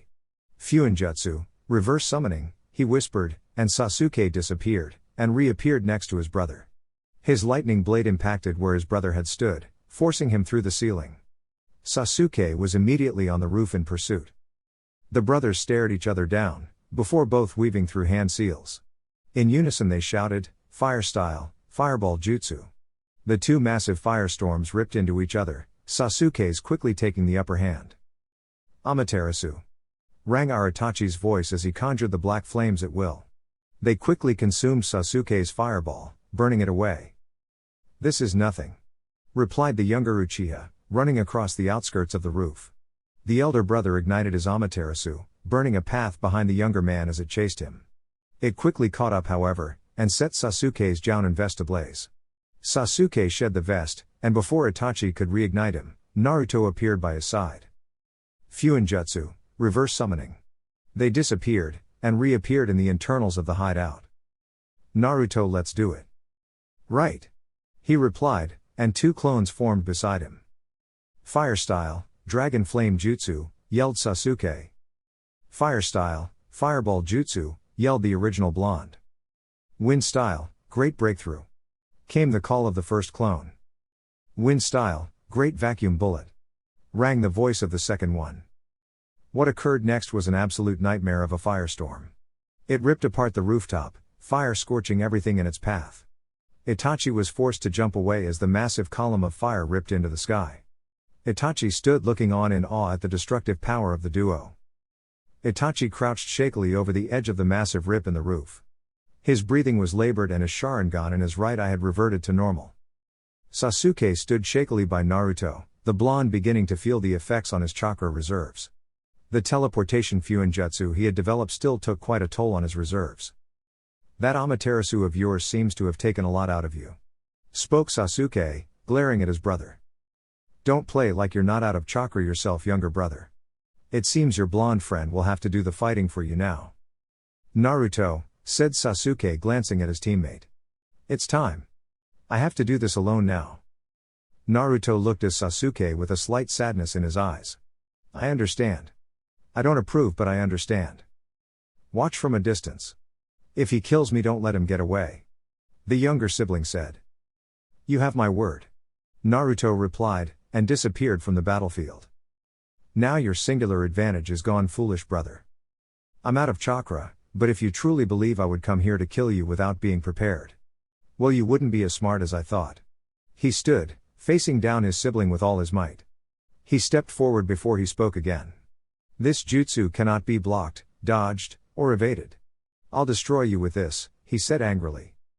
A distance away, Naruto sat atop a rock watching them. So you've really done it, huh, Sasuke? I almost doubted you when you told me you'd mastered lightning, let alone created this jutsu. The younger sibling channeled lightning to his hand before leaping to the highest point of the rooftop. This jutsu is called Kirin, he said as the lightning above him reached a peak in reactivity. I simply guide the lightning down from the heavens, he said with a small chuckle. A massive dragon of lightning formed above him, and this caused Itachi's eyes to widen in shock and awe. Now be gone with the thunderclap. With this he swiped his hand downward, sending the massive bolt of electricity at his foe. With a massive explosion their battlefield was obliterated. Sasuke stood shakily, he watched the battlefield and saw where his brother lay. He fell to his knees, and his Sharingan deactivated. He simply bowed his head, and let out a small sigh of relief. Is this the end you've envisioned for me, brother? Came the voice of his enemy. He stood, and his brother rose as well. I'd definitely be dead if I hadn't have had this. Spoke the man, as an astral projection of a massive skeleton from the torso up formed around him. I'm going to reveal to you my final trump card. This is the Susanoo. Muscle and armor began to form around the skeletal body, the monstrous jutsu coming to life. This also took root in these eyes of my. Is that all you had, Sasuke? The battle is just beginning. He and his astral protector began to march forward to his sibling. Now I will take your eyes, foolish brother, he said before suddenly letting out a loud cough. His hand came up and he clutched at his heart. He coughed more before falling forward and spitting a large amount of blood into his hand. My illness. Time must be almost up. Sasuke took advantage, and quickly tossed a set of kunai with attached paper bombs. This resulted in a large explosion, but through the smoke, Itachi marched ever forward. Thinking quickly, the younger brother jumped forward, attacking with his sword but was instantly repelled. How? Are you invincible, Itachi? He questioned in his mind. For the first time since that night, Sasuke felt real terror. He slowly backed away, mind racing and panic setting in, until he found himself pressed against a wall. As Itachi reached out for his eyes, the words of his mother filled his mind. He had too many unanswered questions. He forced everything he had left into his eyes, conjuring chakra from pure willpower. His Sharingan sprang to life, and he managed to cast one final jutsu. Sharingan, slow time. The siblings found themselves in a small and calm forest clearing. Itachi looked around in slight surprise before focusing in on his brother. Itachi, I have one question for you. HN. The man replied stoically. We have an hour here before this jutsu fizzles out. Itachi. I met mother. She spoke words to me that I cannot get out of my head. Orochimaru brought her back with the summoning, impure world resurrection. Mother said to me, that you love me unconditionally. And that she was unsure on why you chose the path you did. I can tell a lot of this has been fabricated. Too many loose ends. Too many things don't add up. It may have tricked me had Naruto not put doubts in my head and opened my eyes long ago. But as of now, I ask you, why did you kill the clan? What is this all about? Why did you leave me all alone, brother? Itachi's eyes widened at the mention of his mother, and his gaze softened slightly at his brother's explanation. Sasuke. Itachi. I'm here for the truth now, nothing else. When I went home after destroying Orochimaru, I found every hidden compartment in the clan compound. I searched every single nook and cranny. Until I came upon the documents. I know the clan was planning a coup d'état. That's why you killed them, isn't it? You had always loved the idea of peace. You knew it would spark a civil war, that would spiral into a full-blown world war. Tell me the truth, brother. Sasuke spoke slowly, moving his gaze to the sky. I see you know. If I told you I killed them under orders from the Hokage, what would you do? The elder asked, resigning himself to see how his brother would react. To see if his brother could be trusted with the truth. He had faith in the abilities of Minato's son, and between him and Sasuke, Itachi knew they could and would protect the village. Well, that was if Sasuke decided to continue protecting and working for the village that took his family. He loved his brother, and he always would, no matter the younger siblings' decisions. But he also loved the village, and he would protect it. Orders, from the Hokage? Yes. Here, look into my eye, accept my Tsukuyomi, so that we may extend our time. Sasuke did as instructed, and the two found themselves in a genjutsu inside of a genjutsu. Here, Itachi explained everything to his younger brother. Including the dangers of Danzo, and explained why he loved the village so much. By the end, Sasuke knew, and accepted what had happened. Itachi's Tsukuyomi expired, and this sent them back to Sasuke's quickly fading genjutsu. Itachi, I can accept what you did, but by no means can I forgive you. You should have found another way. But your goal, after the massacre, to protect the village from the shadows? I will uphold that goal, and I will take the mantle of responsibility from you. I will take it upon myself and Naruto, to go to the Hokage and handle Danzo. You may run, and hide yourself away, To live the rest of your life in the peace you wanted so badly, brother, Sasuke said, Itachi smiling in response. The elder brother looked at his sibling, before pulling their foreheads together.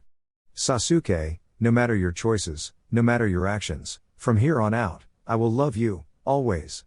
With that the genjutsu faded, and Sasuke stared at his brother. Go live in peace, Itachi, maybe I'll come visit someday. I'm sorry, Sasuke, you see I'm very sick. I'd love to have you visit though. Sorry, little brother, maybe next time. As he spoke, he reached out just like old times, and tapped his finger to his brother's forehead. With this final act, the traitorous ninja, the most notorious missing nin from Konoha, and loving elder brother of the last Uchiha, collapsed and died. Sasuke slid slowly down the wall he leaned against, his body shaking and his mind reeling. He felt such a wild storm of emotions he could barely handle it. Itachi. As he whispered the name of his brother, tears began to shed from his eyes. Sasuke. Came the call of his blonde-haired friend, as he arrived at the scene. Are you all right? Yeah, I'll live. Something is different with you, what happened? There's a lot to explain, Naruto. Alright, well, let's meet up with the others and get out of here. Can you help me up? Yeah, I got you, buddy, Naruto said, looking Sasuke in the eyes. Sasuke. Your eyes. What about them? Naruto pulled his headband off and used it to show the last Uchiha his reflection. They're different, he said, trailing off. Mangekyo Sharingan. Was all that Sasuke said. So first of all, Akatsuki members Hoshigaki Kisame and Uchiha Itachi are dead? The Hokage asked to the newly arrived team. Yes ma'am, all have been taken out. Yamato, Guy, and myself are responsible for the death of Hoshigaki. Naruto and Sasuke handled Itachi. Confirmed Kakashi. Where is Sasuke now? She asked, eyes shifting to Naruto. He's in the hospital being treated for chakra exhaustion and burns by Sakura. He'll be here shortly. We have a lot to discuss with you privately, ma'am. Naruto explained. Alright, fine, Yamato, Kakashi, Guy. You're all dismissed. Ordered the female Hokage, and as the trio exited the door, Sasuke stepped through. Lady Hokage. He greeted. Jounin Uchiha. Please sit, you as well, Naruto, she said, motioning for the two to be seated. Naruto tells me we have a lot to discuss? Did you find out something from Itachi? I found out everything from Itachi, he said cryptically before he and Naruto began to recount the battle. Once they arrived at the appropriate point in the story, Sasuke took over and explained everything Itachi had told him, along with informing her of his own personal choice to continue protecting the village. I see. I shouldn't be surprised that old Warhawk would do something so reckless, no, not reckless, that was borderline treason. He went so soundly against the wishes of the Hokage. Sasuke, Naruto, I'm assigning the two of you and Kakashi to put together a sting operation on Danzo. I'd prefer him captured, but lethal force is authorized. Understood, ma'am. I have a question if you don't mind, said Sasuke, his voice all business. Go ahead. How difficult would an eye transplant be for you to perform? Excuse me? Sasuke immediately explained to her everything behind the Mangekyo Sharingan. That's disturbing at worst, and interesting at best. I could do it, but I want to make sure it gets done right. I need to properly examine the eyes and nerve endings. I'm assuming you brought back his whole body? Yes. Then I'll need to examine him for a while as well. Sasuke, it will be a while, but we will do the transplant. Do you already possess this Mangekyo Sharingan?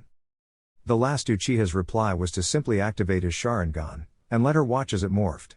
Yes, he said quickly after she gave him a pointed look. Alright, well, go get some rest, both of you. You deserve it. What do you have for me? Asked a figure who stood in a tree overlooking the route headquarters.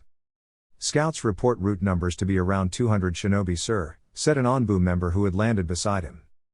Good, alert Kitsune and Inu. Have them rendezvous with me at point 11. The figure spoke. Yes, sir. The figure now stood on a cliffside overlooking the compound. Two more mask-wearing figures landed beside him. Hawk, one said as they arrived. Kitsune, Inu, glad to see you're on time. It's not like it's an everyday thing, Inu said, lightly complaining. Oh? I didn't take you for a liar, sensei, said Kitsune. Now, let's not be rude, Inu laughed lightly. You two are surprisingly calm. Let's just get this done, Hawk said with an implied glare in his voice. Always have been the eager type, haven't you, Hawk? Inu said teasingly. Shut up.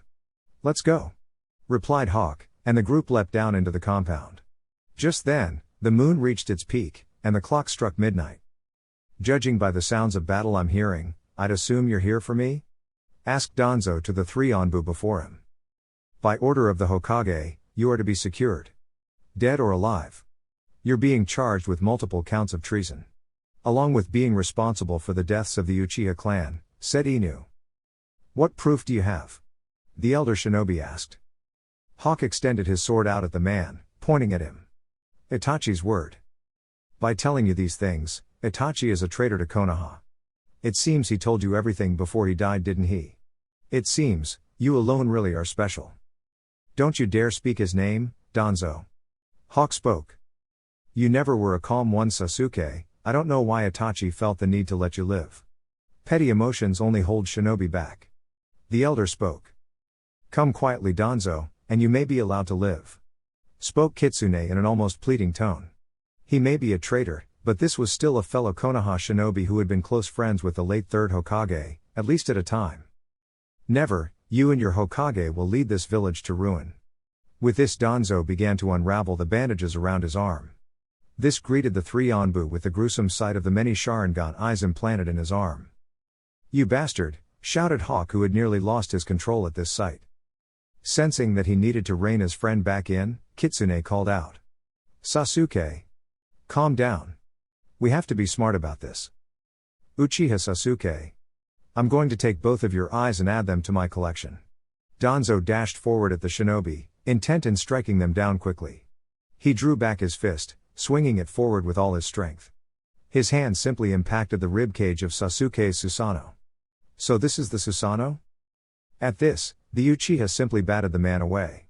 As he landed, Sasuke's anger took hold, and his left eye shot wide open. Amaterasu. The black flames quickly burned the man away, leaving nothing behind. After which the raven hair man tossed aside his mask aside, while blood began to drip from his eye. Sasuke, we were supposed to try to capture him, shouted Inu. I thought you would know better than to think that could take me alive, Hatake, Danzo said, as he showed himself behind the group. Seeing as the enemy already knew his identity, Kakashi cast his mask aside as well. Danzo, long time no see. And you? The elder said, turning to Kitsune. There's only one person in this village with that color of blonde hair. At this, Naruto drew his kunai and took a fighting stance. Those kunai as well. You really are his son, aren't you, Uzumaki Naruto? So you knew, I figured the elders knew, you could have at least made my life a little better. Your potential as a powerful weapon for the village was wasted when Sarutobi chose to not let me take over your training. Well, I'm really glad he didn't. Are we done? It seems all that is left is to fight. The elder replied. Naruto, Kakashi. I know for a fact I landed a killing blow with Amaterasu. Something isn't right, be careful, said the raven-haired man, his emotions now reined in. Right. They replied in unison. Wind style, vacuum bullets. The elder shinobi said as he blasted a barrage of air bullets at his targets. The three shinobi quickly reacted on their own. They split apart, all hitting different corners of the room. A tri-prong passed dangerously close to the elder's head, and as soon as it passed, Naruto was behind him. The blonde quickly slammed a kunai into each of his shoulders. With the man momentarily restrained, Sasuke and Kakashi appeared on his sides. Chidori, they yelled in unison, and both ran a hand coated in lightning through the man's chest. The killing blow landed, they stepped away. It's useless, came the man's voice from the other side of the room. Sasuke immediately appeared behind him, his body flicker even faster at this point than it had been when he fought Naruto.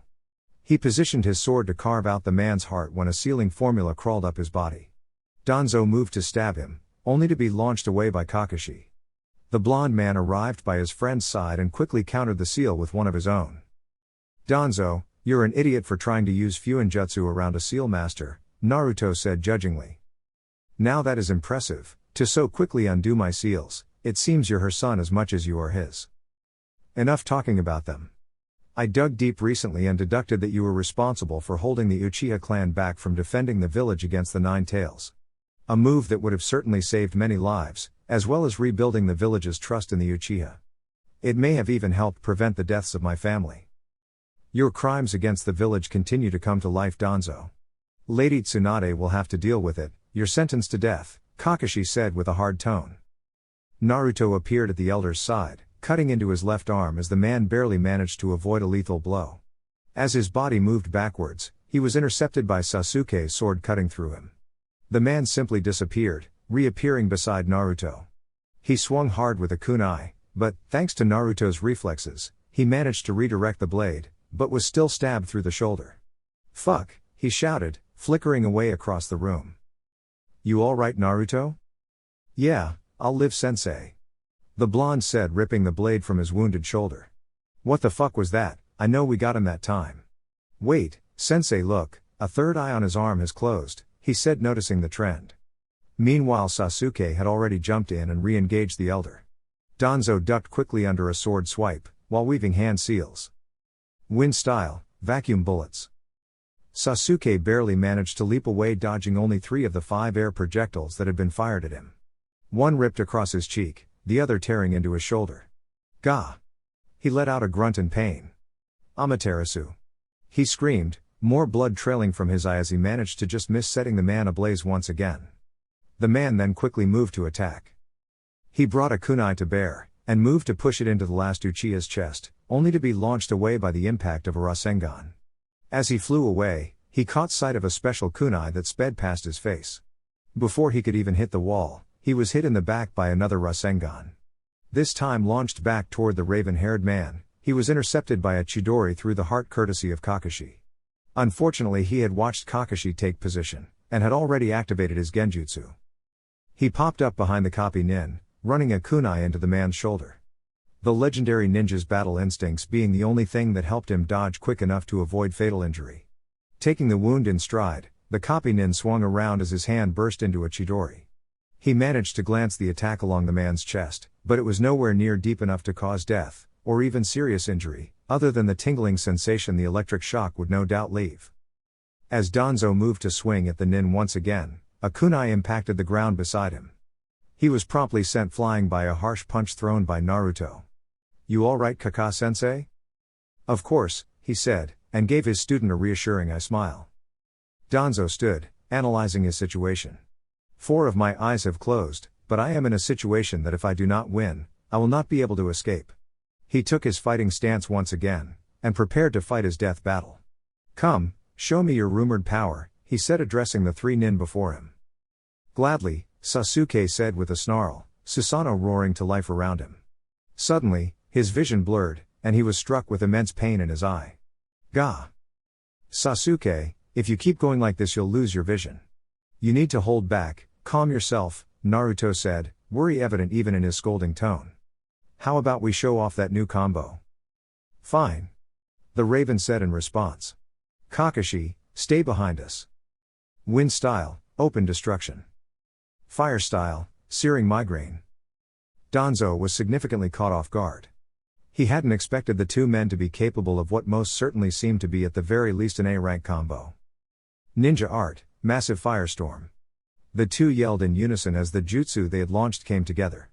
Everything in its path was incinerated, the wood of the room burning away in almost an instant. The metal beams that held parts of the base up, heated to such a degree that they twisted and melted. Danzo was completely erased in the blaze. The roof caved in, and the large complex collapsed on itself. All 4 ninja found themselves standing atop a pile of rubble, just as the early morning sun began to cast light over the village. Danzo looked down at his arm, and watched as his 5th eye closed, sighing slightly. The 3 attacking nin all took stances once again, when a crowd of root ninja landed around them. Kakashi, Sasuke. Handle Danzo, I'll handle crowd control. He moved through hand seals, before the other 2 launched at the elder. He finished his sequence, and used his jutsu. Uzumaki Fuinjutsu, 6-point barricade. A large purple barrier appeared, locking himself and the root ninja inside. The 12 root nin surrounded the blonde jounin, weapons drawn. Surrender Jinchuriki. Listen, you're all fellow Konohagakure shinobi, and I don't want to kill you, but if you continue to follow Danzo's orders, I won't hold back, he said, and quickly whipped kunai around the enclosed barrier. We are loyal to Lord Danzo, surrender now Jinchuriki, or we will attack. Damn, I didn't want it to be this way, Naruto sighed. Sasuke. Right. The Uchiha replied to his sensei, both of them bringing a Chidori to life in their hands. A chain of lightning shot between them, and Sasuke's eyes locked on Kakashi, while the copy nins did the same. Both used their Sharingan to synchronize their chakra, and use a technique Kakashi would normally use with a shadow clone. The two ran at the elder, the chain in position to take him apart at the waist. The man simply jumped over the technique, and landed behind Sasuke. Kakashi, he yelled. On it. Kakashi replied and disconnected his side of the Chidori. Sasuke's chakra took hold of the massive chain, and brought it around like a whip, smashing into Danzo and slicing him deeply in the torso. To finish it all, his chain launched the man toward him, and his porcupine technique turned the elder into a pin cushion. Standing across from them now, Danzo watched his sixth eye close. 6 down. Even if I beat these two Sharingan wielders, I'll need to keep enough power in reserve to take on the Uzumaki. The elder thought to himself as the Sharingan battle continued. Gah! Came the pained scream of a root agent as he took his last breath. A tri-pronged kunai having just been shoved into his heart, and quickly ripped back out. That's 4 down. Please don't keep doing this, it's not necessary to throw your lives away. Naruto pleaded with his technically fellow Konoha shinobi. Just fight Jinchuriki, we have no interest in your words. Fine. I can't keep my comrades waiting. Let's go, don't blink or you might die. The blonde said, his voice taking on an icy anger. He didn't even bother using his substitution, simply flickering in between kunai, and shoving them into chests and throats alike. Naruto quickly bathed his small battlefield in blood, and took a moment to catch his breath. He surveyed the scene for a moment, idly wondering how his father dealt with the pressure of killing 1,000 shinobi in a few seconds. As he turned to help his teammates, he was greeted with another, larger group of root nin that the other Anbu units had failed to take care of. The clang of kunai striking kunai filled the air as Kakashi and the elder crossed blades. The older man grabbed the other's wrist, and brought his foot around to kick at the copy nin's side. His foot impacted hard, cracking a few ribs and sending the masked man flying. He was caught by his student, and the raven-haired man took over. Danzo quickly engaged the Uchiha, and a battle of blades began anew. Sasuke ducked under a kunai swipe, and brought his sword around his back in an attempt to cut downward into the man's back. A quick dodge put Danzo at the advantage, and he bolted to stab the Uchiha through the chest. The raven sidestepped, and jumped, spinning in the air and running his sword's blade across the old man's back. Danzo tripped slightly, and felt the shift in the air temperature. Fire style, incinerator blast, yelled Sasuke, blasting the man's back with fire at such a close range there was no time to dodge. Kakashi. The raven yelled, knowing his sensei was already back up. Right. Lightning style, Chidori Senbone. The two yelled in unison, peppering the area with the electric Senbone, forcing Danzo to be struck by them the minute he appeared. It was no killing blow, but it did damage and definitely slowed him down. Sasuke's Susanoo burst to life around him again, and muscles and skin formed over the skeletal form. He gritted his teeth in pain, but forced himself through it as he drew back his bow. He shot an arrow that ripped straight through the bandaged man's chest. Kakashi and Sasuke watched on in annoyance as the man faded once again. When he appeared, Sasuke went at him with all forms of self-preservation disregarded. He swung wildly with his sword, and fired off fireballs and used Chidori spears against the man. Kakashi quickly picked up on what the raven was trying to accomplish, and quickly joined in. As soon as the elder's attention shifted slightly to the masked Jounin, a purple skeletal hand wrapped around his torso. The man's eyes widened in shock, and Sasuke grit his teeth in pain. He squeezed hard, and obliterated the man's body. As soon as he reappeared, the copy nin was on him, landing blows rapidly as the elder attempted to fight both ninja at once. I may be forced to use the Koto Amatsukami. If we come close enough for it to be necessary, I will make use of it. However, I need to save it for use on the Hokage to turn this mess around. I cannot wait any longer than today, else I risk the events transpiring now getting out amongst the shinobi ranks. At this moment, Sasuke landed his palm on the elder's back. Chidori sharp spear. He called, and the elongated Chidori burst forward, cutting right through the man's vitals, and as with before, he faded away.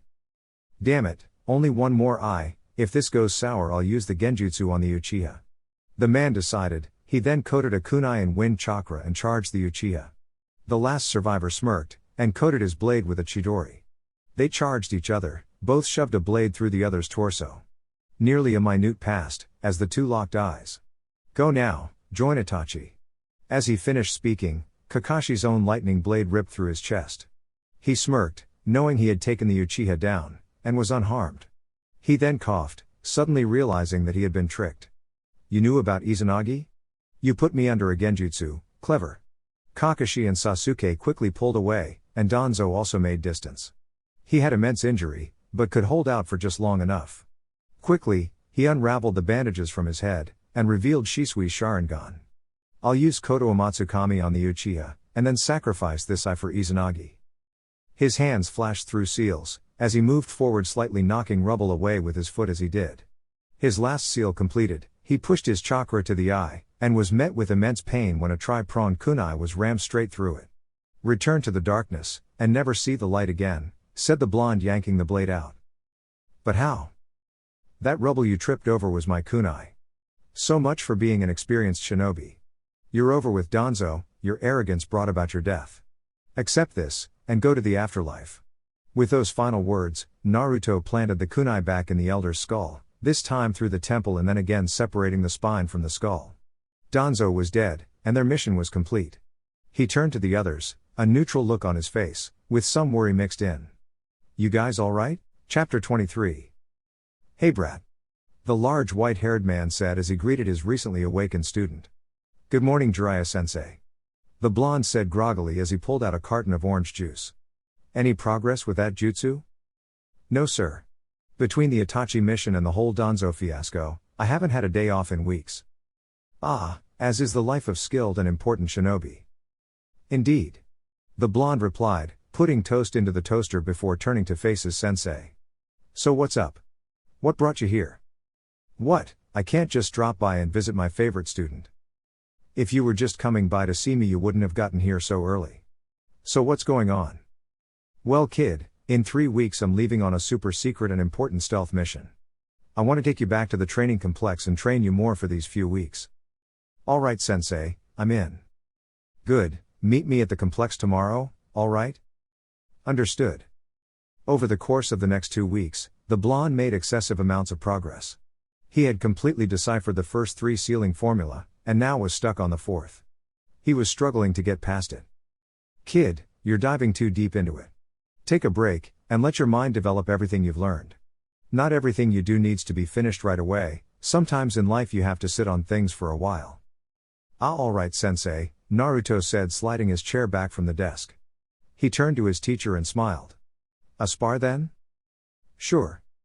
At the end of Jiraiya's last week in Konoha before his mission, he found himself sitting with Naruto. The two sat back to back, sharing a popsicle, both of their large scrolls set to the side. They sat in a field atop the cliffside the complex was built into. They had just finished a spar, and had gone outside for fresh air. The Sannin found himself extremely proud of the guts his charge had. Naruto had spent the last 2 days almost non-stop in the gauntlet. Which is what Naruto had taken to calling the massive complex maze of moving training posts. His reflexes seemed to be faster than ever, and Jiraiya had no doubt that when this young man finally cracked the flying Raijin, he would have no trouble using it in combat. The blonde was battered and bruised, and his clothing slightly ripped up as well. A week's worth of taking on the dummies at faster and faster speeds, along with multiple daily spars with a Sannin, had taken its toll on his body and clothing. Jiraiya smiled fondly, thinking about the student who currently leaned against his back. I'll protect you no matter what, Naruto. He thought to himself. Finally the larger man spoke to his charge. You've been working hard, kid. Everyone has taken notice. The absolute willpower you've shown is impressive. At this rate, that Hokage title might have your name on it. You're doing great, and you've stuck to your path. You mean people are finally acknowledging me? Asked the younger man tiredly. Of course, kiddo. Kakashi, Tsunade, Iruka, and even Sasuke, all acknowledge your power. But the power you possess that is more useful than any jutsu, is the willpower you hold in your heart. You really think I've come that far, sensei? I'm still not at your level.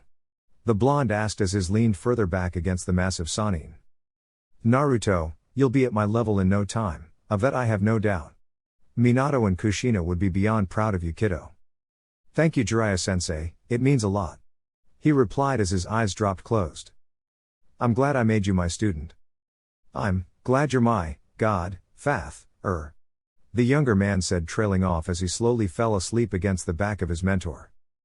I'm gonna come back to watch you grow, kiddo. I promise. Jiraiya thought to himself, as he relaxed as well, but stayed sturdy enough to hold up his charge. The sun shone brightly down on the two, and they lay there for hours. Naruto slept soundly against the man who had been instrumental in making him who he was. As night finally overtook the clearing, Jiraiya collected the blonde, and brought him to his room in the complex. The sage wrote out a quick note, and made his way to see the Hokage before he took his leave. The note he left read, "See ya later, kid." Minato was the closest thing I ever had to a son. When I look at Naruto, it's like I'm looking at my very own grandchild, and I can't help but believe in the man he is. If there is anyone who can bring peace to the world of shinobi, it will be Naruto. And if it isn't peace, then it will be the closest thing to it, and that's for sure. The large man said, turning away from the other Sannin. Now, I ought to get going. Wait, Jiraiya. Do you have to go? Of course, someone has to get intel on the Akatsuki leader. I'm the only one who can. Wish me luck, princess. He replied, as he held his fist into the air, before turning it into a reassuring thumbs up. See ya. As the Toad Sage left his village, the princess he had always chased after let her tears fall. Naruto awoke groggily from his sleep, and quickly climbed from his bed. He walked to the Sannin's room, and the kitchen, trying to find his teacher, before remembering he was due to leave today. He then noticed the Sannin's note and frowned slightly. He made his way out onto the only part of the complex that stuck out of the cliff and stared into the sky. He then thought to himself, you left before I could say goodbye. Stupid pervert, be safe, sensei. Naruto decided to head home and take a long shower, as well as tend to his house plants. He couldn't ask Rika to look after them forever. Whistling, he made his way through the streets of Konoha toward his home. Naruto. A voice rang out, a familiar figure running over to talk with him. Oh, hey Kiba. What's up? Nothing much, how have you been? I heard you made jounin. Yeah, that was a while ago though. How about you? Any progress? No, not really, my mission count is still too low and I don't have enough team lead experience.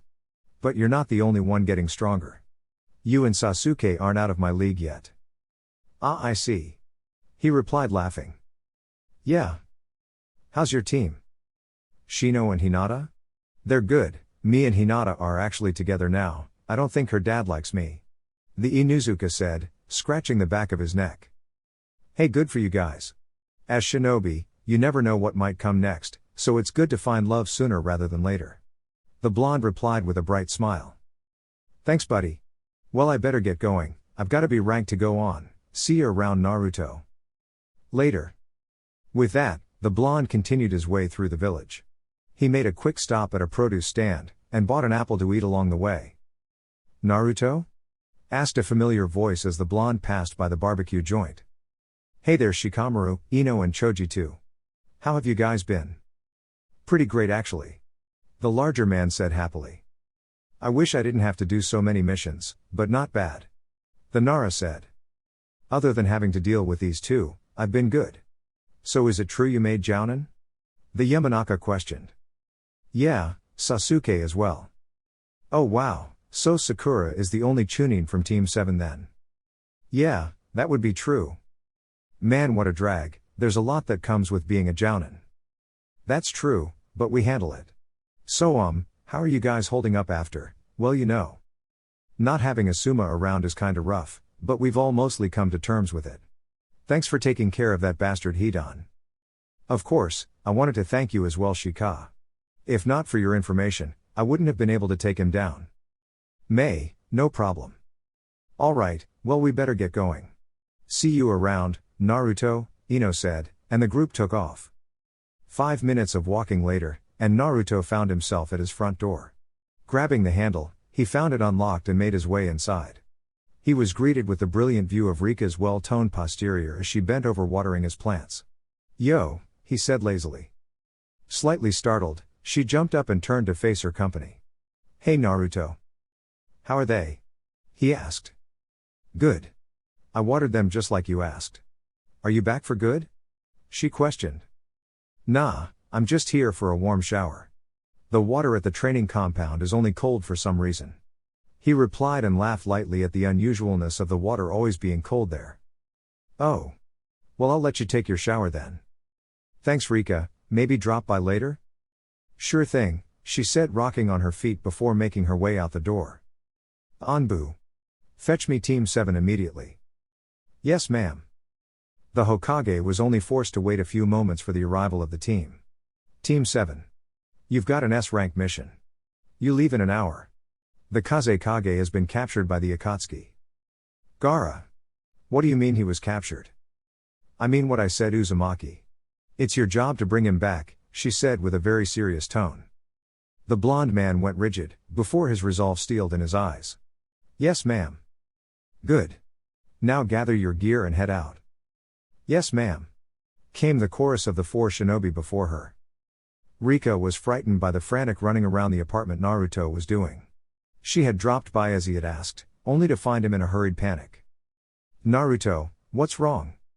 I don't have time, Rika, super important mission. Naruto, what's wrong? They got Gaara, okay? They got him, and I wasn't there. I'm wasting time packing extra gear. I need to go now.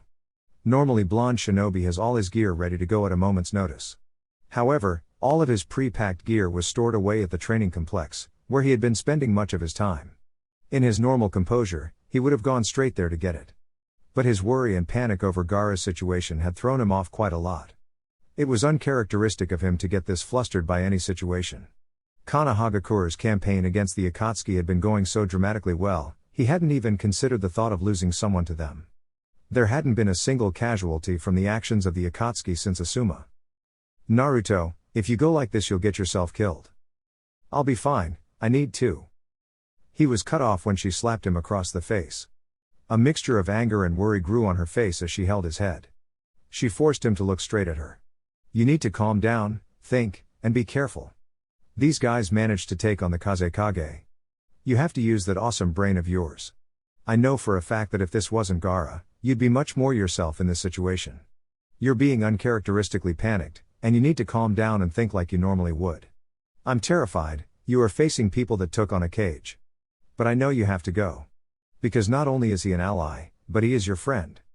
I know you won't let harm come to him. Naruto stopped his panic. His brain and body calmed themselves at her words. Thank you, Rika. Naruto, you could die on this mission. I don't want to regret this. As she finished, she quickly leaned up and kissed him. Be safe, and come back to me. I'll tell you about this scarf when you do, she said, holding the burnt orange scarf in front of his face. Now go, she said as she disappeared in a body flicker. He stared at the spot she had stood, a slight smile creeping onto his face. I'll be back, I promise, he said quietly to the empty apartment before flickering away to find his team. Sasuke leapt away as the flames of a massive explosion licked at his back. He turned, and saw the onslaught of clay flying beetles coming at him. His eye bleed lightly as the ribcage of the Susanoo surrounded his body and stopped the explosives from causing any damage. He sighed in relief, and his Susanoo deactivated, only for his eyes to widen as a massive bird made of clay screamed toward him from the sky. Kamui! Came the voice of his sensei as he sucked away the bird to a separate dimension. Are you okay, Sasuke? I'm fine, thanks, Kakashi. Good, let's get this guy. Meanwhile, Naruto found himself extremely happy Lady Chiyo had come along. With her help he was able to focus on Sasori. There was nothing against Sakura's skills, but she was still only about Chunin level in speed. This meant she had no capability of dodging the puppet user's attacks. He also knew he could count on Sasuke and Kakashi to retrieve the Kazekage. His tailed beast may have been ripped from him, but Naruto held out hope. At this moment, the puppet user chose to use his army of 100 puppets. Sasori was skilled, and Naruto's clones couldn't get close. He knew it would take one quick catastrophic blow to take this guy out. He might be able to do it with his Rasengan, but he knew someone who could crush the man's entire body with a single punch. Sakura. Chiyo. I'll make an opening, be ready. Right. They replied in unison. He peppered the whole army with his kunai, and decided it was now or never to use his substitution to the max. Replacing with kunai after kunai, he used the Rasengan to make his way down the middle of the army. Sakura followed closely behind his trail, with the old puppet user guiding her moves. He burst through the opposite side of the puppet wall, having used the last of his substitution. He landed on his feet, and Sakura launched over his head, and came down with a massive heel drop to Sasori's torso. The man's puppet body shattered, and he was no more. "Alright, good work. Let's go support the team," he commanded. Having dealt with Datara, the combined might of Team 7 easily being enough to handle the former Iwin Nin, Chio now sat before Gaara's lifeless body. "I was inspired by how you treat this boy, our Kazekage, as one of your closest friends. You, Uzumaki, and this boy Gaara. You will be the future. Lend me your chakra, so that I may give my life for his." "Chio, I can't ask you to." She cut him off quickly and spoke. "You don't need to ask. This is my choice, and my way of entrusting the future to you and Gaara.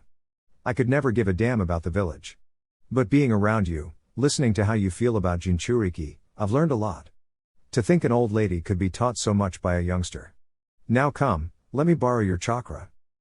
"Yes, ma'am," he replied solemnly, trailing off. They sat in silence as Chio did her work. Naruto watched as the life slowly drained from the woman. As she fell back, Sakura caught her, but she was dead the moment she landed in the girl's arms. Sand shinobi began to arrive as the Kazekage slowly came back to consciousness in the land of the living. As he sat up, he was greeted with a mop of blonde hair. He immediately recognized the long blonde bangs that framed his friend's face. "Naruto?" he said lightly. "It's me, Gaara. We came to rescue you. Your friends and shinobi have arrived to help as well. Although they are a little late to the party," the blonde said with a sad chuckle. "I thought I died." "You did, that lady gave her life to save you. She put her trust in the peace between our villages and you and I." "Lady, Chio, gave her life for me?" "Yes, she did." "Naruto, help me stand." "Yes, sir," the blonde replied, lifting the redhead to his feet. The Kazekage stood shakily, and began to address those around him. "Everyone, pray for Lady Chio. May she be forever remembered, and rest in eternal peace." With that, the entire force of shinobi bowed their heads, closed their eyes, and prayed. "Naruto, thank you for coming to help me. Obviously I'd come help. You and Sasuke are my best friends. I'd do anything for you guys. Originally, you wanted to kill me, but you've grown on me. You ought to come visit the idiot more so he doesn't pester me so much," commented the Uchiha who stood beside the blonde. "Thank you both. I wish the best for both of you, and I look forward to our villages working closely together," the Kazekage said, shaking the hands of both shinobi. "Thank you both for being my friends. I've become a very different person due to the lessons you both taught to me." "Anytime, Gaara," Naruto said with a smirk. "I'll always help out my friends, you know." Team 7. It seems congratulations are in order for your mission to rescue the Kazekage. Well done, Sakura, you managed to save the life of the Kazekage's brother as well. I'm proud of all of you. Good work. Kakashi, Naruto, and Sasuke, you've all been hitting high-ranked missions back to back. Take a month off," the Hokage said, addressing the freshly returned team. "Thank you, ma'am," the three males said, as they made their way out of the office. Sakura stayed behind to assist her mentor with her duties. As Naruto left, something clicked in his head pertaining to the flying Raijin, and he knew he had to get back to it right away. He sprinted down the hallway to leave, and almost ran headlong into Rika. "Hey Rika, I know we need to have a super important talk and all, but I have to do something now and it's imperative I do it right now." He whipped out a piece of paper, and scribbled directions to the complex on it. "Come by in the morning," he yelled, as he handed her the paper and ran off. The girl smiled lightly, before speaking under her breath. "Weirdo." Naruto sat at his desk in the complex once again, mind reeling as he tried to wrap his brain around the complex theory of the last seal formula. He had completely reconstructed the third formula, which had pertained entirely to the time side of space-time theory. With the other three out of the way, he could completely focus on the fourth kanji. This one represented tier. It was what made the movement through space-time possible at all. With this, he was able to figure out exactly how the 4 formula worked in tangent. It essentially boiled down to speed through a space-time tier. Speed being the first formula, space being the second, time being the third, and tier being the 4. The user would use chakra to shape and form the tier in space-time, and use it to move through. It was much like if you folded a piece of paper in half and cut a hole through it. When it is unfolded, the distance between the holes is massive, but if you fold it, it's like stepping through a door.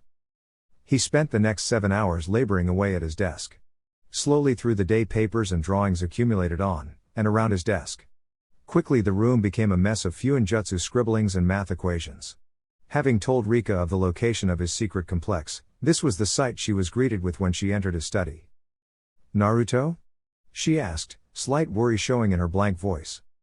His hand shot up, and was held in a motion for her to wait. "Hang on." He spoke seriously.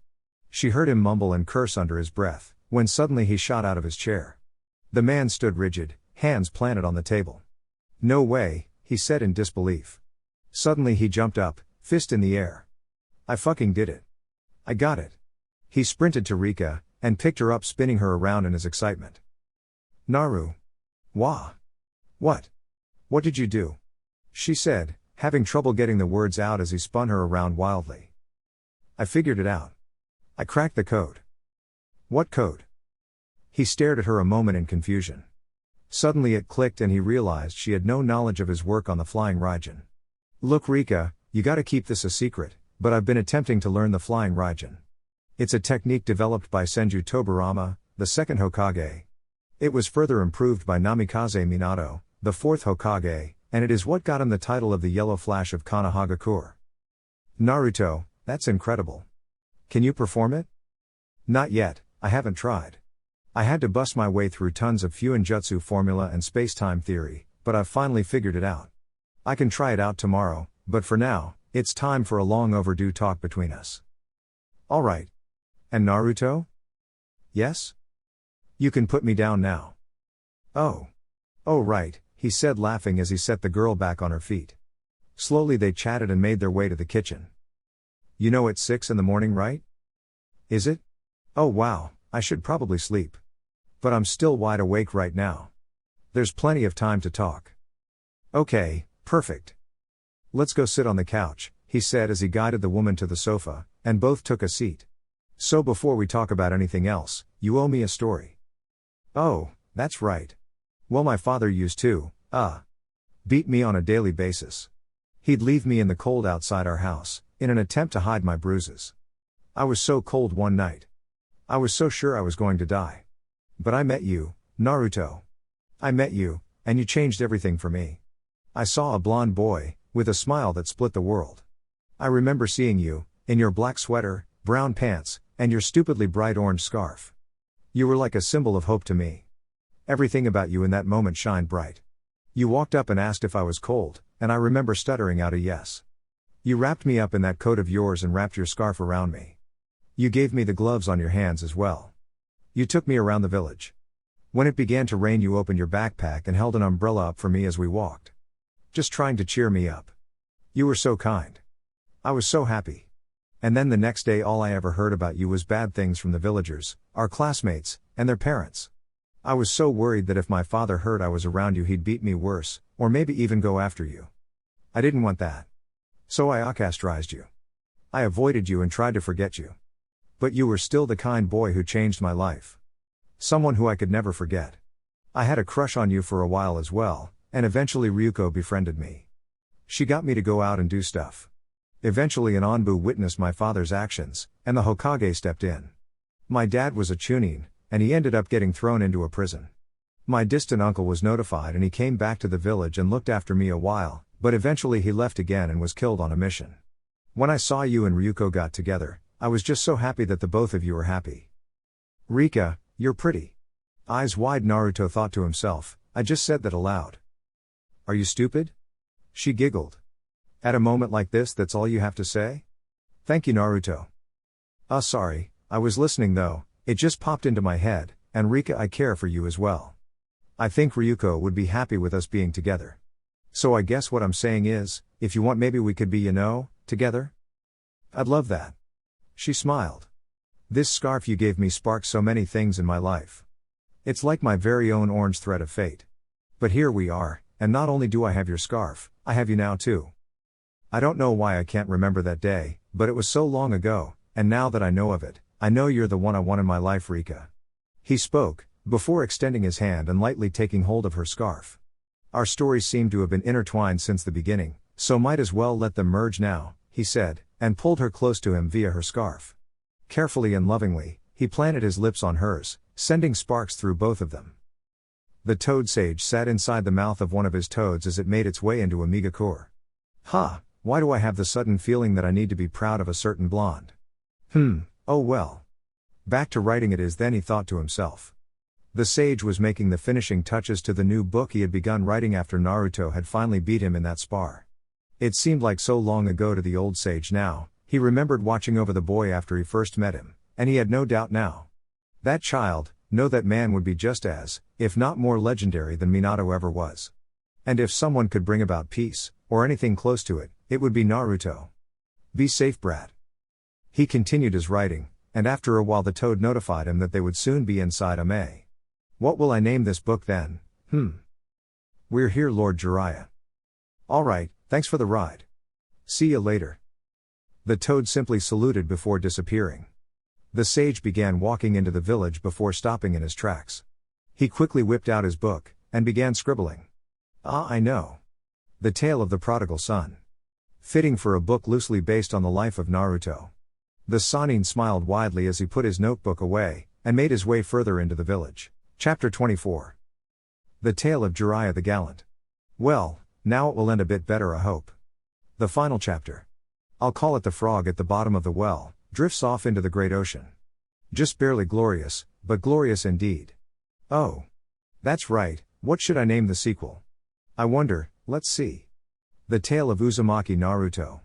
Or maybe, Namikaze Naruto, yeah, that has a nice ring to it. Sorry I couldn't be there for your upcoming birthday, kiddo. Naruto threw a kunai, and it impacted the target across from him. Channeling his chakra, he activated the flying Raijin. The blonde appeared before the target, and suddenly he collapsed to one knee. Pain shot through his body, and vomit filled his throat. Gah, damn it, that hurt. What am I doing wrong? It takes so much to rip open the hole in space-time. Using my chakra to blast through ends up taking so much and causing me a great deal of pain. He thought, analyzing the results in his mind. He didn't even want to stand back up, it hurt so much. Suddenly he felt a large hand land on his shoulder. His eyes shot wide, and he stood quickly. Sensei, I didn't even sense you? He said, trailing off as he realized no one was there. What the hell, I could have sworn that was. He thought. He placed his finger to the ground and stretched his chakra over the village. No, he's not back, The blonde went back to his notes, and soon after, resumed attempting his technique. A few tries later, and no progress made, Naruto realized it was time for a date with Rika. He quickly flickered away from the complex to her house to pick her up for their meal. Tsunade. So it's really true then? He's really gone? Yes, I'm sorry, my dear. It is the truth. The elder toad said sadly. I see. Anbu. Fetch me Kakashi. Yes, ma'am. A masked figure said, it then dropped from the ceiling and disappeared from the room. Only about a minute later, Sakura stepped into the office, confusion slowly overtaking her face when she saw the toads. Lady Tsunade, what's going on here? She was cut off quickly when Kakashi appeared before the Hokage. Ma'am? The copy nin asked. Kakashi, Jiraiya has been killed in battle. I need you to go get Naruto and bring him here. Lord Jiraiya has? Yes ma'am, right away. The masked nin said, quickly flickering away from the office to fetch the blonde. Lady Tsunade, is it true? Is Lord Jiraiya really? Yes, it is, Sakura. Now, please go, this is something that Naruto needs to hear in private. Yes ma'am, will do. I'll come back later. So there I am, kunai in hand, and I swear I've got that pervert right where I want him. No escape possible. And he turns into a freaking toad. It was crazy. The blonde told his new girlfriend as he recounted a tale from his early training with the sage. The brunette giggled loudly, and smiled at him. That sounds like quite the tale, Naruto. The blonde spun around in his chair to look at the doorway of the restaurant. He had sensed his sensei coming, and waited patiently. Hey Kaka-sensei. Hey. Naruto, the fifth has called for you.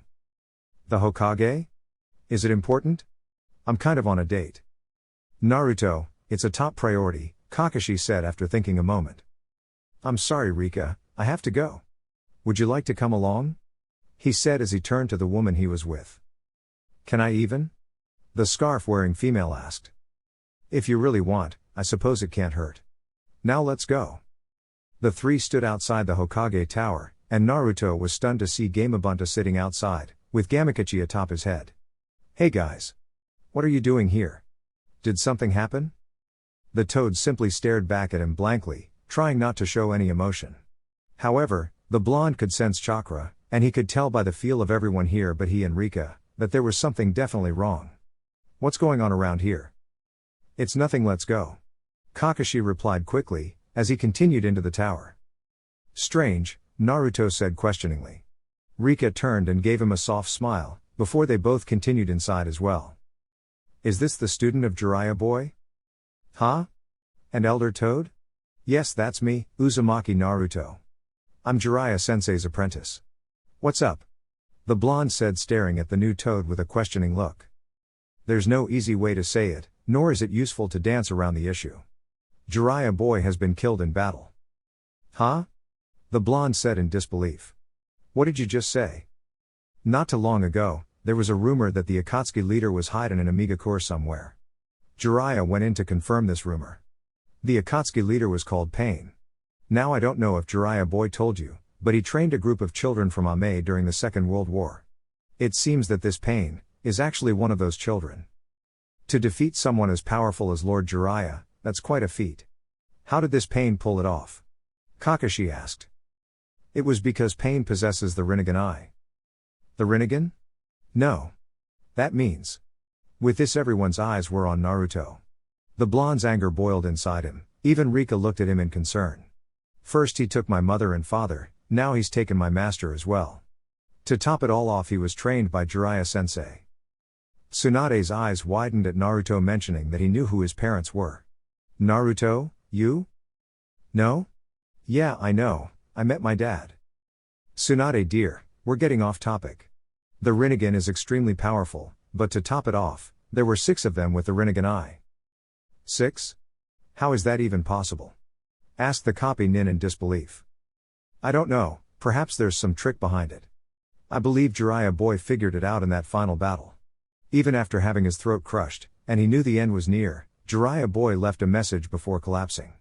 The toad said, whipping off his cloak. "This is his message." "It's a code," commented Shizune. "I believe he did this to prevent Pain from catching on, but that is all I know. I'm not sure what he was trying to tell us," spoke the Hokage. "Naruto boy, he also gave me something that I need to give to you. It's the final draft of his new book," the elder toad said, and held out a book to the blonde. The man stepped forward, and took the parchment in his hand. He also pulled out his own piece of paper and politely asked the toad to turn around.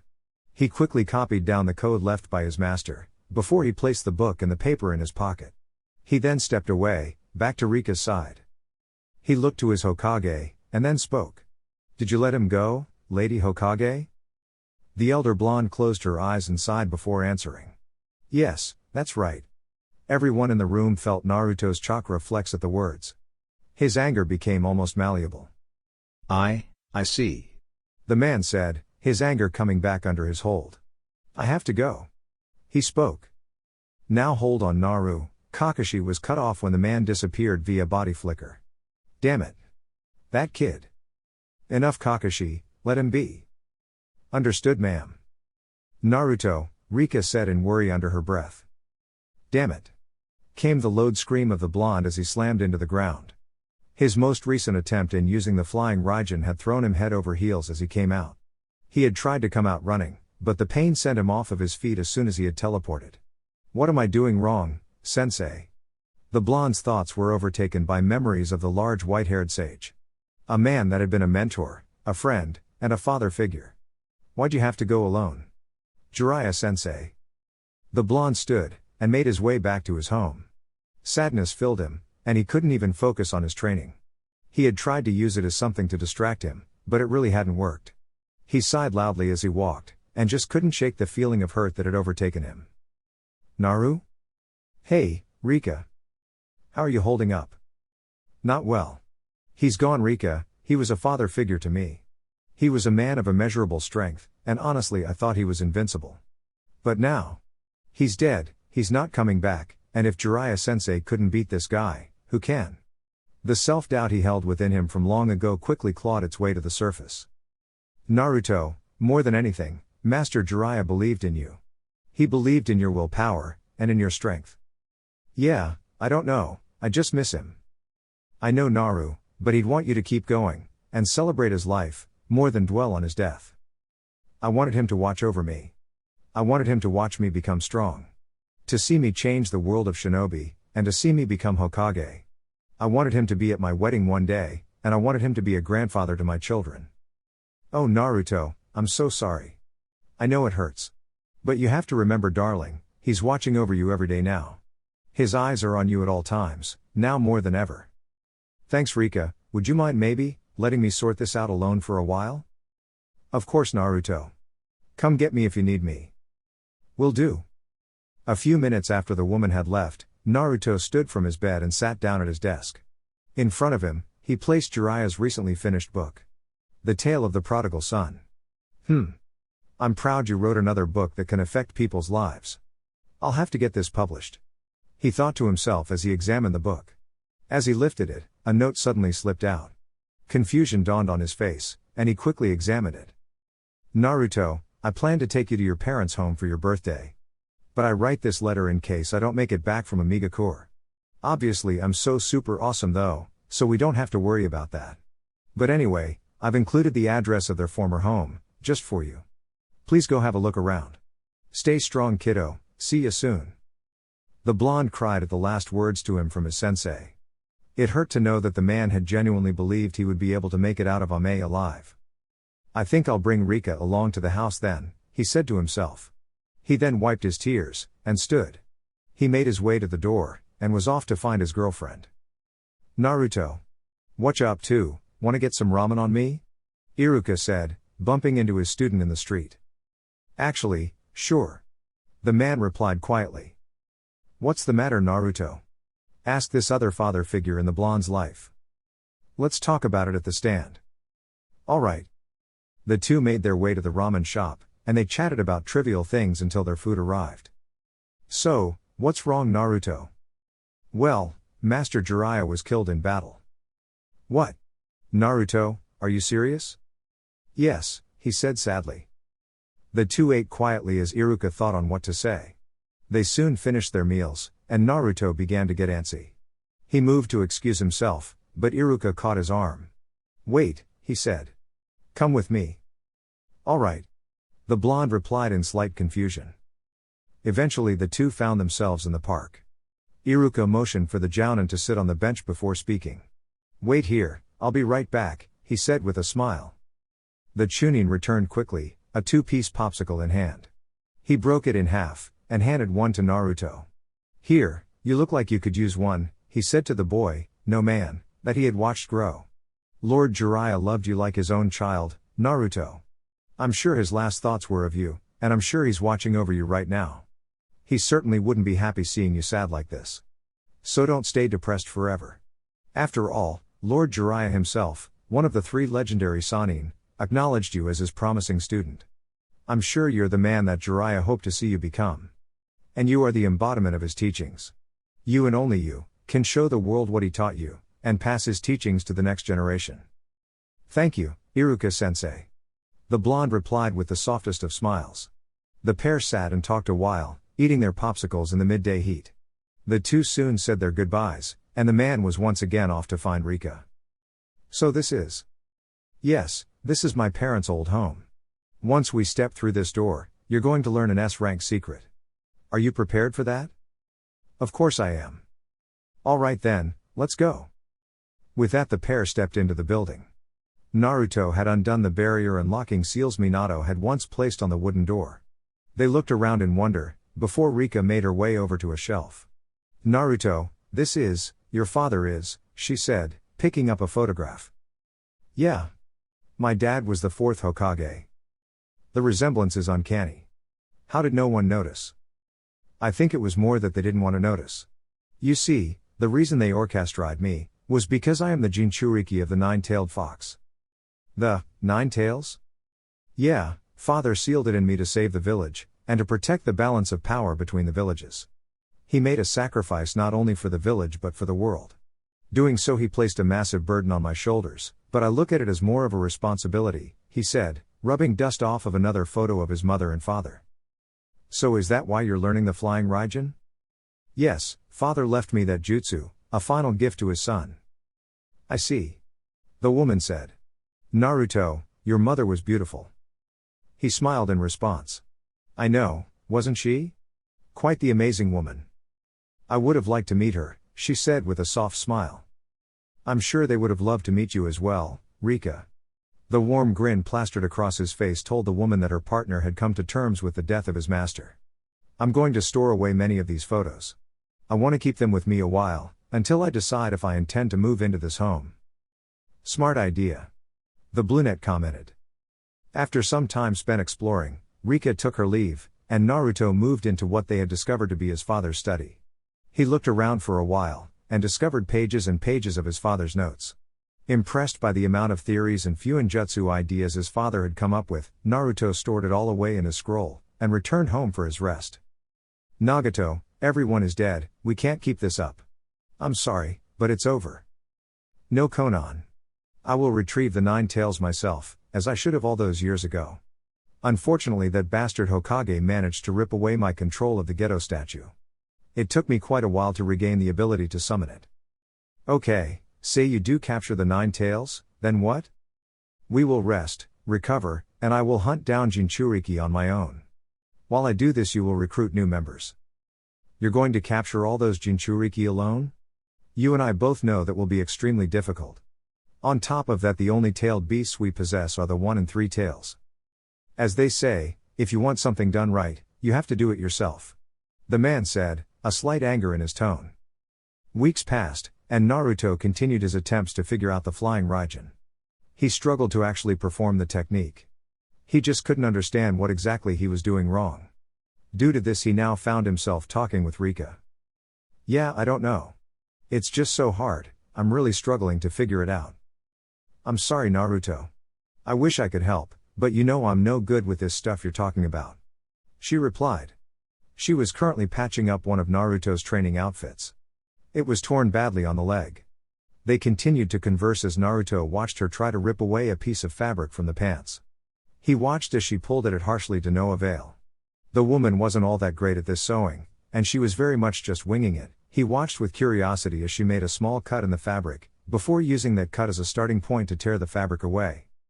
Rika, he yelled, causing the woman to jump. What? Dang it Naruto, you scared me.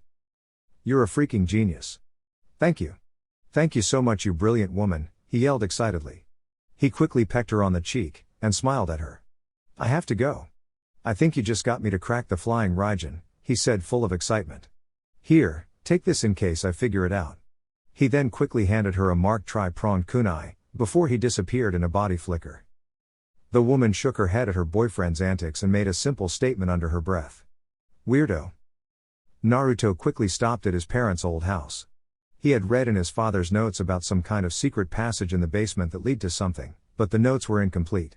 They had been dated to the night before his birth, so he assumed his father hadn't had the chance to complete them. He wanted to go check it out quickly before he threw himself headlong into the flying Raijin training with his new idea that had been sparked by Rika. Coming before a strange and well-locked door in the basement, the man stood in confusion. The door had a few locks on it, as well as plenty of sealing formula to keep it closed. After some time of trial and error, Naruto unlocked the door, and made his way inside. What is this? The blonde questioned in wonder as he stood in a seemingly unending plane of existence. A massive open and blank white and gray area sprawled around him. Dad, you crazy genius. I can't believe it. You created your own pocket dimension. The blonde stood there, taking in the marvelous amount of work it must have taken his father to develop this. Wait, how the hell am I going to get out of here? Shit, this might be a problem. He sat down, and quickly unfurled his scroll, extracting the notes of his father. He quickly began sifting through them, intent on finding an answer. Studying quickly, he soon figured out 3 things. The first was that his father had created this place as a testing ground for extremely dangerous jutsu. The second was that this pocket dimension only slowed time by a few hours. 24 hours in the pocket dimension would be 12 hours in the real world. The third had deeply concerned the blonde. His father had not written down how to escape this place. It certainly had the man stumped and he needed to figure it out. He made multiple shadow clones, who quickly set to work on finding a way out. In the meantime, Naruto planned to perfect the flying Raijin. Before he got to work, however, the boy spun around and made 3 more shadow clones. These clones quickly got to work on trying to decipher Jiraiya's message. "Has anyone seen Uzumaki Naruto?" asked the Hokage to her assembled group of nin. "No ma'am, I believe myself and Iruka were the last ones to see him. That was last week. He had been headed to his training complex, but no one has found any trace of him. I highly doubt he deserted the village. I believe he may have caused himself trouble in his training. We checked his house, and the Inuzukas tracked his scent to the basement door. However, it was locked with multiple sealing formulas and no one could even begin to comprehend them. And with Master Jiraiya gone." Rika trailed off. "That brat always gets into trouble.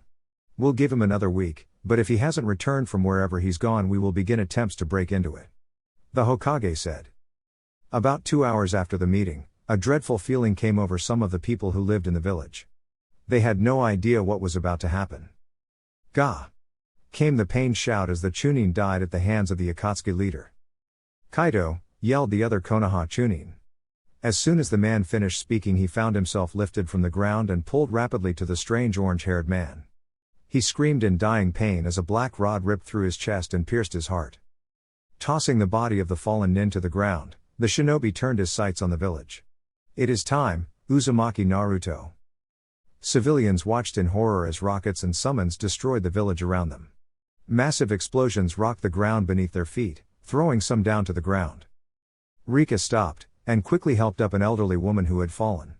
"Please, evacuate quickly," she said to the elder. Who smiled and thanked her, before quickly running off. "What's happening?" Rika asked aloud as she ran through the streets. She made her way across rooftops, trying to find the source of the destruction. She skidded to a stop as she heard the voice of the Chunin, Umino Iruka. She watched as an orange-haired man landed before her former academy teacher. "Speak now. Is Uzumaki Naruto in this village?" Iruka looked up at him defiantly, attempting to tend to the wounded ninja below him. "I don't have anything to say to the likes of you." "Is that so? Then I have no need for you," said the man stoically as he swung his arm down, a metal rod intended for Iruka's chest. His arm was stopped suddenly, however, when a gloved hand caught it. The Rinnegan wielder then came face to face, and eye to eye, with none other than Hatake Kakashi. "Take that man with you, and pull back. I'll handle things here," spoke the copy nin. "Why, yes sir," Iruka replied obediently. He quickly gathered his wounded comrade and made his escape.